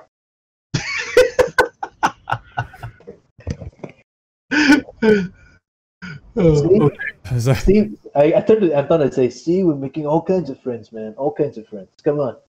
That was well done. That was worth 600. Oh, moving past reporters. Ooh. Yeah, without violence. No violence. It was good. If you had tried violence or anything, you might have earned maybe only 200. But getting past them, I think it was worth 600. Cool. In a chill manner, like, yeah, don't talk to the hand. Okay. You didn't try to force Ikimsi as well. You could have done it a lot of other ways. I mean, you could brute force your way through. Yeah, but brute force it's kind of like if we have no other choice. Mm-hmm. Yep. Yeah. Okay. Let's do this. Okay. Wheelos leads you up to the 5th floor, and he's obviously been here before, and he makes his way quite unerringly towards Professor Muhali's office. And you can see that as you get to the 5th floor, and he turns down one of the corridors, you pass through a large set of double frame doors, but not the doors are wide open, and above them it says Linguistics Anthropology Department. Is this the door, right? Welcome to the Alcima Carre Hall. Wheelos goes there. You can see that he goes up to the door. Her name is right outside on the wall on the frame next to the door, and it just says Professor Mohali, a head of linguistics anthropology. And you can see that the door is ajar, and it's not wide open, but it's not closed. It's left ajar. Walos just simply knocks and enters the room. Doesn't wait for any response. And he nods you in. And he nods you in. You can hear a woman by the door even before you enter. As Walos goes in, you can hear a woman say, "Oh, hello, Walos. How are you?" Attractive? Not attractive? Oh no. Sexy librarian? Oh no. Doesn't matter. How you doing? Oh wow. Okay. When I enter the room, once everybody's entered, I actually close the door. Okay.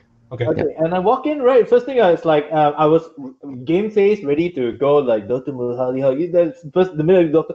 Mulhali, how you doing? When you enter, as you enter, you can hear Walos says, "Oh, very well, Professor, very well. I have some friends I'd like to introduce to you." And as you enter, you see an office that is, it's one of the nice offices you've seen in any place, part of the back worlds that you've actually been in. It's clean, it's roomy, it's orderly. There's a large desk in front of a very broad window. And it offers an extremely charming view of the nearby park, and a small table in one corner has a quartet of chairs arranged very evenly around it. And near the door that you've entered, there's a wide, what looks like a very wide examination table. It's covered with broken fragments of stone, masonry, fossilized archaeological finds, many of which bear incomplete words or letters written in spiraling text. And you can see several... around the room, several tiny little fountains burble soothingly and shimmer with soft light. Okay. Yeah, I go, Dr. Murali, how you doing? Pleasure's all mine. I'm Rin Nova Daxamir. This is my friend Anton, Ricardian, and Yosiki. There is Nuchi, and we're from the We're from the Starfinder Society. Okay. From what you can see, I mean, you can see the picture there. She looks fairly stern. Jarun as well. Sorry, I just introduced Jarun as well. Yeah, she's a Damaya Lashunta, so you would expect someone quite slender, but she looks fairly stern. She's dark skinned for a Lashunta actually, and she has these pale green facial markings and a purple haircut in a very asymmetrical style. So even though she looks at Walos with not with any kind of with some welcome, you could see even from her expression that she looks frustrated, angry, and just flustered. I'm sorry for disturbing you. I understand you are very busy, but we believe that you might be a... I've just spent several hours corresponding with colleagues and devising ways in which to resolve the scandal Alabians 21-2 has started. The media and the university, all the deans are breathing down my neck over this incident. I see. I'm so sorry, Walos. I don't know what it is that you're looking for, but I just have my hands full, and I just cannot do anything else before resolving this matter. Okay. Perhaps we may be of assistance. Could you tell us a little bit more? She looks at you with a fresh view, and she says, "Assistance." Again. Well, you look like off-worlders. Yes, we are. Well, I don't know how much you can help. You see, one of my colleagues, Professor Alabian's 21-2, he gave a rather incendiary public lecture last night in which he examined a war from nearly a millennium ago, and he used the cultural fallout from it to rationalize the genocide of the Formian species. Even before the city-states and Formian colonies signed peace accords 30 years ago, such brutal conclusions would have been dismissed. And now he's fomenting hate crimes under the guise of pure logic and anthropology. This is not what the university stands for, but this is what the public now believes. I've placed him on academic leave and restricted his access to university resources until we can clean this up. That sounds bad. I'm not sure how you can help.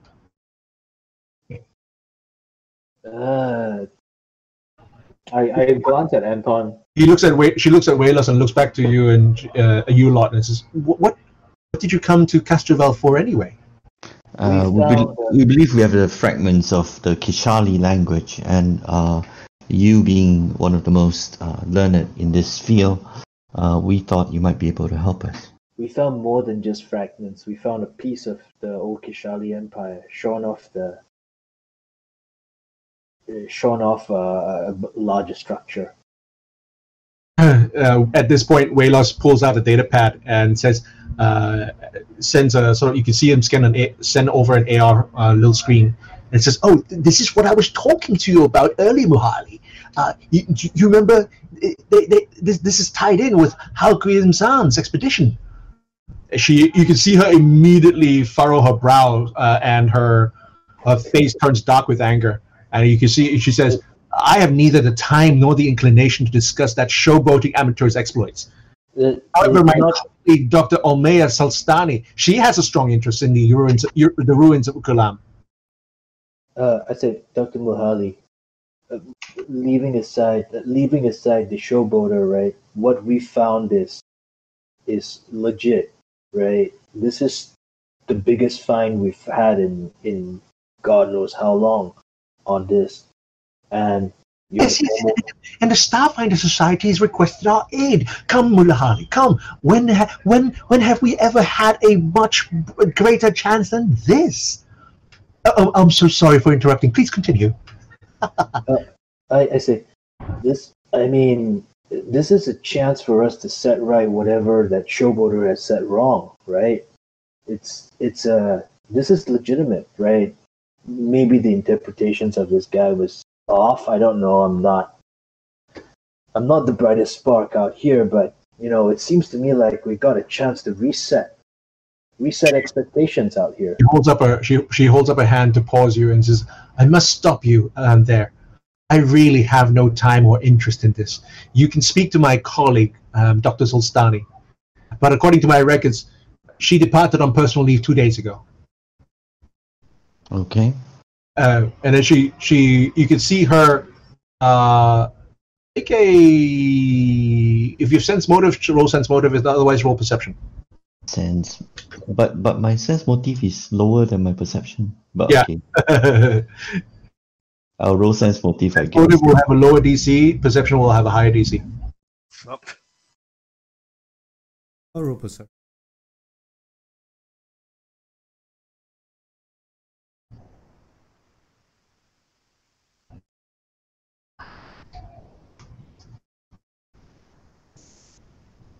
Okay.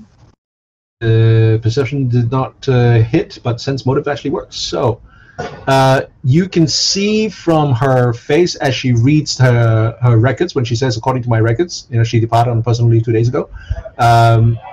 You can see she looks confused as she actually says that. I can't say anything because I didn't make the roll. Yeah. Okay. Anton? You seem surprised that she's on leave. Make a diplomacy check. Wow, today is really that kind of day. She looks up, and a look of irritation crosses her face, but she just shakes her head at your comment. It's probably nothing. Okay. Is something the matter? You look. Just a question. If Professor Muhali were somehow convinced to retract his statement, would it make this matter of yours go? He is Professor Muhali. Dr. Alabine. Dr. Alabine, yes. Was somehow convinced to retract his statement publicly. Would it or perhaps a clearer explanation of what he meant, would it perhaps make it go away like a misunderstanding? Mohali sighs and she delicately massages the bases of her antennae, and she puts her face in her hands, and just through the hands she says, "Well, you're persistent. I'll give you that, and maybe that would be persistence is what we need right now." Yes, she looks up. Yes, in answer to your question, the university right now, what it needs is to have this smooth over quickly, and Alabian's 21-2 is not listening to anything I have to say. He has not quite violated enough protocols to be dismissed, and firing him now would simply... it would not be good for optics. And I think the media would settle for some kind of public apology if you can convince him to do that. I should be able to handle everything else. Okay. Perhaps me and my friends could have a better understanding of him once we speak to him. Well, Dr. Whalers can actually... Sorry, you cut off. You should find him there. And if you can convince him to apologize for his remarks, then for his conclusions, it should be enough. I should be able to diffuse the tension that his remarks have generated. Okay. She looks over. Huh? Okay. I don't know. I don't know what I just massage ourselves into. I had no idea that was where I was going. No. That's fine. That's fine. What I was saying is that excellent. It was a very good. It was very good. I didn't hear where we would be able to find him though. Yeah. His office. Okay. Okay. Carlos can show you to the office. Can I tell you where my brain was headed throughout this whole time?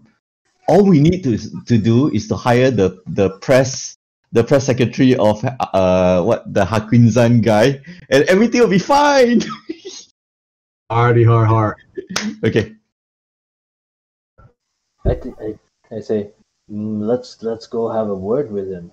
Yeah, and Omar Sastani, if that fails. Yes. Well, Mohali will not let you see Sastani unless you. You convince her to help. They convince her that you're of help. No, we'll not actually do this until she has this mess sorted. Oh, I thought Hastani was the what? On leave.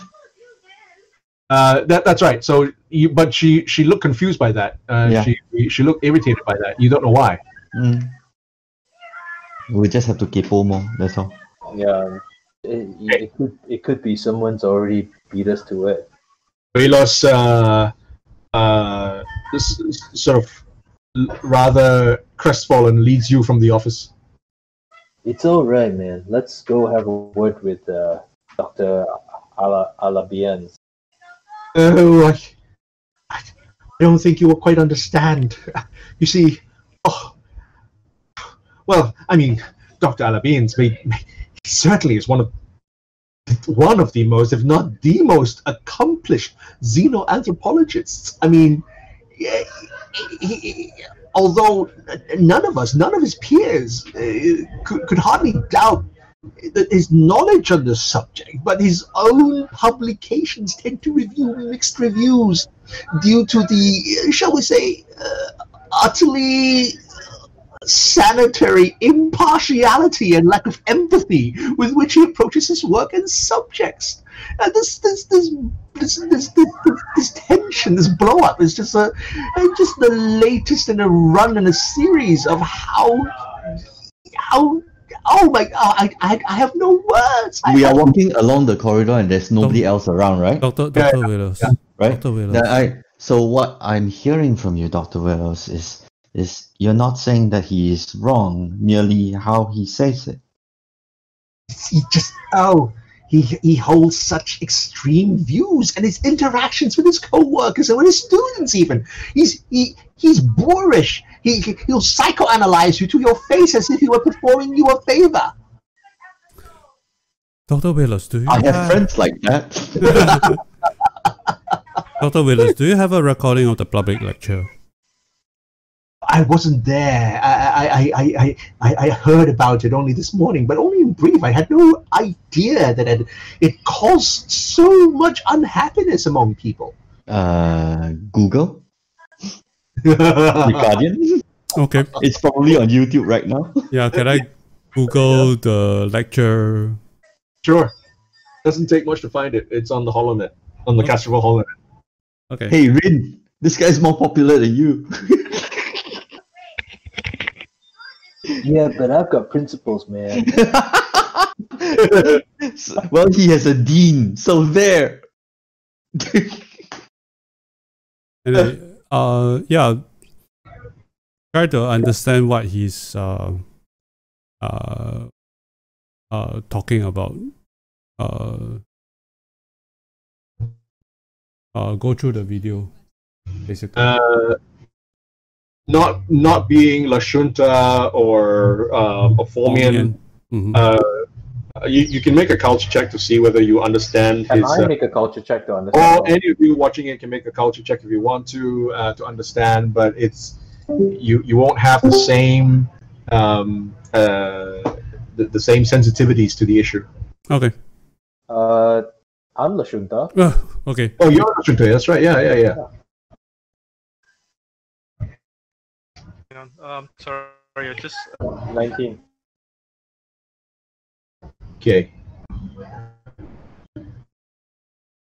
Okay, the rest don't make it, but the 19, you get a little bit of what he's trying to say. It is actually a lot of the stuff that he's talking about. Essentially, is beyond your understanding. But the stuff that he is talking about essentially paints La Juntas as the bad guys. It's the equivalent of saying the Formians were Jews and calling the La Junta Nazis. Right, because the Formians were the and there's if I remember the history correctly, there's actually an element of truth to it, because the Formians were the original, kind of like the original settlers of Castrovel, and La Junta were. There was a territorial dispute in which the La Junta. It wasn't all that shall we say all that bad. There is some truth in the fact that they had a war, but the Formians were not exactly the dominant species, and therefore got shut out by the La Junta. The La Junta. Yeah, it wasn't as if like the La Junta, like Jews displacing Arabs from their homeland, for example. Yeah. It's more like taking land from the Red Indians and the Aborigines. No, it wasn't even nearly that, because both races are from this planet. So it's fostered several major races, and each of the major races actually have their own continent. So the colonies, for example, are pretty much where the Formians have actually developed in extreme, right?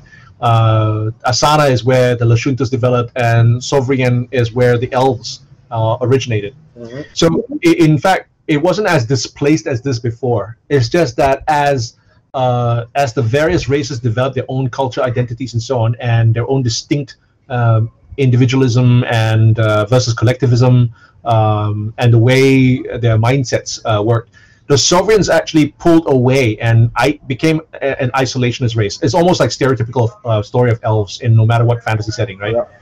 The elves became isolationist, and they just kept themselves to that small continent and were completely ignorant and oblivious. They didn't want to know anything about what happened in the rest of the planet. They very, very steadfastly remained aloof from the conflict that developed between the other major races, particularly between the La Junta and the Formians. The Formians are very much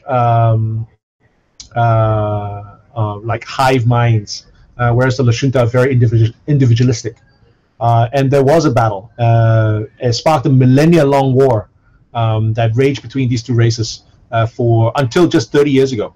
So it's been this war has been fought for 1,000 years, and it only resolved into peace in this fractious nation, in this fractious planet, only 30 years ago, 3 short decades ago.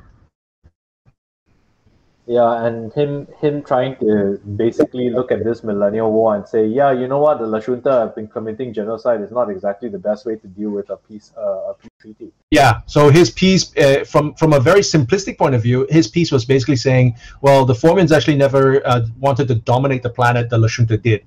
The Formians never wanted to, fought a very honorable war. The Lashunta did not. The Formians were all about unity and harmony in collectiveness, as a hive mind, whereas the Lashunta are individual, chaotic, and disruptive to society. Therefore, Formians, being very logical, coldly logical, have superior objectivity, superior analytical skills. Is Alia Beans a Formian? Yes, Alabians is a Formian. So what he did was that as a Formians are known as contemplatives, right? Yeah. And it's not a Formian name. And as you can see as you look on the HoloNet and you Google it, this guy is not even his original name. He abandoned his childhood name based on a favorite. This is a second article published by a radically anti-conventionalist scholar called Alabians in the year 21 AG after Cap. Oh, okay. And it contains the famous line, when the past is unknown, we must make a tradition of challenging so-called tradition. And so he calls himself Alabians 21 because Alabians the scholar in the year 21 AG, and the 2 is meant to actually say that he is the second coming of this almost like a messiah-like figure, the second coming of this knowledge wave that he is bringing forth to the Formians. So what's the game plan, man, Anton?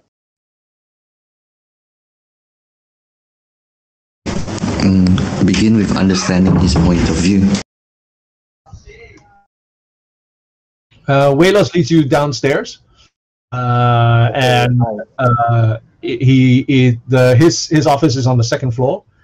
And in contrast to what you saw in Mohali's office, there is dust, there's debris, there are discarded papers littering the floor of this very disorganized office.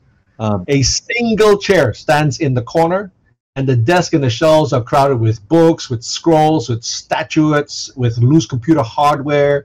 And in the midst of this is, I'll show you a picture of a Formian. In the midst of this, it's a humanoid ant.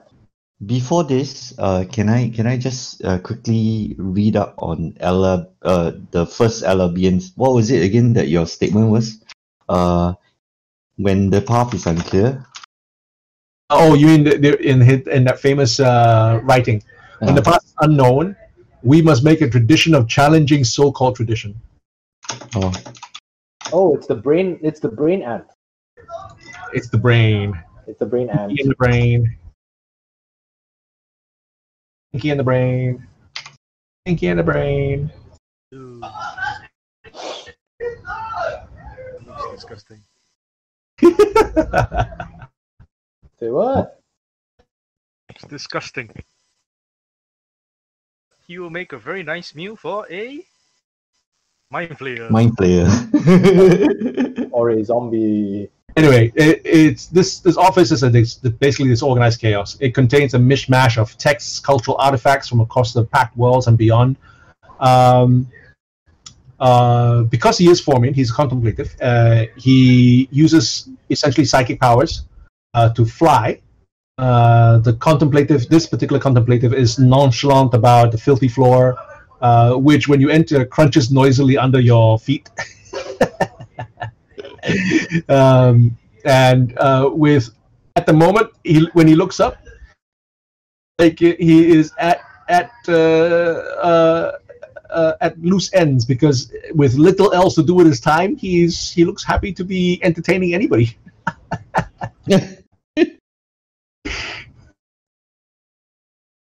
as Waylers enters, knocks on the door and enters, Wayler says, Dr. Alabians?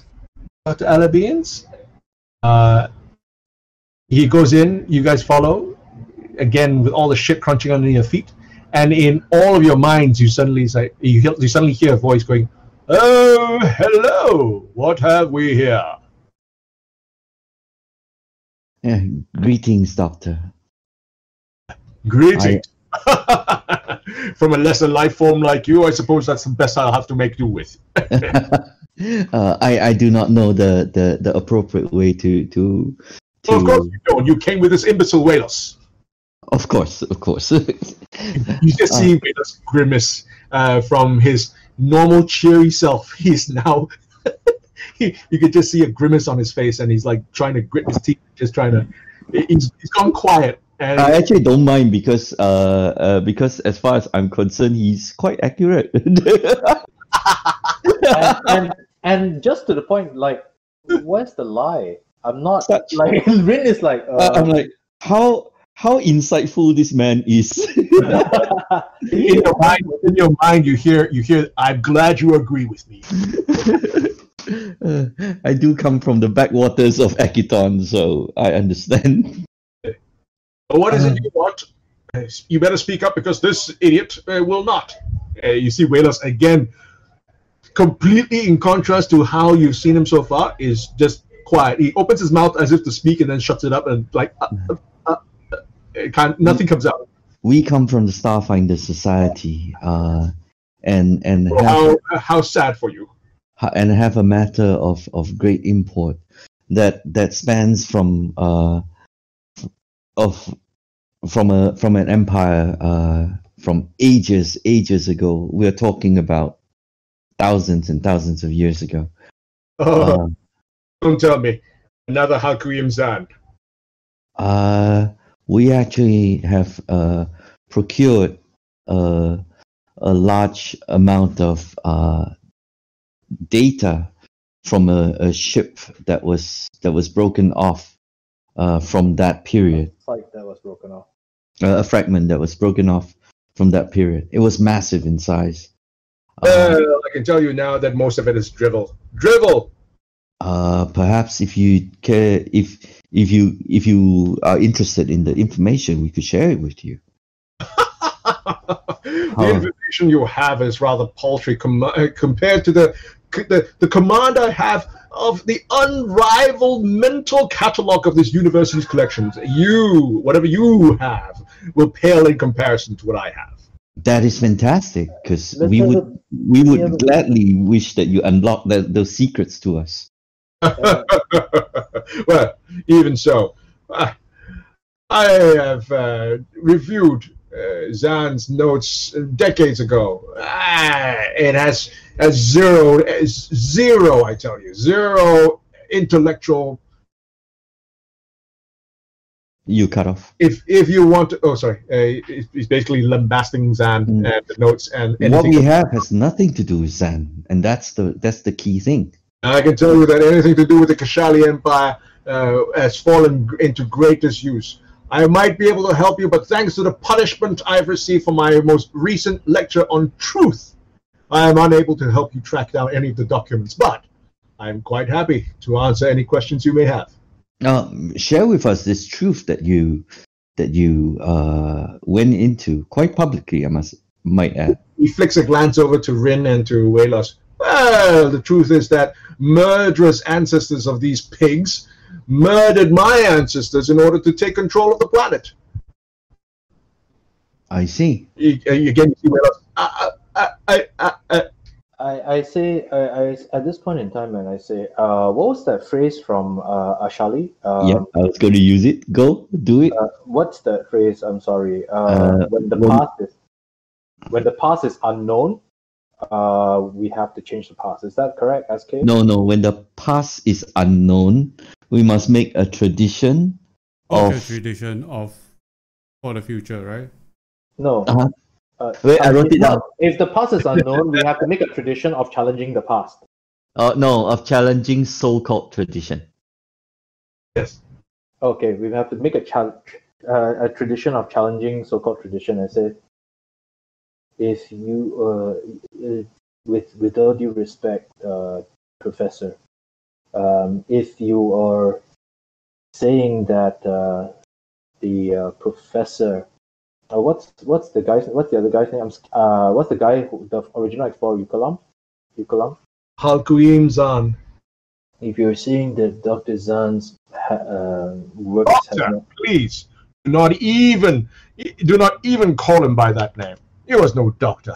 He was no explorer. then I say, if the past is unknown, we must make a tradition of challenging tradition. What if we have something that allows us to challenge that? Well, whatever you have on the Kashali Empire is locked up together with the secrets of the Yukalam continent. And All that we know of the Yukalam continent comes from the Zahn expedition. I have reviewed the entirety of Zahn's original notes early in my time here as faculty, and to my considerable knowledge, only Dr. Solstani has studied them more recently. Zahn's methodology and all that we have about the Kashali Empire was imperfect. It catered to an uneducated reader's lexicon, fetishizing the exotic, conveying a pathological love of his self-image as an adventurer, likely to earn money, or as an elaborate mating ritual. As a result, his work is scientifically wanting and his conclusions doubtful. So whatever you have on the Kashali Empire would not match up with anything that we have unless you were actually able to go through the notes and compare them. I say, maybe you could take a look at what we have. Oh, I'm not the right person, and normally I could, but again, I'm currently on probation due to the weak-willed public's inability to process logical arguments I posited in my recent lecture. Until I am reinstated, I cannot assist you. Would you be interested in having your probation lifted? Professor Mohali suspended me, and barring any unlikely intervention by a dean in my favor, only she can undo this. Your convincing her to do so would allow me to help you. If you also repair the damage she has dealt, you will have my undivided attention. I say, it's easy enough, right? Hardly. I'm on track to attain tenure at this university in several more years, requiring practically twice as long as an observation period as a Lashunta would, I might add. Likely because my assessors are compensating for inferiorities, real or perceived. This incident reflects an egregious stain on my record that challenges my advancement on scholarly recognition here. She must agree to erase this insult from my file. I have spoken with her about the matter, and her judgment is clouded by stress and emotion, whereas I can see things perfectly clearly. If she truly cared about scholarly integrity, she would debate my assertions, and instead she stoops to censorship in violation of the university's free speech principles. There is a key point where I believe you have failed to look at, good doctor. Oh, really? And that would be? The people that you're speaking to obviously do not share your level of intellect to be able to understand the logics that you've put forth before them. As such, the very words that you chose, maybe the only people who can't understand are the people who are offended, and those are the Lashunta. The Formians, on the other hand, are perfectly capable of understanding and stand with me. However, if you wish for your speech to reach the ears of the people that you speak to, then perhaps the words that you chose are the ones that need to be changed. After all, pandering to the Lashunta propaganda, of course. Not pandering, no, sir. I'm saying about understanding. After all, it is your role as a teacher to enlighten the public, no? I do not enlighten the public. My role here is to present the truth. And the truth, and you cannot conclude that they do not understand. If they don't understand, they wouldn't be so upset. I don't think that they understand it the way that you do. In other words, you've only taught half the lesson. Nonsense. They understand, and therefore they understand that I have concluded that they were in the wrong, and therefore they're offended because the truth offends them. I don't understand, and I'm kind of offended as it is.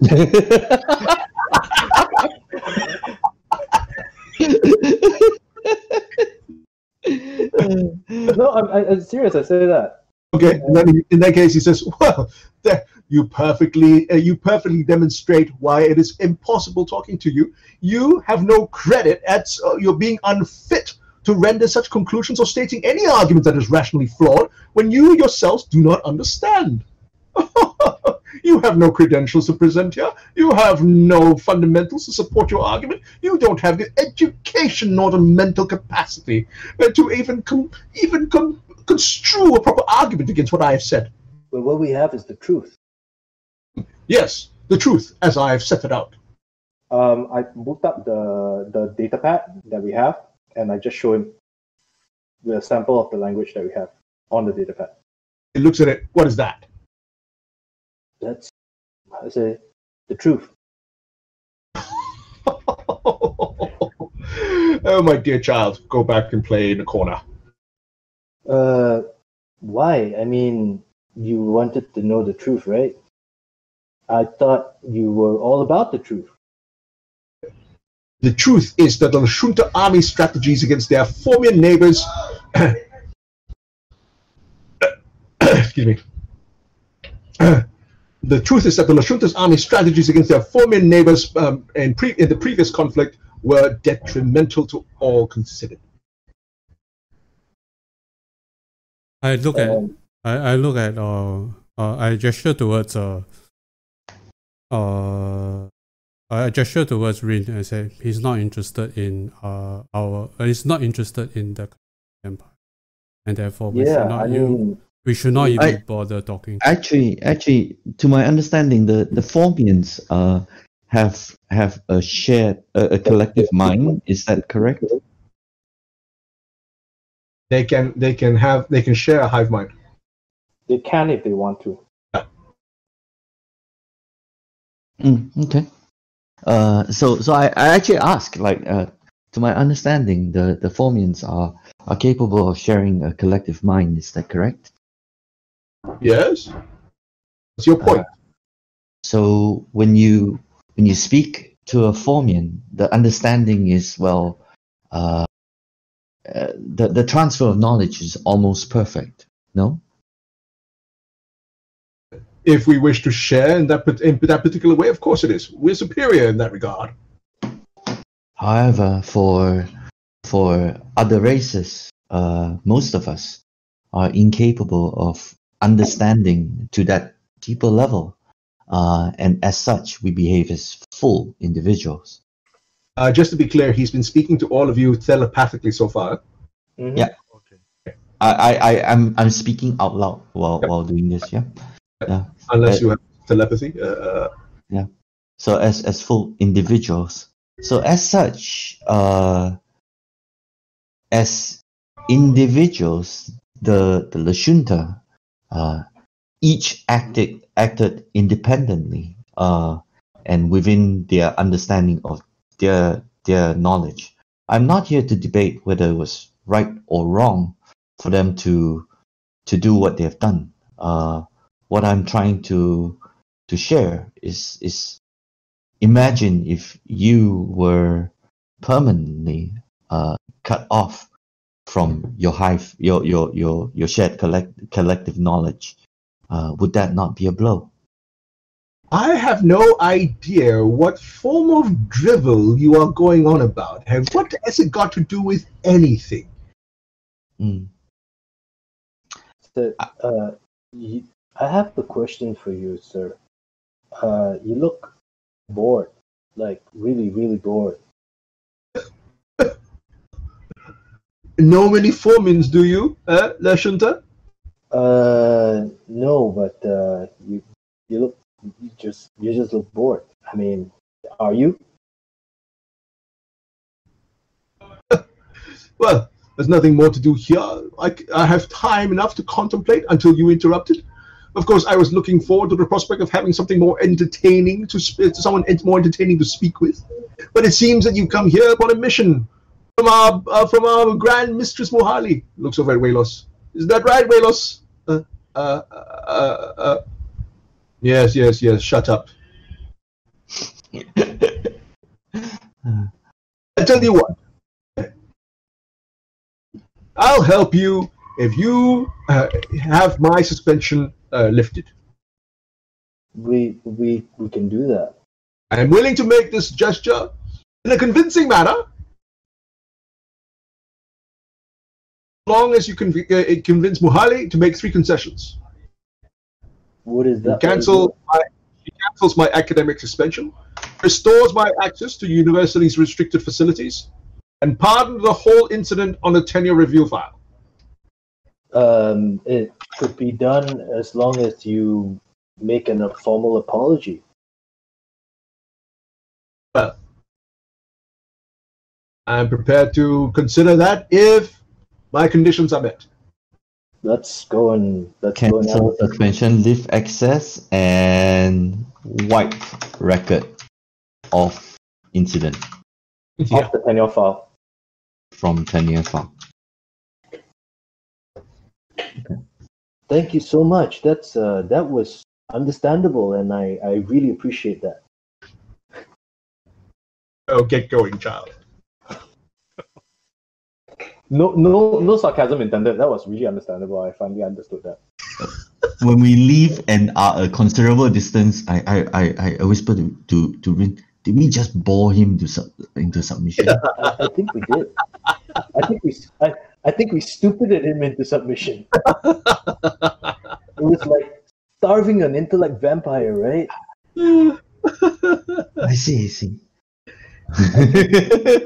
No, I think he was genuinely bored, right? And he wanted to show that he was superior to everyone. But if we are the only people that would be visiting him now that he's bored, he's going to get even more bored. You get it? You get it? Yeah. Man? I mean, I think we've proven his case that he is superior. Yeah, to everybody he meets. And I'm totally okay with that, right? I mean, I'm not smart, and I'm okay. I think. I'm not educated, and I'm okay. Let's see if we're able to kind of make this sausage, right? If Yeah. he is willing to make the formal apology, let's convey the message. Okay. Dr. Walos, did that go well? After you've gone, you started speaking only after A considerable distance, just in case telepathy. So Walos, as he reaches about that point, he almost as if he's been holding his breath all this while, suddenly goes, "What a despicable man!"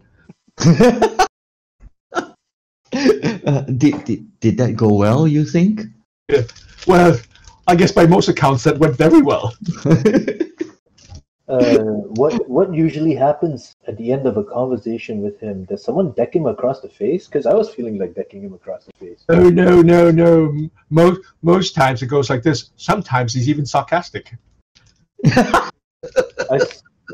How do you tell when he's sarcastic? I mean, I didn't understand anything of what he said. Oh, believe you me, because he speaks only telepathically most of the time. He doesn't deign to use formal speech, and because he speaks telepathically, he can be really cutting in his remarks, and you feel it. I say, wow. I didn't feel it. Yeah, I thought he was accurate in every aspect of what he described about us. Especially when you said we weren't too bright. I'm not too bright. Yeah, I was just getting kind of annoyed because he was going on and on and on. I mean, Okay. Should we head to Professor Mohali? yeah, let's go. Tom has to run. Okay. We can Do you want to stop here? we can finish up this Mohali bit. I think. Yeah. I think the Mojave is fine. Yeah. Yeah. I'll log off here. Okay. Again, SK. Thank Yeah. you. Yeah.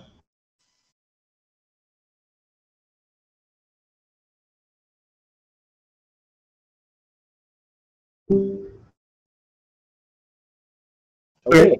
You get back to Mohali's office where she is on a Wayless again just knocks and enters on an open door.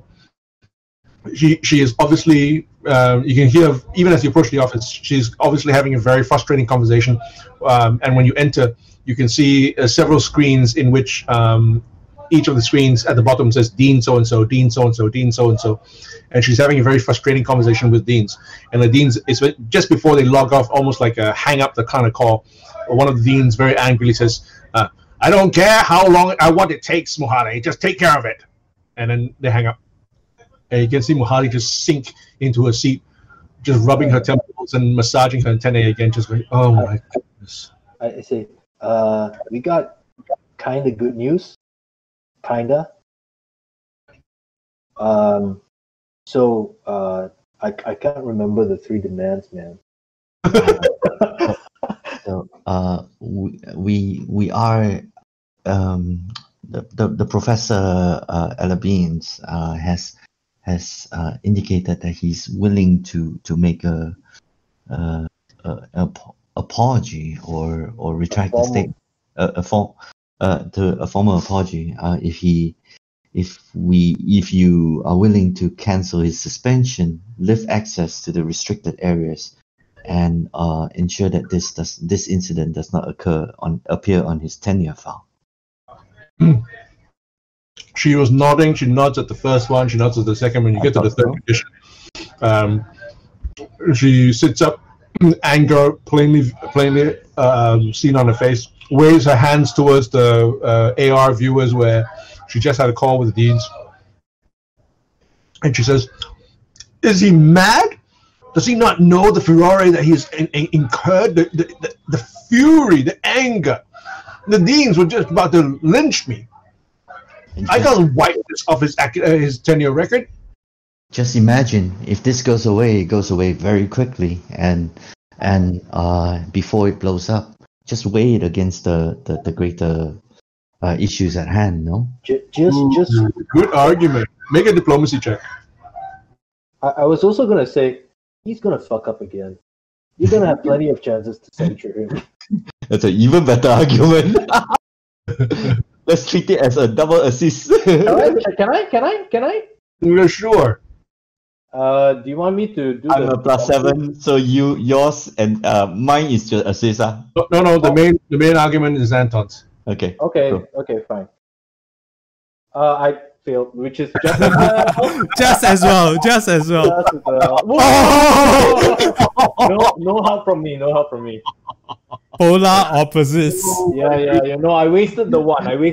That's my role. Oh my goodness. Okay. Mohali sort of taps. She rests her face on her head on her hands, and she slowly taps her side of the face as she thinks about what you just said. And she says, I cannot condone what this man has said, nor the anguish that he has churned up again in the face of the war. But I think you're right. All right. I'll agree to his conditions if he apologizes immediately. He calls a he calls a meeting of a conference, or what do you call that? Press conference. Calls for a press conference in whether in person or over the over a holonet. I don't care, but he does so immediately, and he offers his unreserved apology. Okay, we will bring the message to him. Yeah, we're supposed to bring a message to him, right? Yeah. Okay, let's do it. You all right? You want a drink? I looked at her. No, I'm serious. I'm looking at her concerned. Like, you're right. You want a drink? It looks like you could use a back rub. I'm just saying. A back rub. I'm just sliding into those DMs, man. I'm just sliding into those DMs. Okay. She just shakes her head, but smiles at you gratefully and continues to massage her temples as she waves you out. Why don't you guys go ahead and... No, come. Come along. Come along. I'm having so much fun with this character. He's awesome. What these days the guys are just going to let you. I tried. I was trying, right? No, these guys. No, I get to blame it on these guys. It's like I had a game, but these guys they blocked me, man. They're afraid of the low part effect. No. You see. There's something like there's tantric sex and there's tentacle sex. The problem is that you're so stupid you might get it both mixed up. And that would be awesome. Okay, so we bring the message back to Mohali. No. Alabin. Alabin, yes. Alabin. Okay. Yeah. As Wayless declines to go with you. Oh, that's fine. We're totally okay with that. Yeah, we're totally okay with that. Oh wait, no, he's staying behind. No, he's got game too.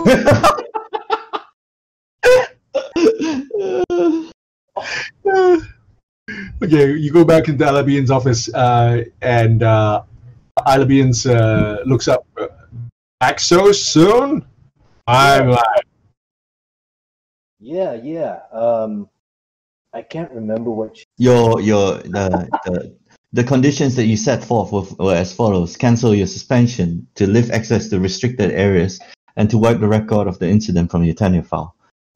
Those have been agreed to on condition. On condition that you conduct either an immediate formal apology through a press conference or through Holovit. Unreserved. you can see Alabin sort of momentarily pause, and you can see him blinking at you. And then he sort of recovers, just a moment later, he sort of recovers, shakes himself out of stupor, and yes, of course she caved. Of course. Very well. I will call for an conference. I clap him on the shoulder, right? And maybe a little harder than I used to, but clap him on the shoulder and just, you saw everything coming, man! That was awesome! You clap him on the shoulder, he dies. Well, I've taken care of the problem. I will call for an immediate press conference. I would like to see Professor Mohali's these conditions in writing. Okay. Sure. She can send it. She can send it to my comcode. Sure. We'll tell her. You don't want to talk to us anymore, right? That's the reason why you're sending it by comcode, right? How stupid is drawing the intellect right from your brain to ours, right? Remember, unreserved formal apology. On all of it. On press conference. Yes. Sure. You know what? Is he gonna snook us? Is he gonna snook it? He could, but if he doesn't, then she doesn't have to hold up to the end of the bargain. Yeah, correct. That's true. Yeah.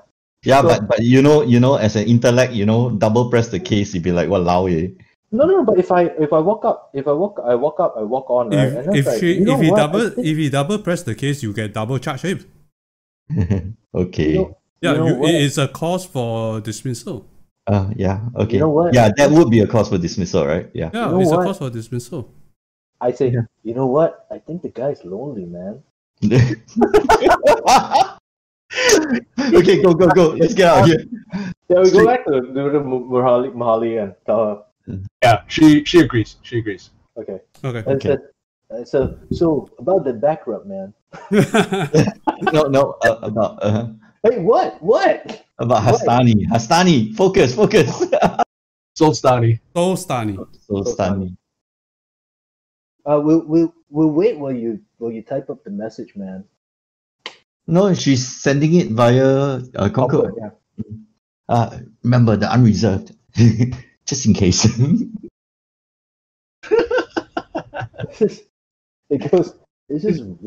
I mean, the man looked lonely, man. I think he needed to get laid or something. Are you offering? Is he male? Is he female? Really? I didn't know that. How you doing? Remember that actually he did offer to help you with the Kishali stuff from Yes. Zan's notes to match up the Zan's notes with your Yep. Kishali writings. If you got them in this, so yeah, you still have that. If you want to call on it, you probably could. Oh, we will. Of course, Oh, we you will. totally will. No, because I feel like the man is just sad and lonely. I feel sad for him now, you know. Okay, so Mohali first writes up the something, puts in writing the agreement to the conditions, and sends it off to Alabine. Alabine. Can we go back to Albine's and cash in the offer right now? Match it up and everything? No. Go ahead, right? I'll just be with the professor of linguistics here, right? And you know. Wah, wah, wah, wah. Anyway, she sends it off. Then she sort of leans back in a chair, and you can see her close her eyes and sort of enjoy a long, deep breath of relief. Then when she finally opens her eyes again, maybe 30 seconds later, she looks at you. And Anton says, "Thank you very much for your help." Well, until his press conference goes out, I think we're still gonna be on edge, aren't we? Well, if he doesn't do his press conference, all bets are off. Like what I Ooh. said earlier. Nice. That Okay. it will go onto his record. He will continue the suspension. In fact, it Not might continue. You can revoke tenure already. you can revoke Okay. his tenure, so on and so forth. Can. So So I say so. You wanna go grab a drink sometime? there is a matter of notice that the immediate cut in. There is a matter of meeting with Dr. Sostani. Professor Sostani. Yes, Waylos mentioned that you had some writing from a drift rock, Yes. Yes. some language records you wanted me to take a look at. We can send it over to you right now, or we could do it over drinks. Right now will be fine.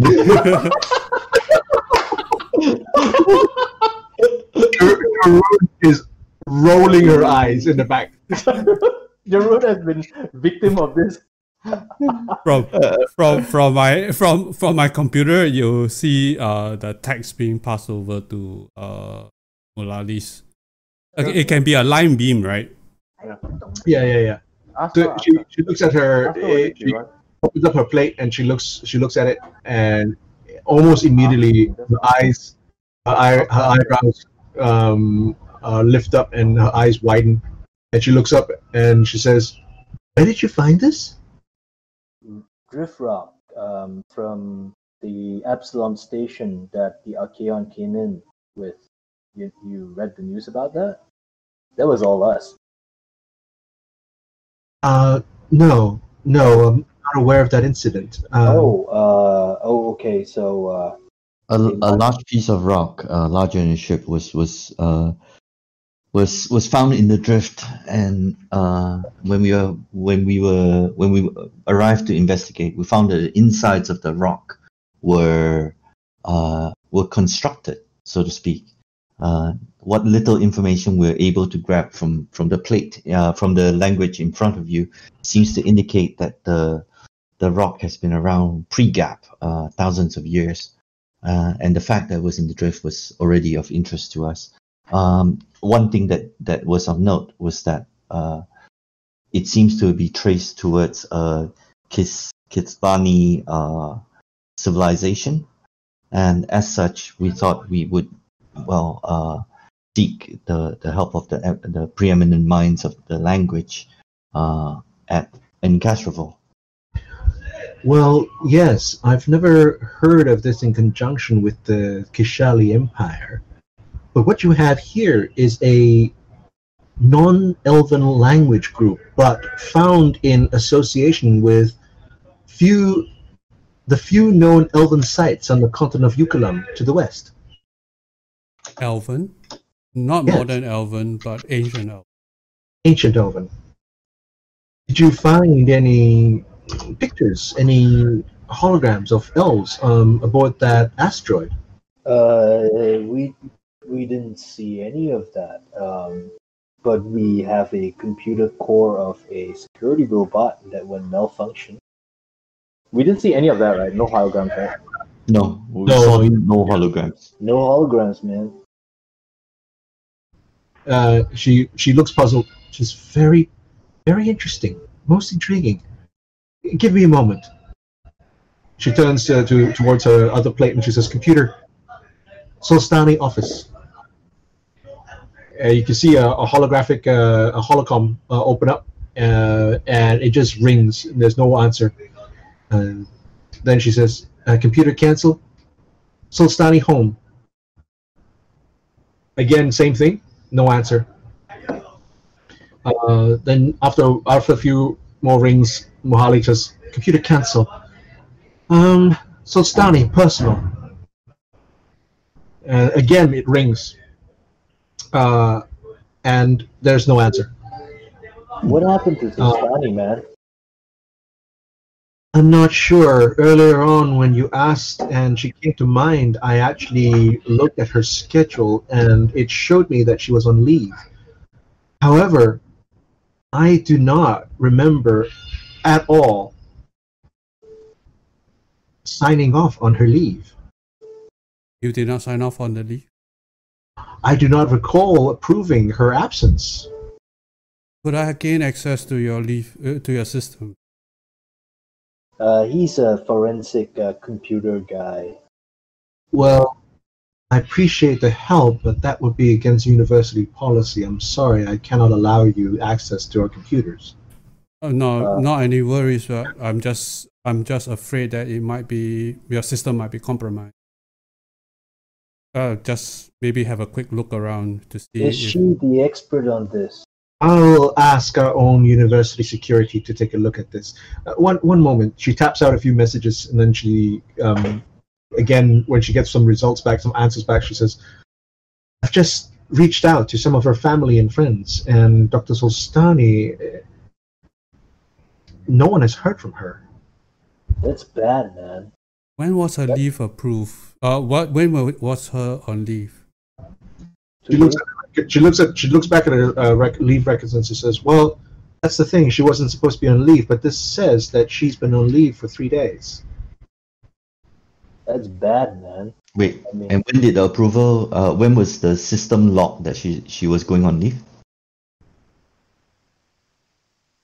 3 days ago. If The, you come with me. Yeah.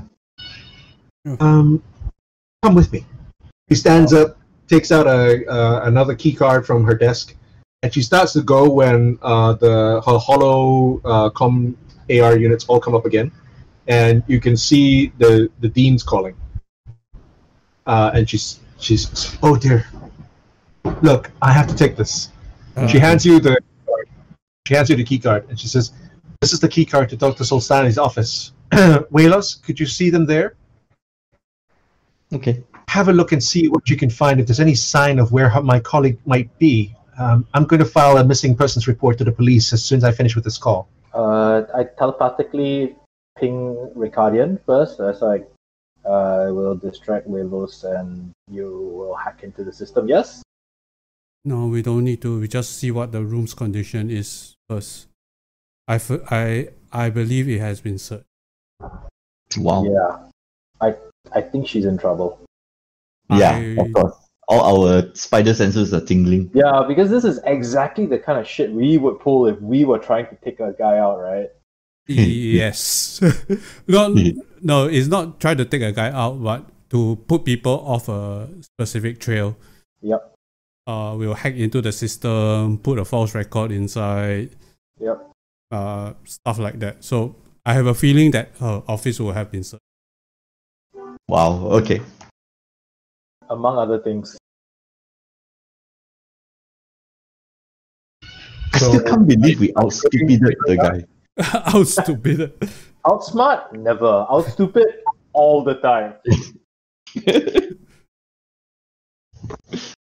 I think we provided sufficient entertainment, lah. I think we were just there, you know. He's a bored To let lonely him guy. vent. He just Yeah. needed to vent. He needed to vent. He was bored and lonely. He's trying to get attention for himself, you know. So he makes a statement, and now he's worried because he's overstepped his boundaries, right? This is tenure. Yeah, might lose his tenure. So he wants to take a step back, but he's got too much pride Right. to do it. You know what I mean?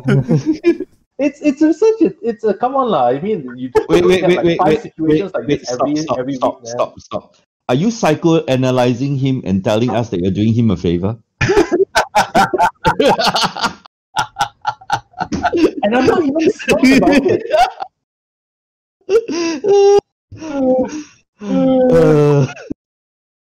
Okay, let's head up. Waylos leads you down only one floor to the fourth floor. You come up to a door of heavy wood composite with an electronic lock. Okay. Beep, beep. Door opens the key card, and when you push it open, the door was closed. There's no damage around the door or anything like that. But once you open it, it's immediately apparent that the office is in complete disarray. Their cabinet doors are ajar. There are several stone artifacts scattered across the floor from open archival I pull out drawers. my video camera and I start filming it just to show that from the point in time we entered, it was already like this. Okay, you can hear Waylos gasp, and he said, "Oh dear me! Oh dear me!" Don't come in. Let me have a look. Go and wait outside. Wait outside with the doctor Botani. Let her know immediately. With Gucci. Okay. There are broken artifacts across the floor as well. Is there a body? No. So there's a travel bag that you can see that's open and half packed, and there is a computer plate on a desk at the far end of the room. It's dark though, but the diode at the base blinks quite regularly. Computer plate. It is then that Muhali actually comes into the door, and she too goes, "Oh my goodness!" Please do not step in. This is where we take out. We'll just conduct a thorough search. Anton, the scans. Yep. Scanning. Lucci and Ricardian. Let's get. And I'll look around as well. I'll see if there's signs of violence. Yeah. So I'm looking out for signs of violence. Ricardian and Lucci are probably going to attack the plate.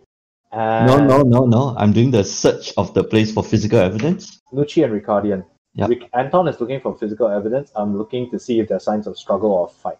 Okay. Nucci, can you find the signal of that plate? Okay. Lucci says, sure. So I will do my whatever evidence, physical evidence thing first. Okay. With my scanner.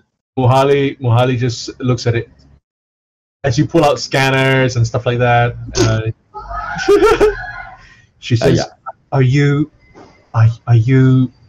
experienced investigators?" We are somewhat adequate. We are chapalang. We are codependent. When there are four of us, we're not bad. We are one experienced investigator among all four of us. Okay. I rolled a 20 for signs of struggle. You can see various pictures on the wall of a casata with different people. This is the good doctor, right? I without touching a point indicate. Muhali nods and says, "Yes. She's one of the few casatas who work on Castrovel. She's a good friend, an eminent archaeologist specializing in archaeoastronomic validation. She studies like how ancient cultures have viewed the cosmos and expressed these observations in their architecture, their artifacts, and their writings. I mean, she's normally a little messy, but this is someone's been through here." She glances quickly at the door. Was it broken into? It wasn't. Actually, Nucci, let's remove the plate. See whether because I would put back the plating if I've tampered with. The door lock. Yeah, The the door door lock. lock. The Okay. door lock. And as you do that, she's, wait, are you sure you know what you're doing? Oh, Yeah, yes, of course we do, man. Look at how confident the man is. Mohali just looks a little bit hesitant, but then she says, all right, would you please continue investigating to see what you can uncover? Please, she's a dear friend. In the meantime, I must call the police. I'll make a police report. She leaves. God. Let's take a look around. Yep. What did my 20 spot? My You're looking around. You do note that there are cameras. There's one in the hallway, not in the individual offices and classrooms, but you do see a security camera in this hallway, and one covering the entrance of this office. I'll say cameras here and here. You also note that the plate, her home plate, the desk plate, was not originally where it was right now. Okay. The plate, where was the plate originally? There's a mark on her usual desk where the plate would stand, but in this particular case, it was removed and put back, but not in the same place. It is removed from here and to there, so the plate's definitely been moved. I think it may have been tampered with too. Can you get access to the security footage? Not without hacking it. Then hack it. The police is going to come here, and they're going to know that I've hacked this. We had a request from the dean. We're okay. We're fine. The dean didn't. Or are you bluffing? Yeah, I'm saying. Yeah. We not that we're bluffing. Is that the dean didn't specifically say what we should or should not do. She said continue investigating. This is investigating. Okay, anyway, I'm again not done with his perception yet. Oh, yeah. Okay. One of the cabinets is ajar, and you can see that it contains a field suit with a name Solstani on it. It's a set of basic Lashunta Tempui fitted for Kasata. Okay. And it looks like it's fallen from the hanger. It's fallen onto or where the open ajar cabinet is. Okay. Make a second perception check, DC 16. I say there's something about that cabinet over there that I can't figure out. Anton, you wanna? Search that area. I say something about the fallen suit. 16. Not much better. No, 16 is the DC. I failed to make 16. You notice from where the suit is, how it's fallen, and where the desk is. The cabinet is. Sorry, not the desk. The furniture is basically carbon fiber in this place, and someone collided violently in the furniture, so there's a dent. Someone collided violently. A dent in carbon fiber. That's quite a lot of strength, right? Yeah. Okay. I mean, blood. To dent carbon fiber, there should be like blood traces and all that, right? Maybe not on the naked eye. That's what my Roman scanner is for. Just behind the open cabinet, the cabinet that's like slightly ajar, that cabinet, Anton, you also find what looks like an invitation to the 5 Arches. Okay. What's the 5 Arches? You have no idea. Do a quick Google search. We collect data first, then we do the searches later. Okay, Ken. Rich, the footage of the room and the way that you. Sorry, you cut out. Hello? Who cut out? SK. Yeah, you cut out. the way that you then touch it. I stopped because someone else started speaking. Nobody else was speaking, Asker. Someone else started speaking, and I wanted to hear what was going on, so nothing else happened. Okay. So the way that the invitation has been, it's just behind the cabinet. It did not fall in there. Did not just behind. That means behind the cabinet, right? Yeah. Okay. It did not fall in there. It was as though it was hidden in there. it was hidden there. Okay. Sure. Okay. Then finally, okay,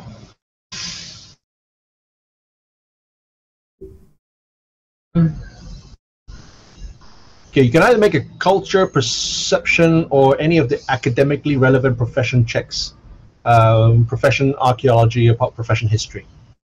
I have culture and I have perception. Which one is easier? Culture will be the easiest DC. Perception, the highest. History would be the lowest. Okay, I'm making culture.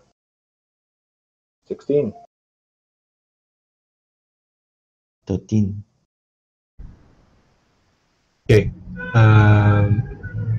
You see some printed scans of a notebook found on the table, on the desk, marked in red pen. You have no idea what the cultural significance of these things are.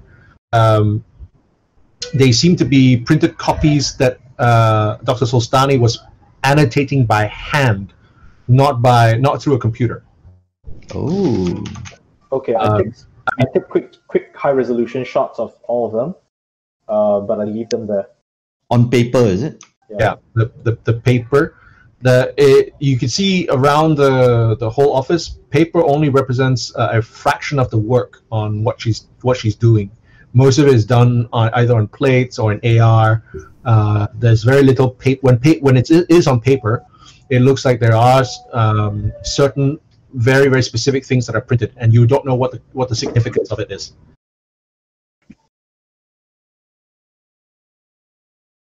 Okay. Yeah. Taking the ones on the table. I'm taking scans of it. Okay. The ones that she's annotated by hand in red pen. You can see that they are scans of Halkuim Zan's notebooks. I say, why does she have Halkuim Zan's notebooks here? I tap it. This is Halkuim Zan's notebooks, and the portions that are circled. What is she talking about? Again, you have no idea of what the significance of it is. It just seems to be a random page of Zan's various notes. It has things like Castrovel crawls with vermin and beasts of all kind. Thunder-bellied behemoths clear paths through the jungle while bellowing madly. More vexing, though, are what we've come to call stingbats, some hellish cross of monkeys, bats, and scorpions that travel in troops and harass us regularly. I fought one off as it attacked a porter and shot another as it fled, and from then on they targeted me. It's as though they can sense strength, yet resent it. That sounds like one of Kel's characters. Oi! Oi! Why? Professor Mohali did mention that Dr. Solstani was working on Harlequin Zane's note. She was the most recent visitor to Ukulam. Or the most recent.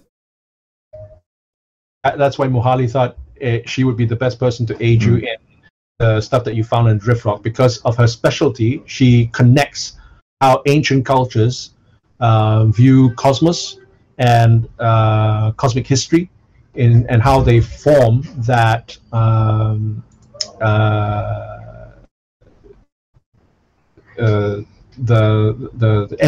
trying to find the evidence, basically, of all that they do in order to make sure that they can tie one thing to another. You get what I mean? What we're missing is motive, though. Yes. So- Yeah, because none of the stuff here looks like it's been taken, right? Because if the stuff has been taken, that would make sense. You don't know if anything's been taken. That's true. Yeah, All if we it's have- taken, it's not here, ma.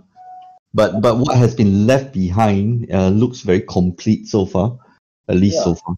Yeah. So, do we want to get footage from the cameras? Wait, yeah. The annotated notes if you read the notes, they're like it started halfway and it doesn't seem to go anywhere. Could be some of the relevant notes. Wait. The notes are on paper as well, correct? Hand annotated notes are on paper. You don't know what the significance of it because there's no reason why she would annotate by hand. She could do it in AR. She could do it on a computer. Yep. She thought that she was studying something and she thought that she might have been tapped or listened to. The one thing about the paper, just to check, right? Are there any of the the shade, and then is there something like, did she write in any other areas or invisible ink kind of thing? Okay. Not that you can see. Okay. Camera? Are you hacking in? Yeah. Okay, hack it. Make a computer check. Lucci assists.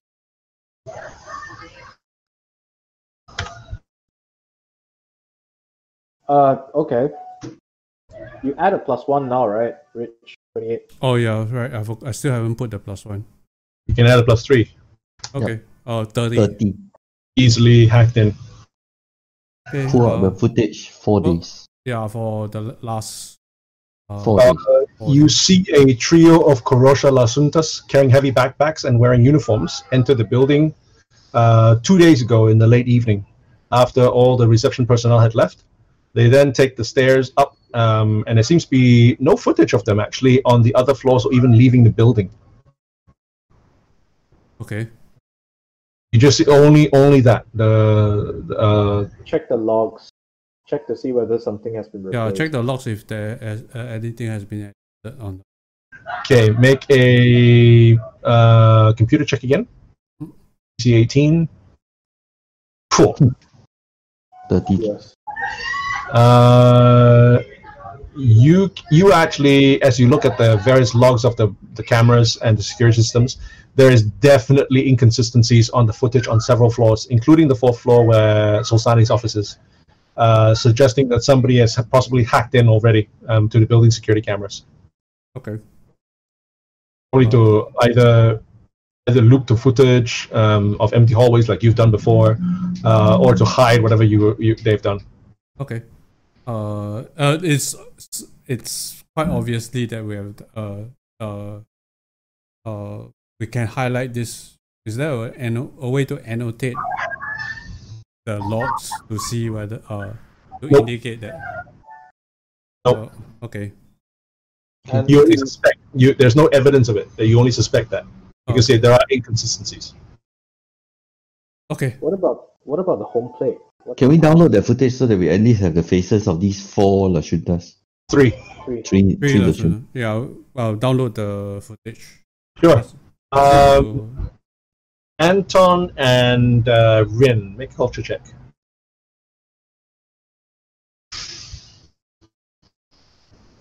$21. Hey, Rin, you recognize the uniforms as belonging to the Gateway District's Port Authority. Hey, wait a minute. That's the Gateway District's port authority.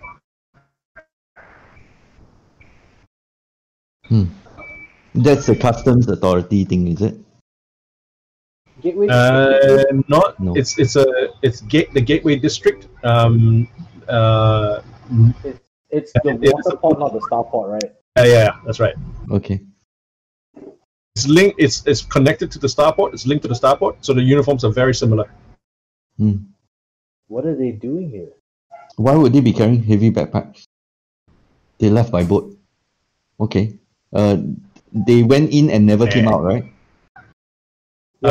You saw them. There's footage of them coming in, but there's no footage of them actually going to any of the other floors or even leaving the building. So they didn't manage to catch the one camera that we managed to pull the footage from. That's right. They probably missed this particular footage. They seem to have wiped out everything else. Okay. Just to check, was it possible to leave this room from the inside? From the, as in through the windows? Through the windows? Possibly. Check the windows and see whether they've got scuff marks and Why would you? Whether they are locked. But why would you look at that?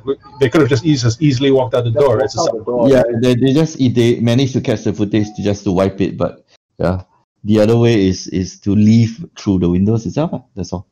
Okay. Yeah. So I just check whether the windows are locked. That's all. Presumably they are. Okay. And we'll stop there. Okay. Okay. we have a